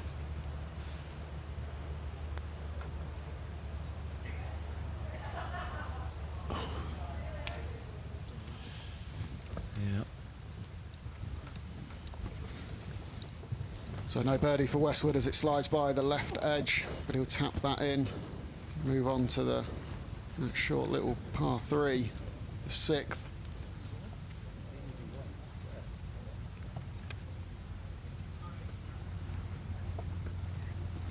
He stays at 4 under par. All of those shots picked up on his front 9 today, the back 9 of the course. That's 5 on the bounce in terms of pars for Westwood since the turn. McIntyre for his birdie after that nifty little pitch into the bank. Fairly rattled that one in, didn't he?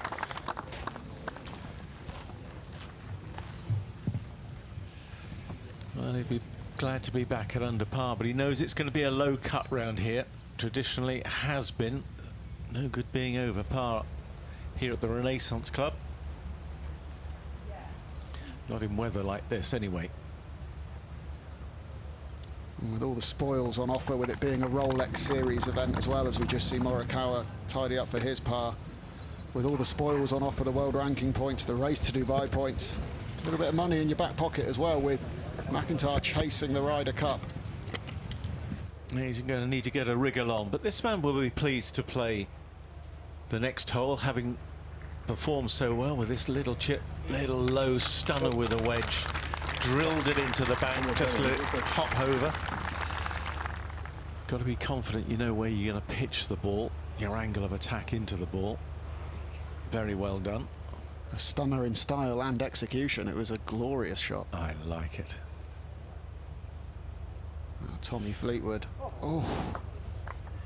How much did that turn? That was from that sort of distance. You know, you're only talking 15 feet or so, but looked to have a good 3-4 feet of break. And that's it. You stood on this tee with just a wedge in your hand, but you can knock it into 10 or 15 feet and have something that's going to move a lot, 2, 3, 4 feet if you're not in the right place. So great little view of it there, looking back towards the tee. As you say, that's that front section, a lot narrower when we see the pin there later in the week, even more difficult than where it is now. See the flags on the grandstand, they're only just fluttering. It's a light zephyr of a breeze here for these players on the opening day.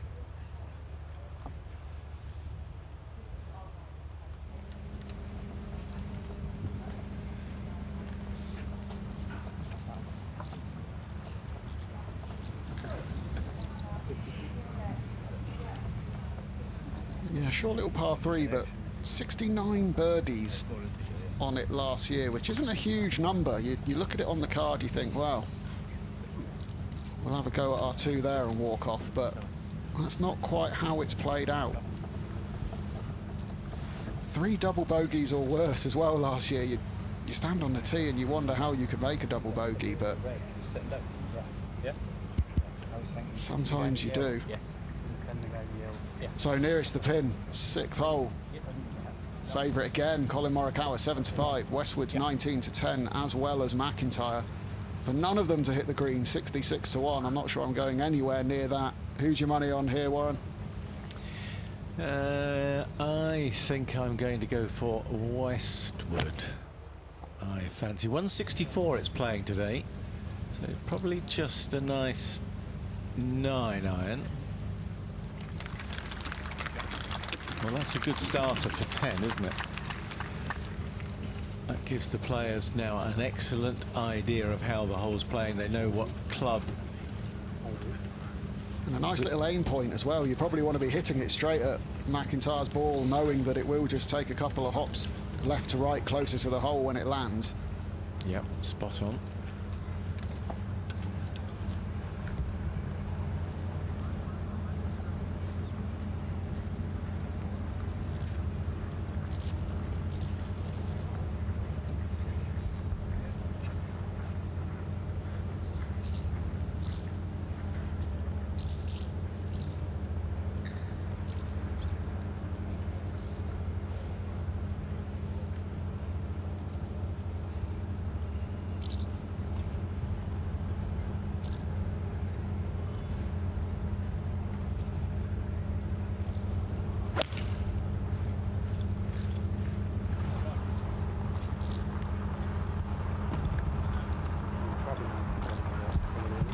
Bob McIntyre still with the advantage. Westwood safely aboard the green, but not very close to the flag. Well, we've given Morikawa the big build-up all day for his iron play.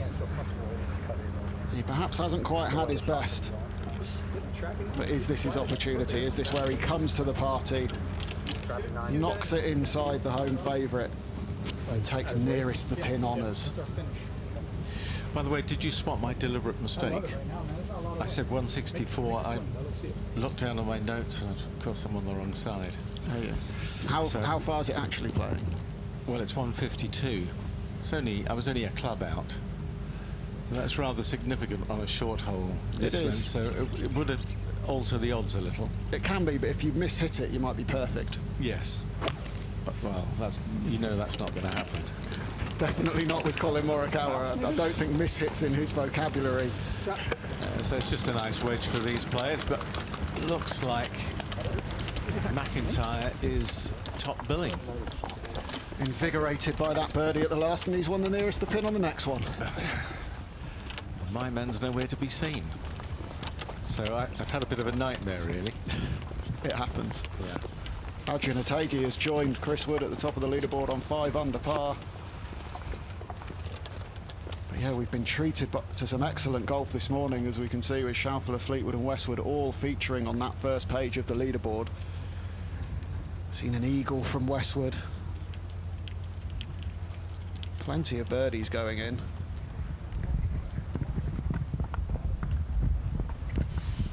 Who would be a caddy, eh? Look at all that stuff he's got in there, and that's only just for the drinks. Then you've got to, in the balls, you've got to have gloves, waterproofs. But he's performed well on the greens. Once he got into his stride. That was on the third hole, first par 3 of the day. Nicely rolled in for a 2. Yeah, here it's very quick down the hill, a little bit of turn from left to right, just takes enough of it.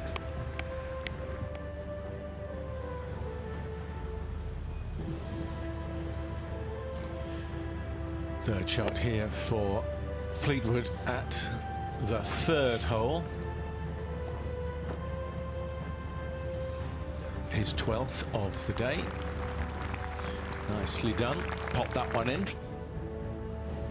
And then the very next hole, knocked himself in pretty close here, fired a dart, and followed it up with the putt as well. At this point, he was in a really good place, making birdies for fun.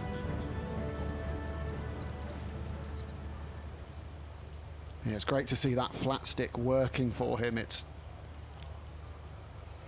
a club that hasn't been his friend at all times this season and over the last 18 months or 2 years, so you know, if Tommy Fleetwood starts rolling the rock and finding the bottom of the cup, he's going to be very, very dangerous.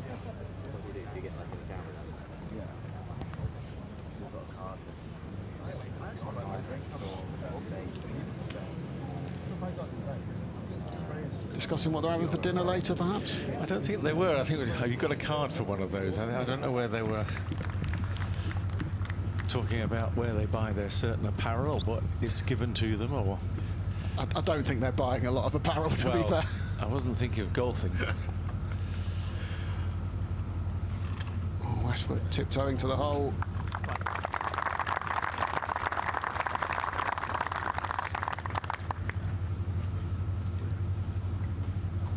He's on a bit of a par train right now. Is he happy that he's obviously playing some good golf, giving himself a few chances, putting well, but it's just stopped dropping, or is he feeling a little bit frustrated, do you think, at this stage? I think he is one of those players.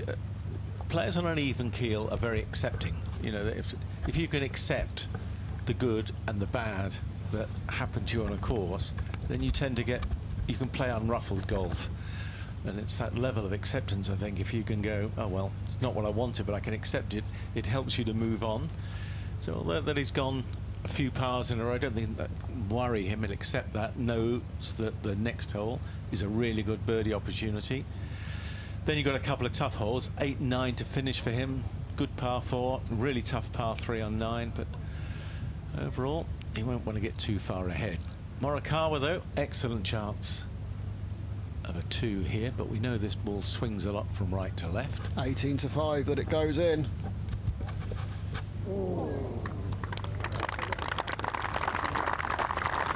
I'm not so sure we're going to see so many 2s. I think just where that flag is cut and the amount of break on the green, if you do get it hole high, you've got a pretty old tough putt to come. Marrying up pace and line. Feels like Morikawa has started to get a little bit more of the pace of the greens, getting it past the hole, albeit it didn't drop there, but I think that might bode well for not too many holes left now, but the rest of the week. He is starting to zone in. 13 to 5 then for McIntyre to make this for birdie. He won the nearest the pin. Oh. It's almost the higher they hit it up there on that slope, the more it seems to break too. It's a bit of a wicked one, that.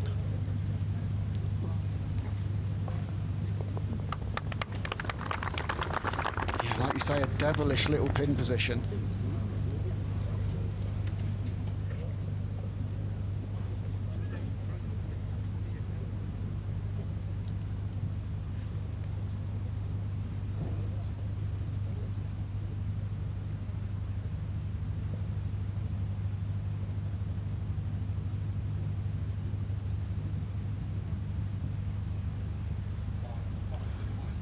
Lee Westwood now just tidying up for the par.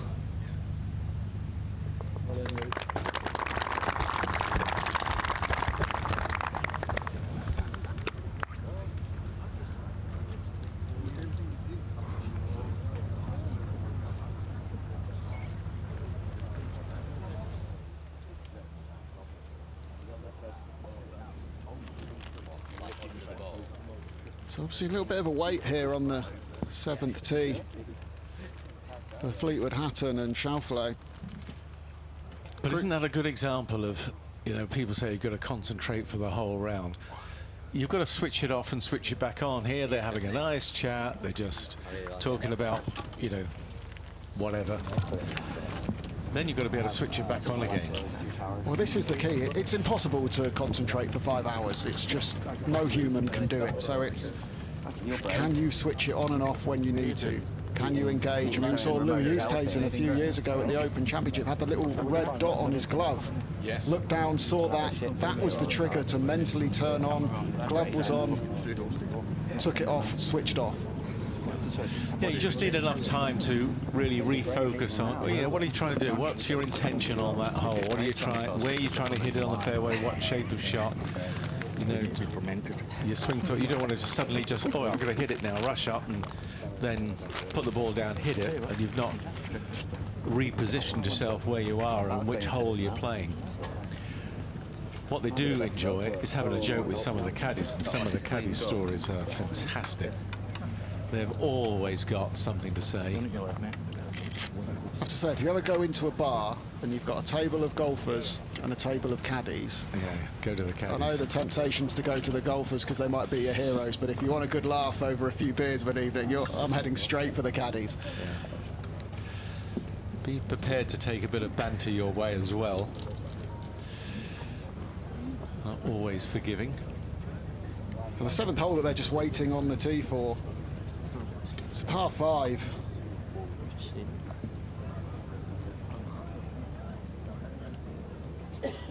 So the top American odds you can see at the top of the screen, Xander Schauffele, he's 2-1. Justin Thomas yet to tee off at 4-1. We will be seeing him in our Betcast featured group tomorrow morning alongside world #1 John Rahm and Rory McIlroy. Scotty Scheffler there, an interesting name at 13-2, a player who's done really well in the big events in the majors, but not too much links experience under his belt, and Morikawa has just drifted a little in that market out to 10-1 with his level par so far today.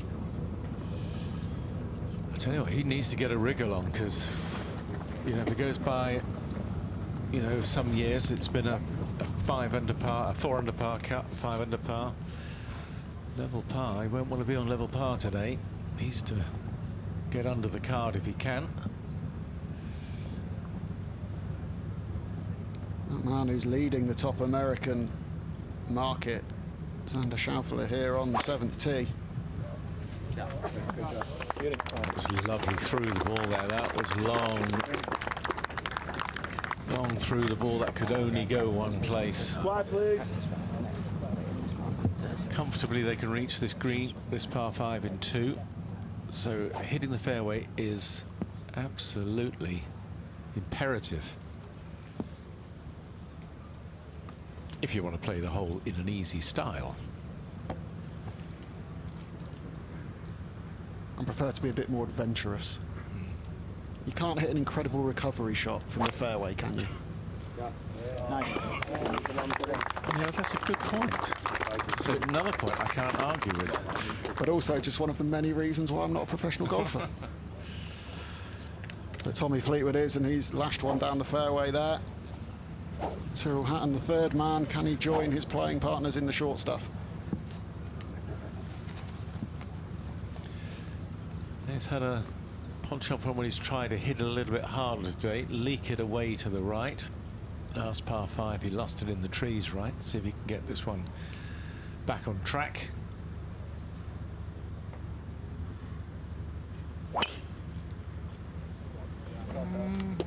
Hold your head out a little, honey.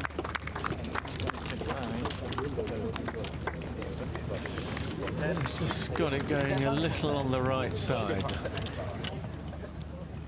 Yeah, he's averaged 64% of fairways over on the other side of the pond on the PGA Tour so far this season, where he's played most of his golf up to this point. Obviously great to see him back here on the European Tour for this Rolex Series event, the Aberdeen Scottish Open.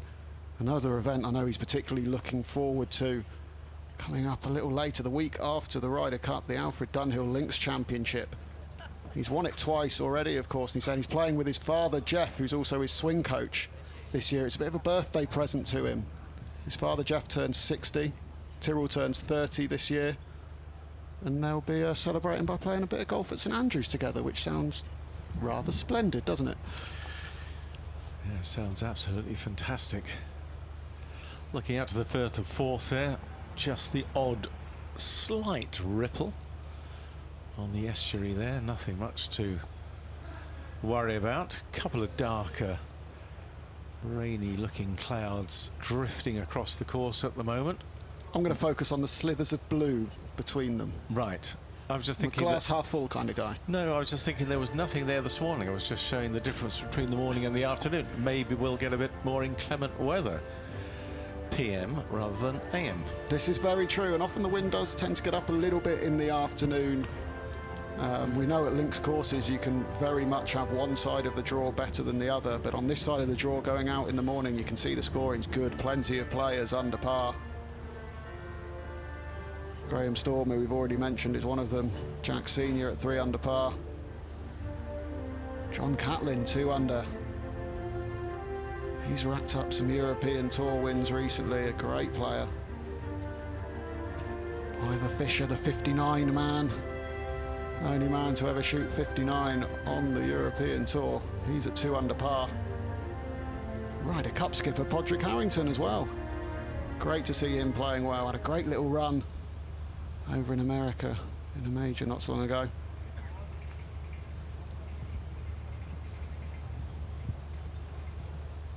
Let's have a little catch up with what Xander Schauffele's been up to so far today. This was his birdie putt on the 11th, his second hole of the day. Quick one down the slope, but in it went. Okay. On the 13th, that stunning backdrop. And a birdie to match it as it toppled in the front edge. Here's his third shot into 16, the par 5, off a slight downslope here. Pin tucked at the front. That is exquisite control of flight and spin to stop it right by the pin. On the third, another par 5, had an eagle. Eagle putt from the left-hand side, up onto the green.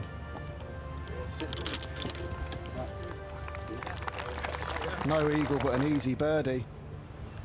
And another eagle here at the short drivable 5th. Hit a fantastic tee shot to that point. Oh, wow. I still can't believe that putt didn't go in. I was about to say 18 inches out. You'd have bet your mother on that going in, but well, the width of a ball, 4 1/4 inches or something. Well, the width of a hole, rather, 4 1/4 inches out. But I thought that was in. So that's been the story of Xander Schauffele's morning. Also a couple of bogeys in there, but he's played some really nice stuff. 3 tee shots, not much in it. Schauffele just edging the 2 English guys. That's what they'll face coming up towards the green. Those first few bunkers really not in play. Even that cluster there of 3, they're a long way short of the hole, but that one close to the flag where it's cut today, that will catch one that's slightly pulled. But you can use the slope in the middle, the little ridge that runs through the spine of the hole. You catch that with a little bit of draw, run it up to that flag on the left side. Very inviting, and for someone like Fleetwood, likes to hit the ball with the draw, that will be a very inviting flagstick for him. You paint a beautiful picture of the shot. Let's hope we can see it for real with one of these guys on the approach. It's probably a little bit harder for Fleetwood because he's going to be on the upslope than he would like it to be if it was flat, but still be inviting. These guys got a long wait now. I don't think Robert McIntyre will be talking about the England football match that happened last night. Probably not. I don't know how much Collin Morikawa would care about it either, to be fair. Maybe Lee Westwood's trying to shoehorn it into a bit of conversation there. Yeah, probably for his own safety, probably not a good idea. Oh, fantastic to see those crowds, isn't it? And some young faces in there as well. Brilliant to see youngsters embracing it. So important to give children the opportunity to come out, watch their heroes firsthand. So many of the English players go to Wentworth. They started off watching the BMW PGA Championship there, the Tour's flagship event. Ryder Cups when they were at the Belfry. Of course, the Scottish players coming to the Aberdeen Scottish Open as well when they're children.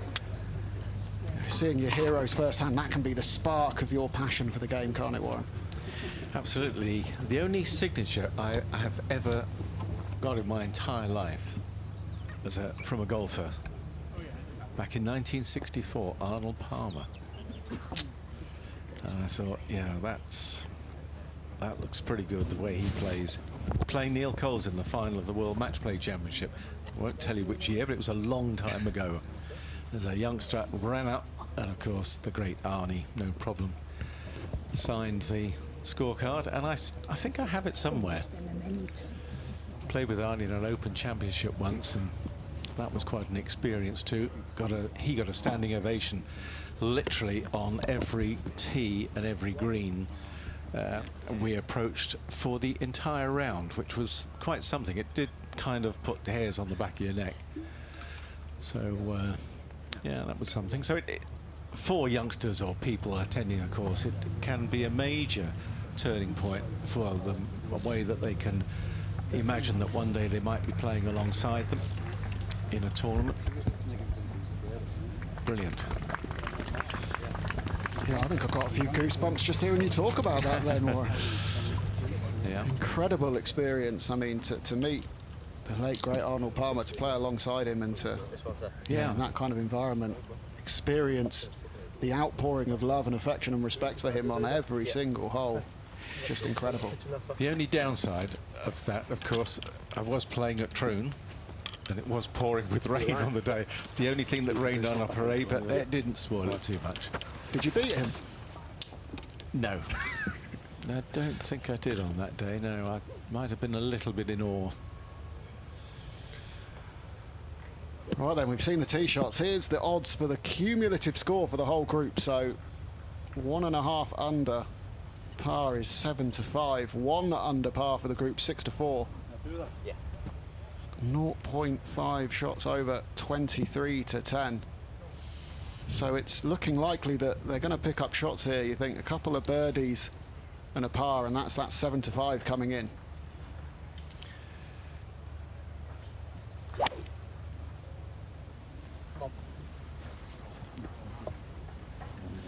So you're going to have 2 to birdie the hole.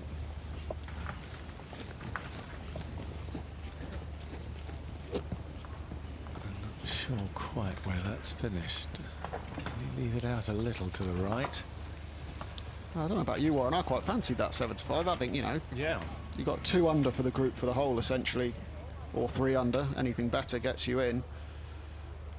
All 3 of them in a position to have a go at the green. Yeah, with iron too. You can certainly get up from here, chasing it. No. Ooh.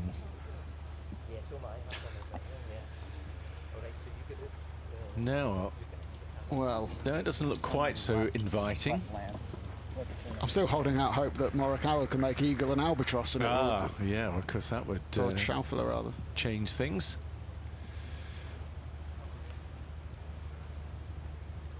Just on a slight upslope. Yeah, he's got the best look of the 3, of course, further down there in the fairway. Come on, Mr. Schauffele, give us an eagle putt. 2:56 to go. Shows you a little bit of wind helping. He's got that in outside eagle territory. So 3rd time today he's got an eagle putt. 3rd time in very quick succession. Yeah. Hasn't quite managed to drain one yet, but doesn't look like it's a hugely difficult putt, actually. There's a little less undulation and break there than perhaps some of the other greens we've seen. Once you get it back into that back left portion where the flagstick is, the putt itself, relatively speaking, a touch more straightforward. Yeah, go with that. It's just the distance, isn't it? Of course. Well, we've spoken about McIntyre being possibly the longest in this group if he hits the fairway. Westwood gives him a good run for his money as well, of course, and Morikawa being a little bit straighter, but maybe without the raw power. See if McIntyre can find the short stuff here, hit the fairway.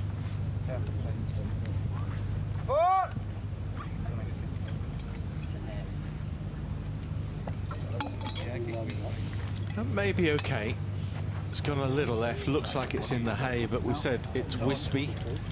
Still maybe get a decent club on that and get home. Yeah, reachable with an iron as well. You would think where that looked, he should comfortably be able to have a crack at the green.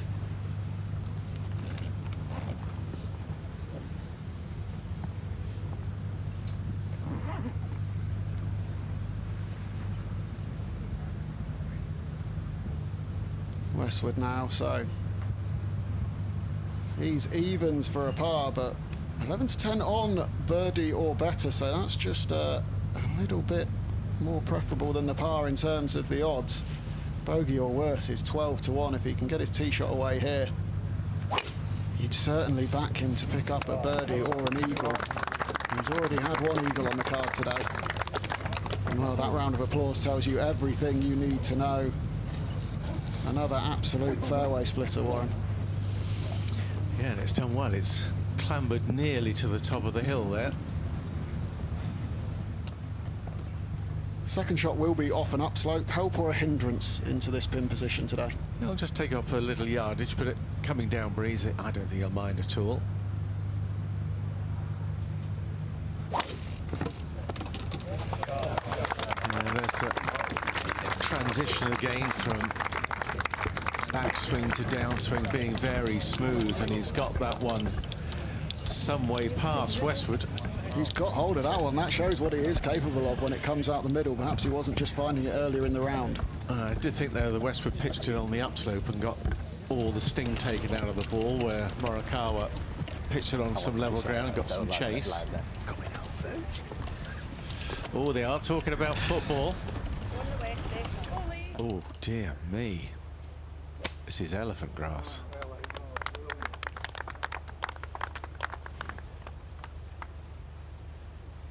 Yeah, those odds of this group finishing this hole cumulatively 2 under or better have just taken a bit of a beating. Yeah.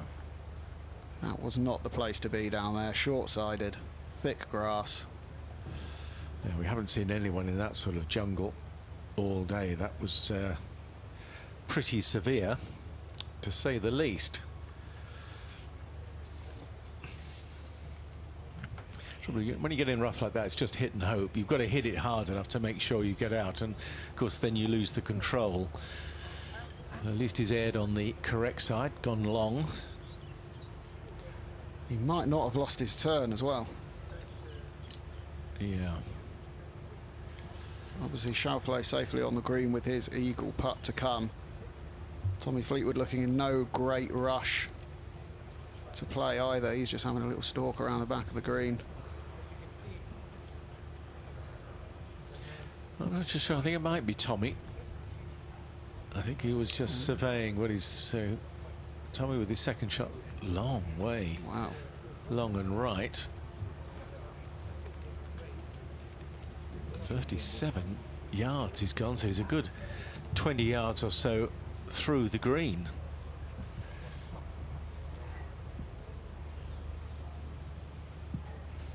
It must have taken a hell of a kick when it came down. It didn't seem like it was going to be that far off target.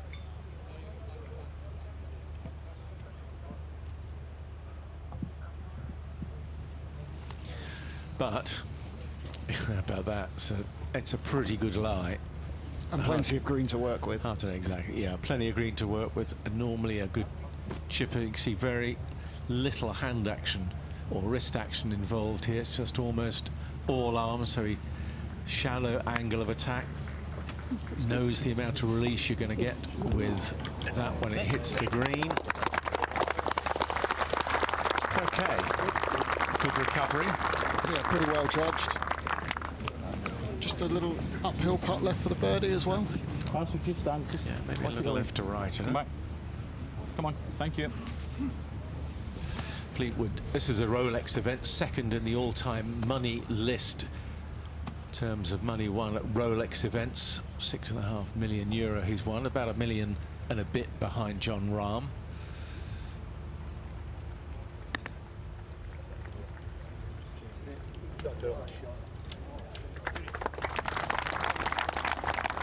Hatton opting for that little sort of stunny stabber again from the look of the action, but he's not best pleased with that just releasing past the flag. Similar putt now to Fleetwood. Schauffele, of course, for eagle. This season he's held 40.48% one putt percentage. So that means if he's holing just one putt to get it in the hole on the green, whether that's to save a par, to make a birdie, or in this case for his eagle, which is a 16-to-1 shot that this one drops, 25-to-1 on that it doesn't. A third eagle opportunity in quick succession for Xander Schauffele. The American hasn't holed either of the first two, but this perhaps the best look of all three of them. Yeah, it's just a smidgen under 40 feet. Oh, a little bit further away than I thought then, actually. Yeah, big putt to hole.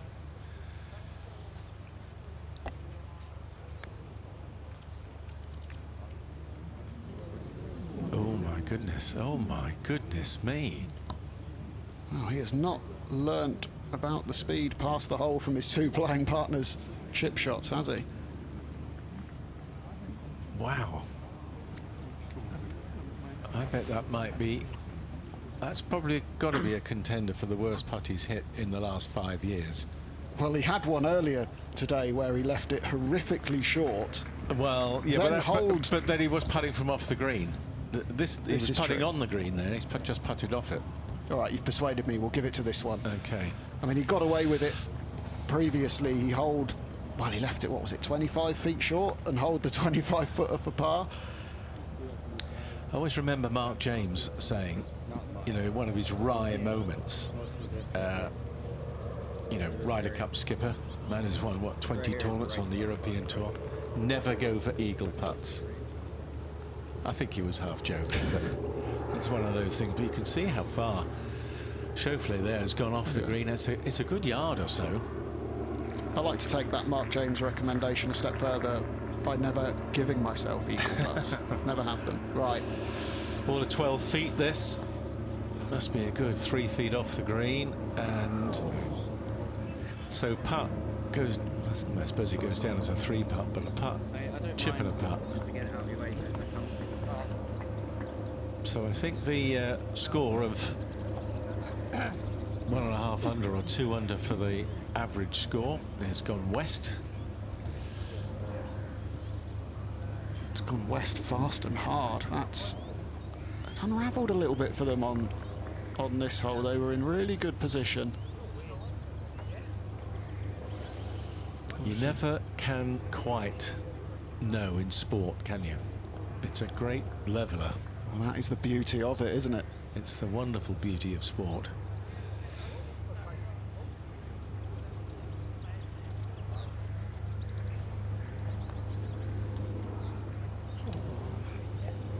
Looked like it had to come in off that left edge and just stayed there, didn't it?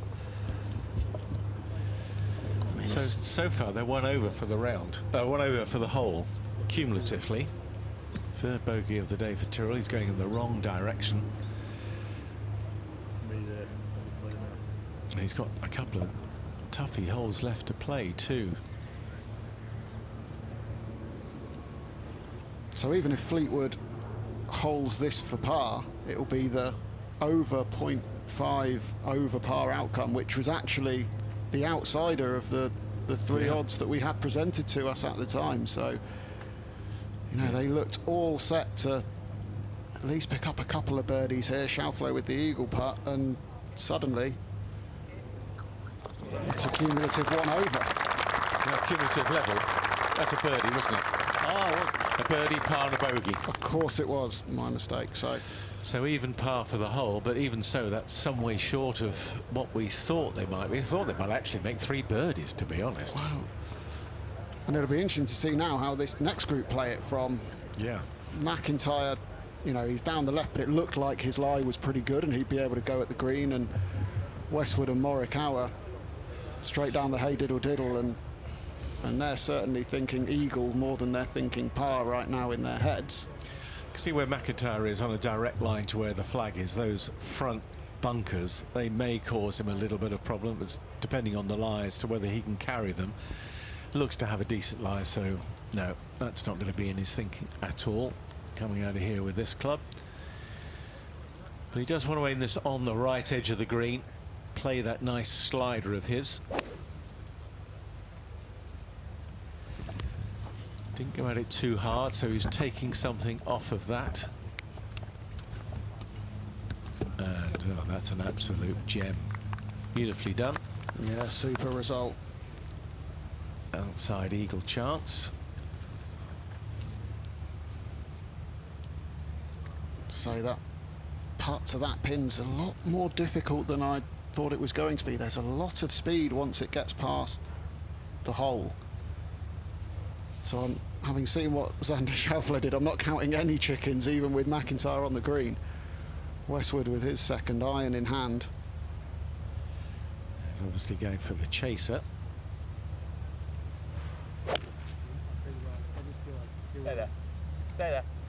Kick straight. Oh, and he's found that left bunker. Cutting a 5-wood off the left. Yeah, they always seem to gather these links bunkers, don't they? He knew, the moment he said kick straight, hold your line, he knew that was going only one place. Very rarely you get the wrong bounce. Yeah, they sounded a bit wishful then, those, didn't they? Yeah. It was just missing the please in front. But That's enough. so you'd fancy this group to be, you know, a couple under. One's already hit the green. You know, bunker shot for Westwood, could still make birdie. This man's still to play to find the green. 250 to go for him.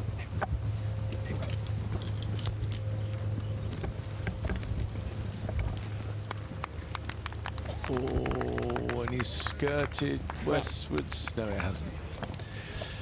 May not be in the bunker, may just be in the little swale past the trap, so hopefully not a difficult little shot from there. You think we're going to see a cumulative a couple under there on that hole? I think we will. Now this is Westwood on Fleetwood on the 8th. Quite a narrow fairway here, so not surprising he's hitting 3-wood, even though he's coming back into the breeze. Cross bunkers over 300 yards away, but that's okay. Wispy stuff up there, I think. It looked initially like he was going to get really lucky into that more firmer bit of rough where obviously the spectators have been standing and walking. Just dropped down the slope a bit, but yeah, the wispy stuff shouldn't be too much of a problem. 3-wood for Schauffele as well. Maybe even a 5-wood here. Got it well teed up, hasn't he?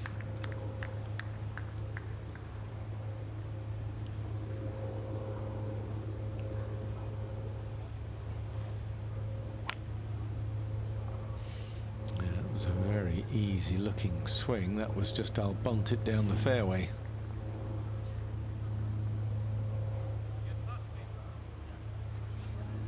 Just over on the left-hand side there in the first cut.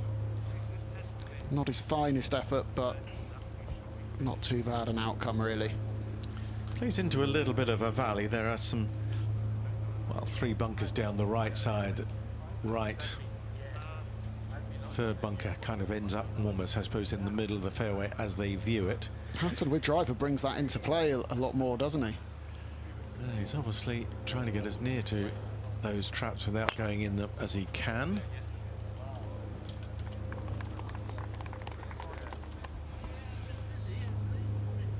gosh, yeah. But you see, he's carried on to the upslope, but he's brought that bunker into play on that right side, which obviously the other players were trying to take out. So brave tee shot from Tyrrell. Yeah, that really is threading the eye of the needle down the left-hand side there. As you suspected, Morikawa doesn't look like he has gone into the bunker, perhaps just been caught up in the rough atop it. Westwood is in there. McIntyre with just over 67 feet for his eagle, but as we know, it gets very slippery around the hole. Well, first year he played around here, it was only in 2 bunkers all week, greenside bunkers. Got up and down 2 out of 2. Last year in 2 bunkers, only 50%. So I suppose favouring him getting up and down then? 75% chance. I'll just change that to 100% chance. It's an area of his game he's improved dramatically. His bunker play and his all-round chipping is so much better than when he was a youngster. I think he's learned to free his arms off, play a lot more with these, with his arms and hands, less with his body, so there's a little bit more freedom. A little bit of a helping it with the knees at the end, but so much better around the greens.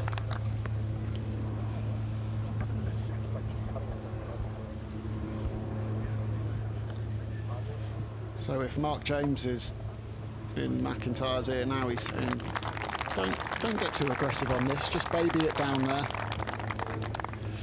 I don't think there's anyone more droll on tour than Mark James. Well, sense of humour. 40 to 1 to make this, based on what we've seen. I'm not really touching that. 66 to 1 not to make it. I mean, there's almost a higher chance of him 3-putting than here than actually holing it. I think the statistics from that distance would indicate that, and certainly with what we've seen around this whole location already from the previous group, you've got to be thinking that way. But can he at least get down in 2? Yeah, good putt up. That's 67 feet he had. Didn't look that long, did it? But so that's a brilliant touch. Fantastically judged for pace.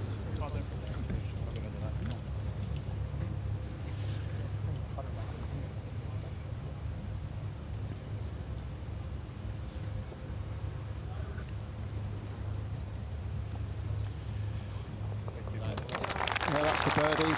That's a couple of shots picked up in his last 3 holes for Robert McIntyre. You were saying about Morikawa sort of lurking around that level par mark. You don't really want to be there at the end of the first round. It would give you work to do. That's 2 big steps forward there for McIntyre.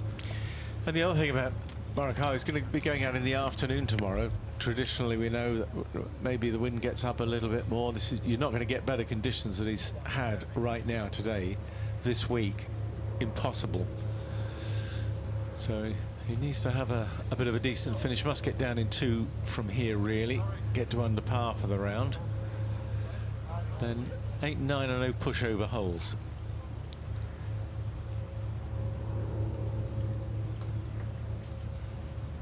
Westwood's tapped in for his birdie already to get tied for the lead at 5 under par. Can Morikawa follow his 2 playing partners in with a birdie? Well, it looks like he will. So it could be 3 under for this group. Yeah. Well, you'd still win your bet, though. You certainly would.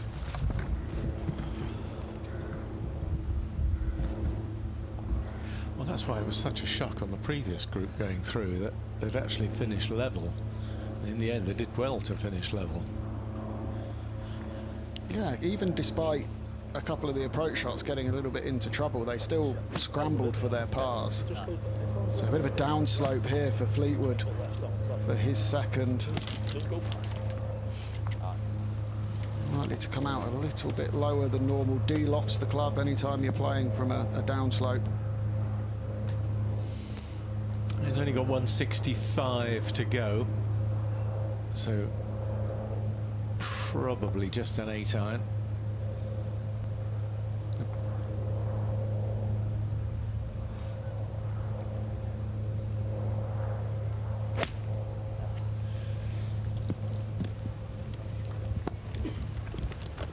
Didn't come out at all the way he wanted it. So maybe the lie not as good as it looked, had to dig that one out a bit.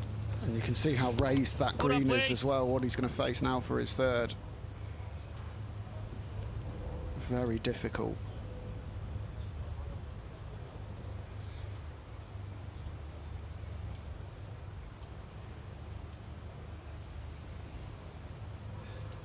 From the upslope, 143 to go, into a little bit of breeze. Probably a little 9-iron. Can't get a break today. Can't get a break today, says... Has Tyrrell ever had a break? I don't think he's ever considered that he's had a break. No, I think he's probably the second unluckiest golfer on the planet. I'm the unluckiest, obviously. Right. Okay. I thought you might see where that was going then. I thought it was Collin Montgomery. But that's the case with links golf, isn't it? It's, you know, it's one of those styles of play where if things aren't going your way, it seems to just snowball and you start getting the bad bounces if you're not quite striking it or landing it where you want to.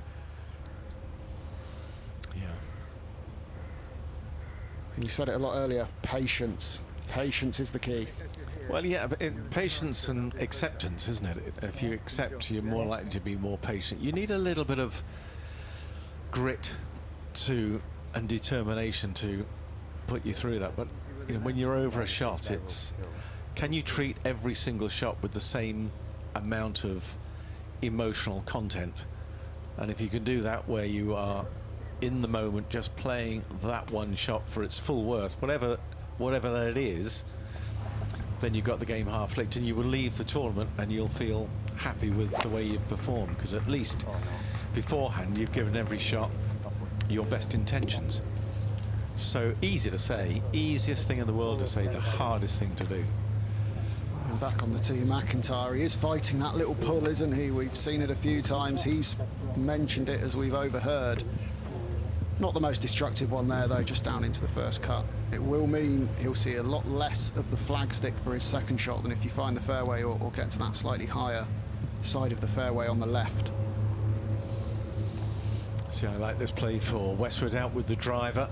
Going to try and do a similar job that we saw Hatton do.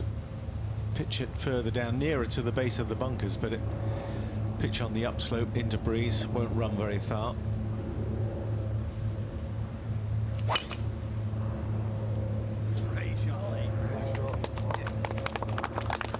It's just effortless, isn't it? It's gone a little further left than he wanted, but that's no trouble, I don't think. Definitely better than missing by that much on the right with those bunkers there lurking. So this is really difficult. 5-4 for par seems a bit short for me. 90-1 birdie or better, of course. Bogey or worse, 7-4 on. Oh, but he's found an absolute touch shot there. That is lovely. Might be a little bit longer than it looks on screen, but still. Gives himself a good chance to save par. He was further away than I thought, 45 yards that chip, but he's got it to 5 feet. Morikawa now 3 wood as well for him. He definitely seems to have found something with his ball striking on this back nine, hasn't he, Morikawa? A little bit out of sorts early on, but he's finding the middle of the club face now. That poise is there, the smooth transition that we've spoken about. Yeah, maybe just more of a late biorhythm person. Had a little fortunate break here. Doesn't have to go over the bunkers. Used the shoulder of it to cushion the ball nicely.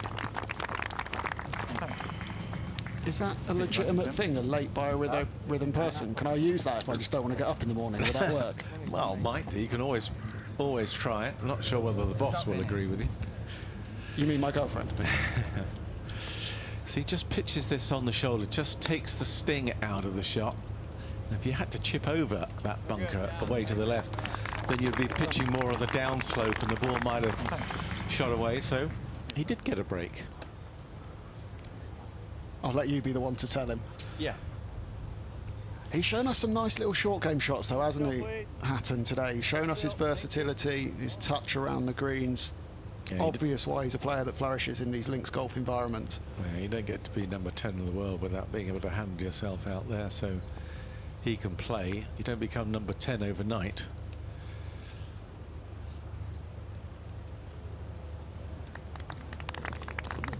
That's Schauffele's birdie effort.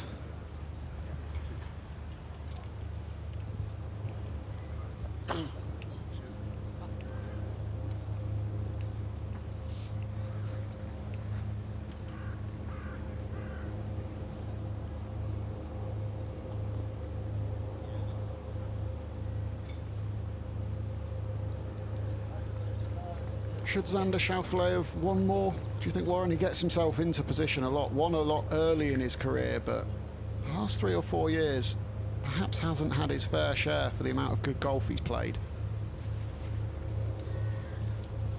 Yeah, it's hard, isn't it, in sport? Well, we saw on the last hole, it's very hard to predict things in golf, and you know, some days you go out there, you play your heart out, you play really great golf, but someone just plays that bit better.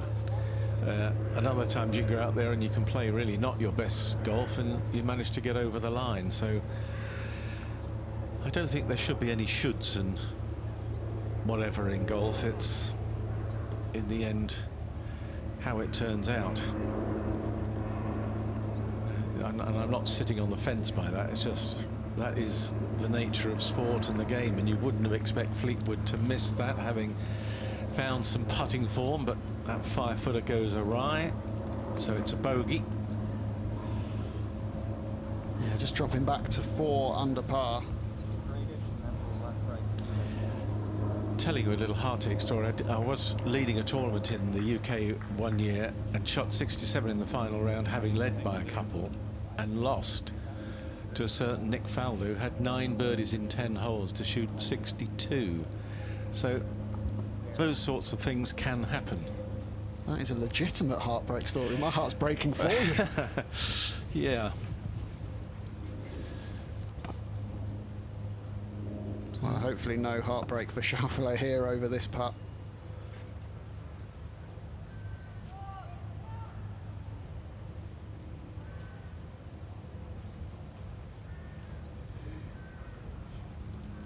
Yeah, well done. And I've always thought whoever wins, you have to, you know, even if they've not played at their best, but they've won the tournament, you have to say well done. Because it takes guts to win when you're not playing at your best, and if you are playing at your best, you've got to say well done, haven't you? So you've always got to say well done to the winner, and you shouldn't take the shine off the chap that takes the spoils that week. It's a bit like Westwood, who's had back-to-back seconds. You know, well, somebody that week just was a smidgen better. Well done to them. That's an in for the par. Yeah, generally you get what you deserve in golf, certainly over the course of a 4-round tournament, over the course of a season, over the course of a career. It evens itself out, doesn't it? There's nowhere to hide. Does it? Does it? I think you'd like to think it does. I'll drop that question in just after you've told him he got a really good break there. Yeah. Okay. Yeah, fair dues. But things do tend to even themselves out a bit. Here we can see the tee shots. But you might get certain breaks that even themselves out, but not even themselves out when you're doing well or when you're doing badly, and on the occasion. Therefore, is it really evening it out? It's evening itself out in context. Timing is everything. Timing is everything. Get the good breaks at the right time and the bad breaks when it doesn't matter. Correct. So it's not a long shot in here. We saw that those yardages somewhere between 140, 150, just probably a comfortable 9-iron. So who's winning this hole from here? McIntyre pulling the triggers at 9-5, Morikawa 13-8 alongside Westwood.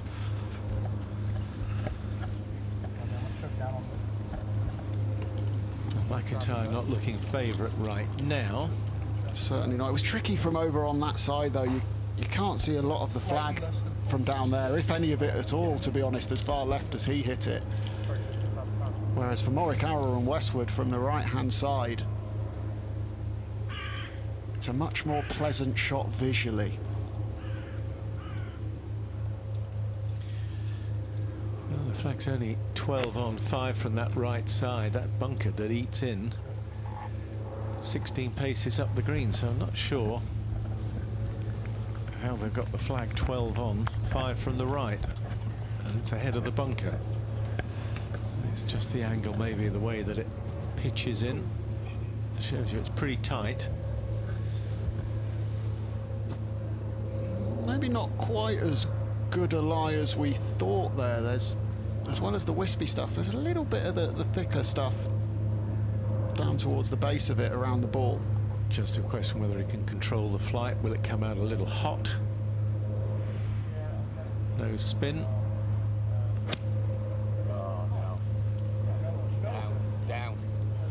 It's come out hot. Oh, it's not done him any harm now, has it? Oh. Well, it's good now, Lee. It's good now. So there's a good break, I see. Yeah. Now another time it might just hit the other side of the ridge and ping, and you go 15, 20 yards through the green. You've got no chip shot coming back. So fine margins. They are, and Westwood said they were lucky with where that landed, and you'll get to see it here coming out of this thicker rough. Needs all these experience. Just caught a little bit of a flyer. Asked it for it to get down in the air, and it did. So important to use the contours on links courses or on any golf courses to get your ball closer to the flag, even if you didn't necessarily intend it. So I was just about to go there, intentionally or not. Thomas Dietrich now alongside Lee Westwood, the Belgian who's not managed to win on tour yet, but many think that when he does win, he might pick up a handful of victories. He's one of those players we've been saying it's been coming for 3 or 4 years now, and like you say, when one comes, do the floodgates open, but just the longer it goes on. Yeah, some people take a long time to cross the line. Now this tough par 3, 213 yards into a little bit of wind. Pin 27 on and 5 from the left. Falls off on all sides, and that you can see why. Down into the gully, and that will test his short game skills. Oh, that little shoulder, little mound's going to come into play on that one, isn't it, that you could see just past the flagstick.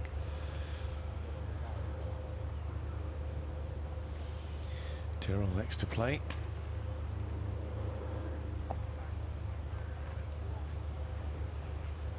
Ranked #1 in par 3s last year in this tournament. He played the par 3s in 4 under, despite only hitting 16 of the greens in regulation.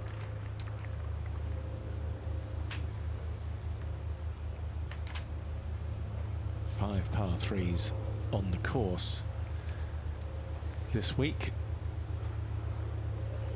You're a man that loves his statistics, Warren. How much can an extra par 3 or an extra par 5, or one fewer, as you often see when we get a par 70 setup, how much can that affect things? You obviously get players that have better scoring averages, and that's a fantastic shot from Hatton. Better scoring averages over the par 3s, 4s or 5s. Well, I think it favours, you know, if you've got more par 3s, then the more accurate you are coming into the green with an iron. Someone like Morikawa, you would think it would play into their hands more than if you had, say, 5 par 5s, you know, on a course where, and they were all long, then the bombers like, you know, Dustin Johnson or co, you would fancy them. McIntyre 4-1 on for the par, which is down in 2 from here. 20-1 to drain this, 18-5 to take 3 or worse from this spot for a bogey.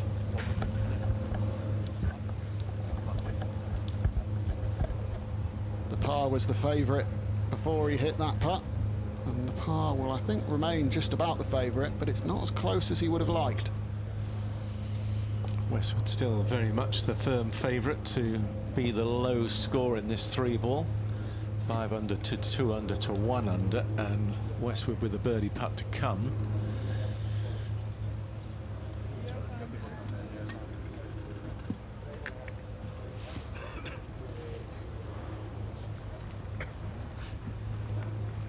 Tommy just waiting for a little bit of movement and noise that disturbing his concentration there, just waiting for them to get out the way. So we'll go back to Morikawa.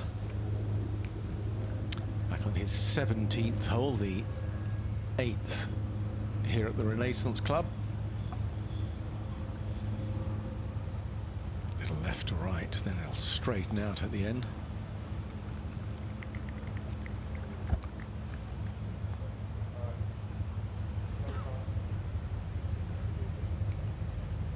Yeah, we've seen a bit of that from him so far today.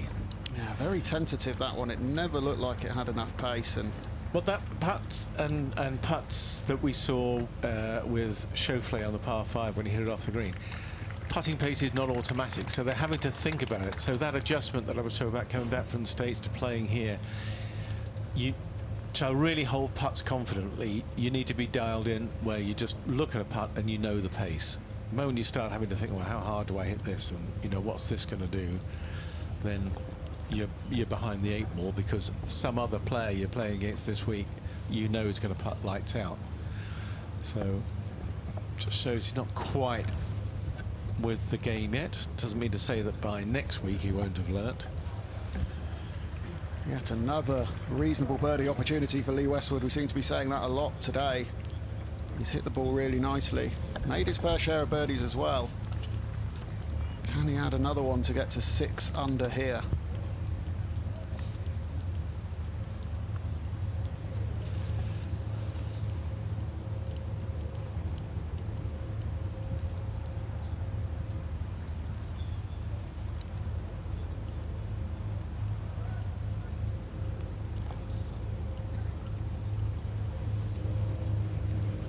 Again, it looked good, but didn't quite have the break he was expecting.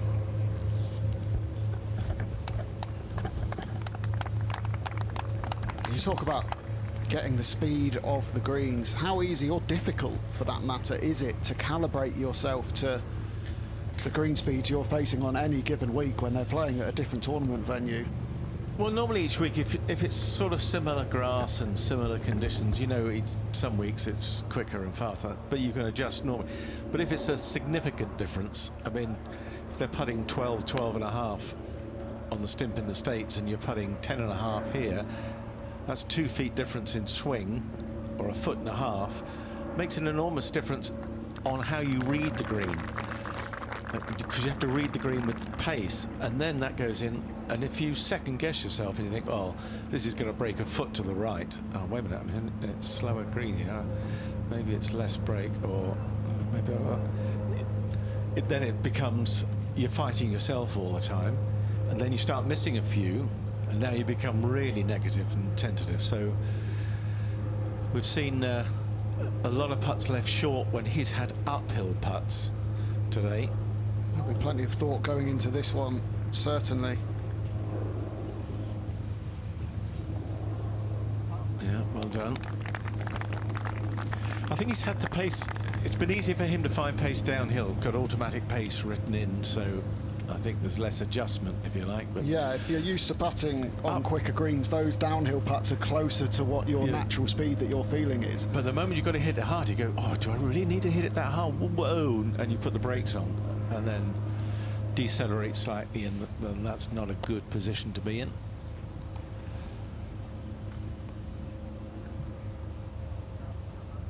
It's been a gutsy performance from McIntyre so far. He's certainly had one of those up and down days. It has, and he's in for the par to stay at 2 under, which is probably a pretty good return for where his ball striking's been today. Yeah, I think he's been a little unhappy off the tee. I think if he straightens that out, then there's not too much wrong with him. It seems pretty cheery about things. Up on the green at the 9th, tough par 3. Where's the rain clouds gone? You see, it's nothing but blue sky up there. I knew we were right to focus on those blue bits earlier, not the clouds. They were fighting through. They're obviously coming across, blowing away from the sea, and it's just going to clear things up. So Fleetwood with a chance for birdie. He bounced back from his first bogey of the day with 3 birdies on the trot a little earlier. He's just made his 2nd bogey of the day. This is his final hole, so he can't make 3 birdies on the bounce to bounce back. But can he make just the one to get that drop shot from the 8th hole back? Oh, what a way to finish. What a way to finish for Tommy. On a hole that's a pretty tough par 3 to make 2 there. That is excellent. It's a very impressive and encouraging round of golf from Tommy Fleetwood. Really feels like he's starting to regain his form. Yes, if you wanted a confidence boost, then 66 opening day just puts you in the right mind frame for the rest of the week. Hatton's got this for birdie. 13 to 10 are the odds that he makes it and gets to 2 under par. 15 to 8 on that he doesn't.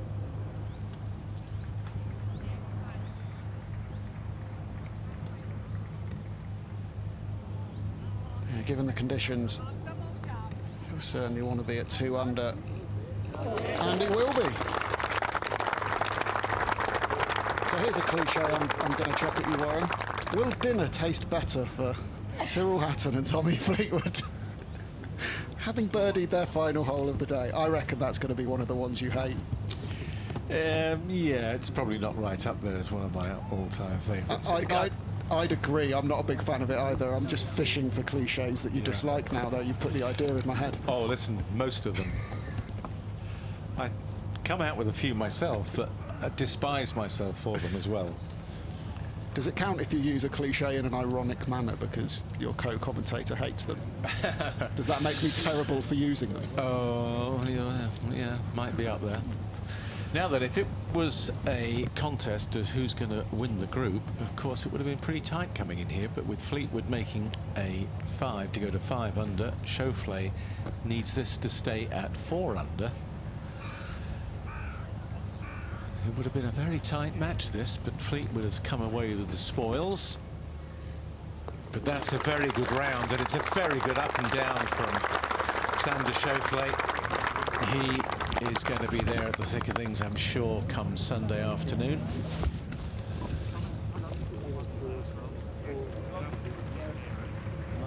Really nice group to play in that. Really good bunch of guys, too. They would have enjoyed each other's company. Nice, easygoing manner with all of them.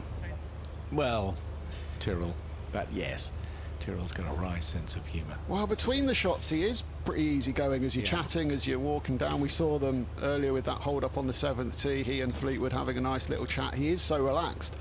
It's one of the sort of somewhat surprising things. He's not in any way an angry person away from the golf course at all. No, and that gives you a good view as why I was saying the hole is pretty tight. You can see bunkers down the right side, everything gathers into those. So anything right half of the green, you might find sand. Anything weakly hid away to the left, will find the front left bunker as well. So tough to get close to the hole. But who's going to do it? Well, the odds say 17 to 10 favourite is Morikawa, 5 to 2 for McIntyre stood over the ball now, 12 to 5 Westwood, 9 to 2 that no one hits the green. I think Bob McIntyre likes it. But it's off the green. I may have gone down in that swale that Schauffele was in, which would be unlucky. Yeah, looked to scoot forward a fair bit on those first couple of bounces, came in firm. I'm going for Westwood here. For nearest the hole over Mr. Morikawa, but I know you will take... I'm going to take Morikawa because I feel he's due one.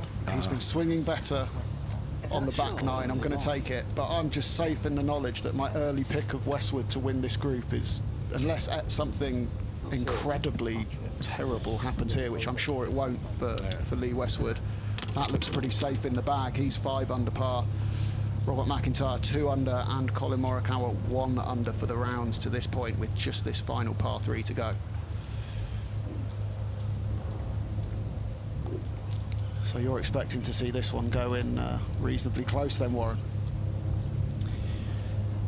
I just think he's had lots of experience in how to close out a round when he's doing well, so I'm not so sure he's going to be firing this necessarily at the flag. I think he'd be happy set this one nicely right in the centre of the green, would do him no harm at all. No heroics here. It's another reason why I'm slightly favouring Morikawa for the dynamic of the tournament. Like you say, Lee Westwood's done the hard work, par here, no problems.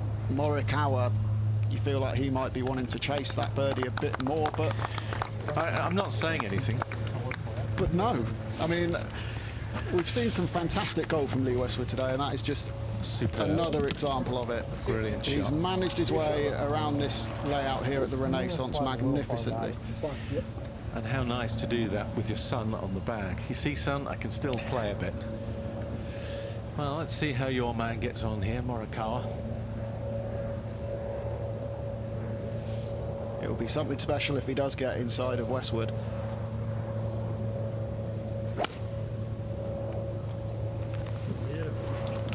Come on, let's have something special. No.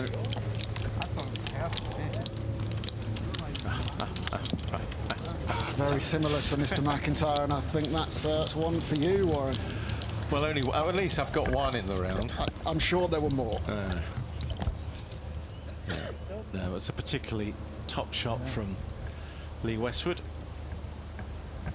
I mean, get it inside 10 feet on a green like that when you've currently leading the tournament, want to close out the round, not give yourself any nasty moments. That was absolutely top shot to finish with.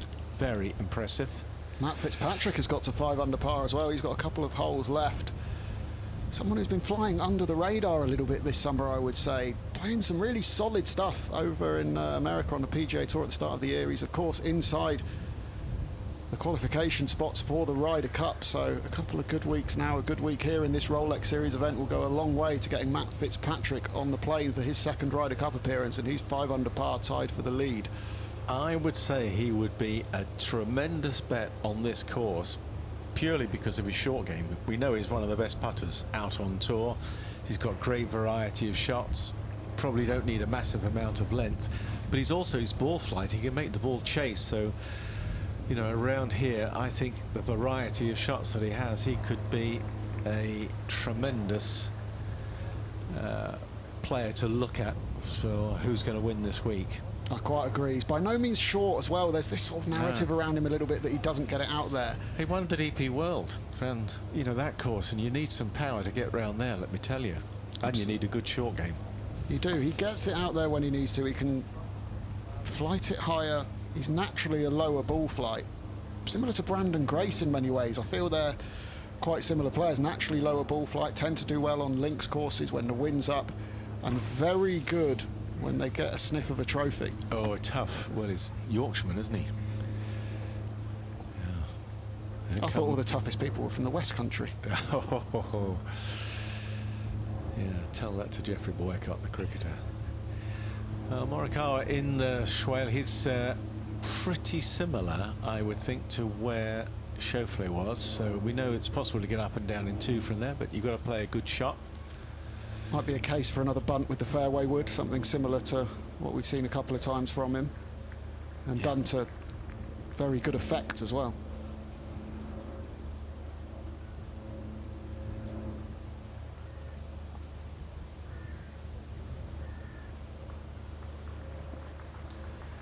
So stood on the tee, Lee Westwood, 25 to 1 were his live odds to win the tournament. He's hit an excellent tee shot in there. Of course, it's been a fantastic round, but that tee shot has taken him into 22 to 1. So it just goes to show what one good shot can do to influence the markets. Tell you, if he holds the putt, he'll be inside 20s, won't he? And rightly so. I'm a little surprised it's even that long. I know there's a lot of guys still to go out there, and he's tied for the lead, but it has been an impressive display from him, even on round 1. What was he again at the start of the day? I think he was quite long odds, wasn't he? And he did go for the little running 3-wood shot, and that's okay. Yeah, Westwood 66 to 1. I think he was at the start of play. Certainly he was when I checked late last night. So, and now could be somewhere around 15 at the end if he holds the putt. Currently 22. So we've just seen a running shot by Morikawa. Now we're going to see the lofted pitch from McIntyre, isn't it the wrong way round? You were saying that earlier on. We saw that with the comparison between he and Westwood on two very similar shots, but he played a brilliant little lofted shot on that occasion. Yeah, interesting. He's got a little bit of grass underneath the ball here.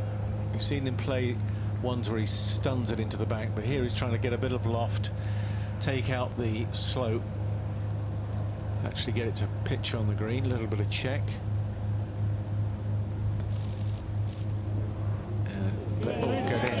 Get in. Oh! Biggest cheer of the day. What a way to finish. You said gutsy earlier, you were absolutely right. The way he battled through that difficult period in the middle of his round there at the back end of the back nine, early on his second nine, he had that difficulty on the par 5. He battled, he kept in it, and he's got his rewards late on here. That's well worth another look, isn't it, Warren? Yeah, well, you see, he could get the club underneath the ball, so this came out lovely, soft. So when it hit the green, a nice just bit of release on it. But to get the line, read it properly, that is top-notch. Yeah, that super camera angle looking down the line of it. The moment it pitched, you thought, oh, hello. It's got a chance, yeah. Well, that's made this putt a little bit more difficult, hasn't it? Yeah, you think, wait a minute, I was expected to get the 2 here now. You've chipped in, that's a bit unfair. Odds on to hole it, 21 to 20. Well, you've just but seen still the ball. A slight favourite, 11 to 8, that it doesn't go in. I've seen the ball, sorry, that doesn't break much. I'm going to say this is pretty straight. Oh, what a cracking way to wrap up his round there for Lee Westwood. That's 6 under par. Well, what a finish here on the 9th. Lee Westwood making birdie to move into the lead on 6 under on his own. The home favourite Robert McIntyre chipping in for his birdie. And there you go, Warren. He is into 16 to 1, Lee Westwood, with the live odds to win this Aberdeen Scottish Open. Started today at 66 to 1, 6 under par, now 16 to 1. Best first round of the season too for Westwood, 65. Hadn't done better than 67 before, so great way to start. He's obviously feeling confident. This has got to go in for Morikawa.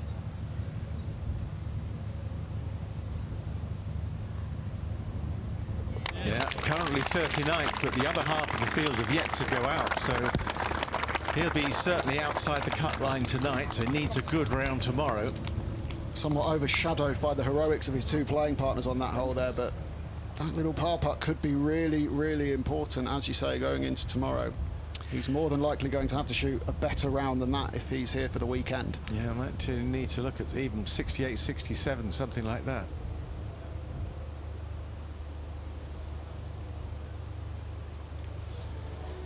So we've seen our 2 featured groups here on the European Tour Betcast from the Aberdeen Scottish Open finish up, and part of that was Lee Westwood. A stunning 65. He sits atop the leaderboard there on 6 under par.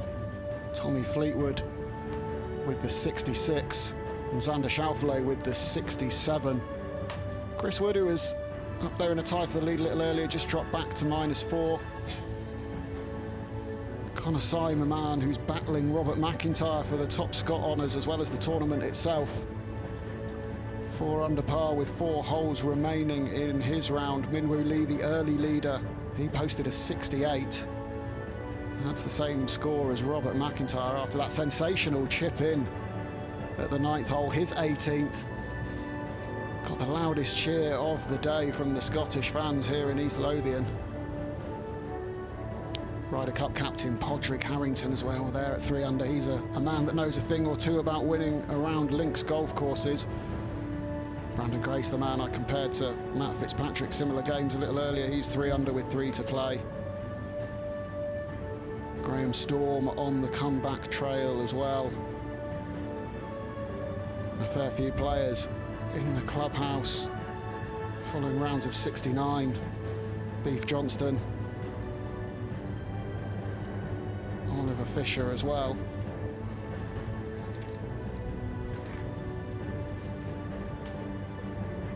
Well, that's just about all we've got time for on today's European Tour Betcast from the Aberdeen Scottish Open. Thank you for everyone for tuning in.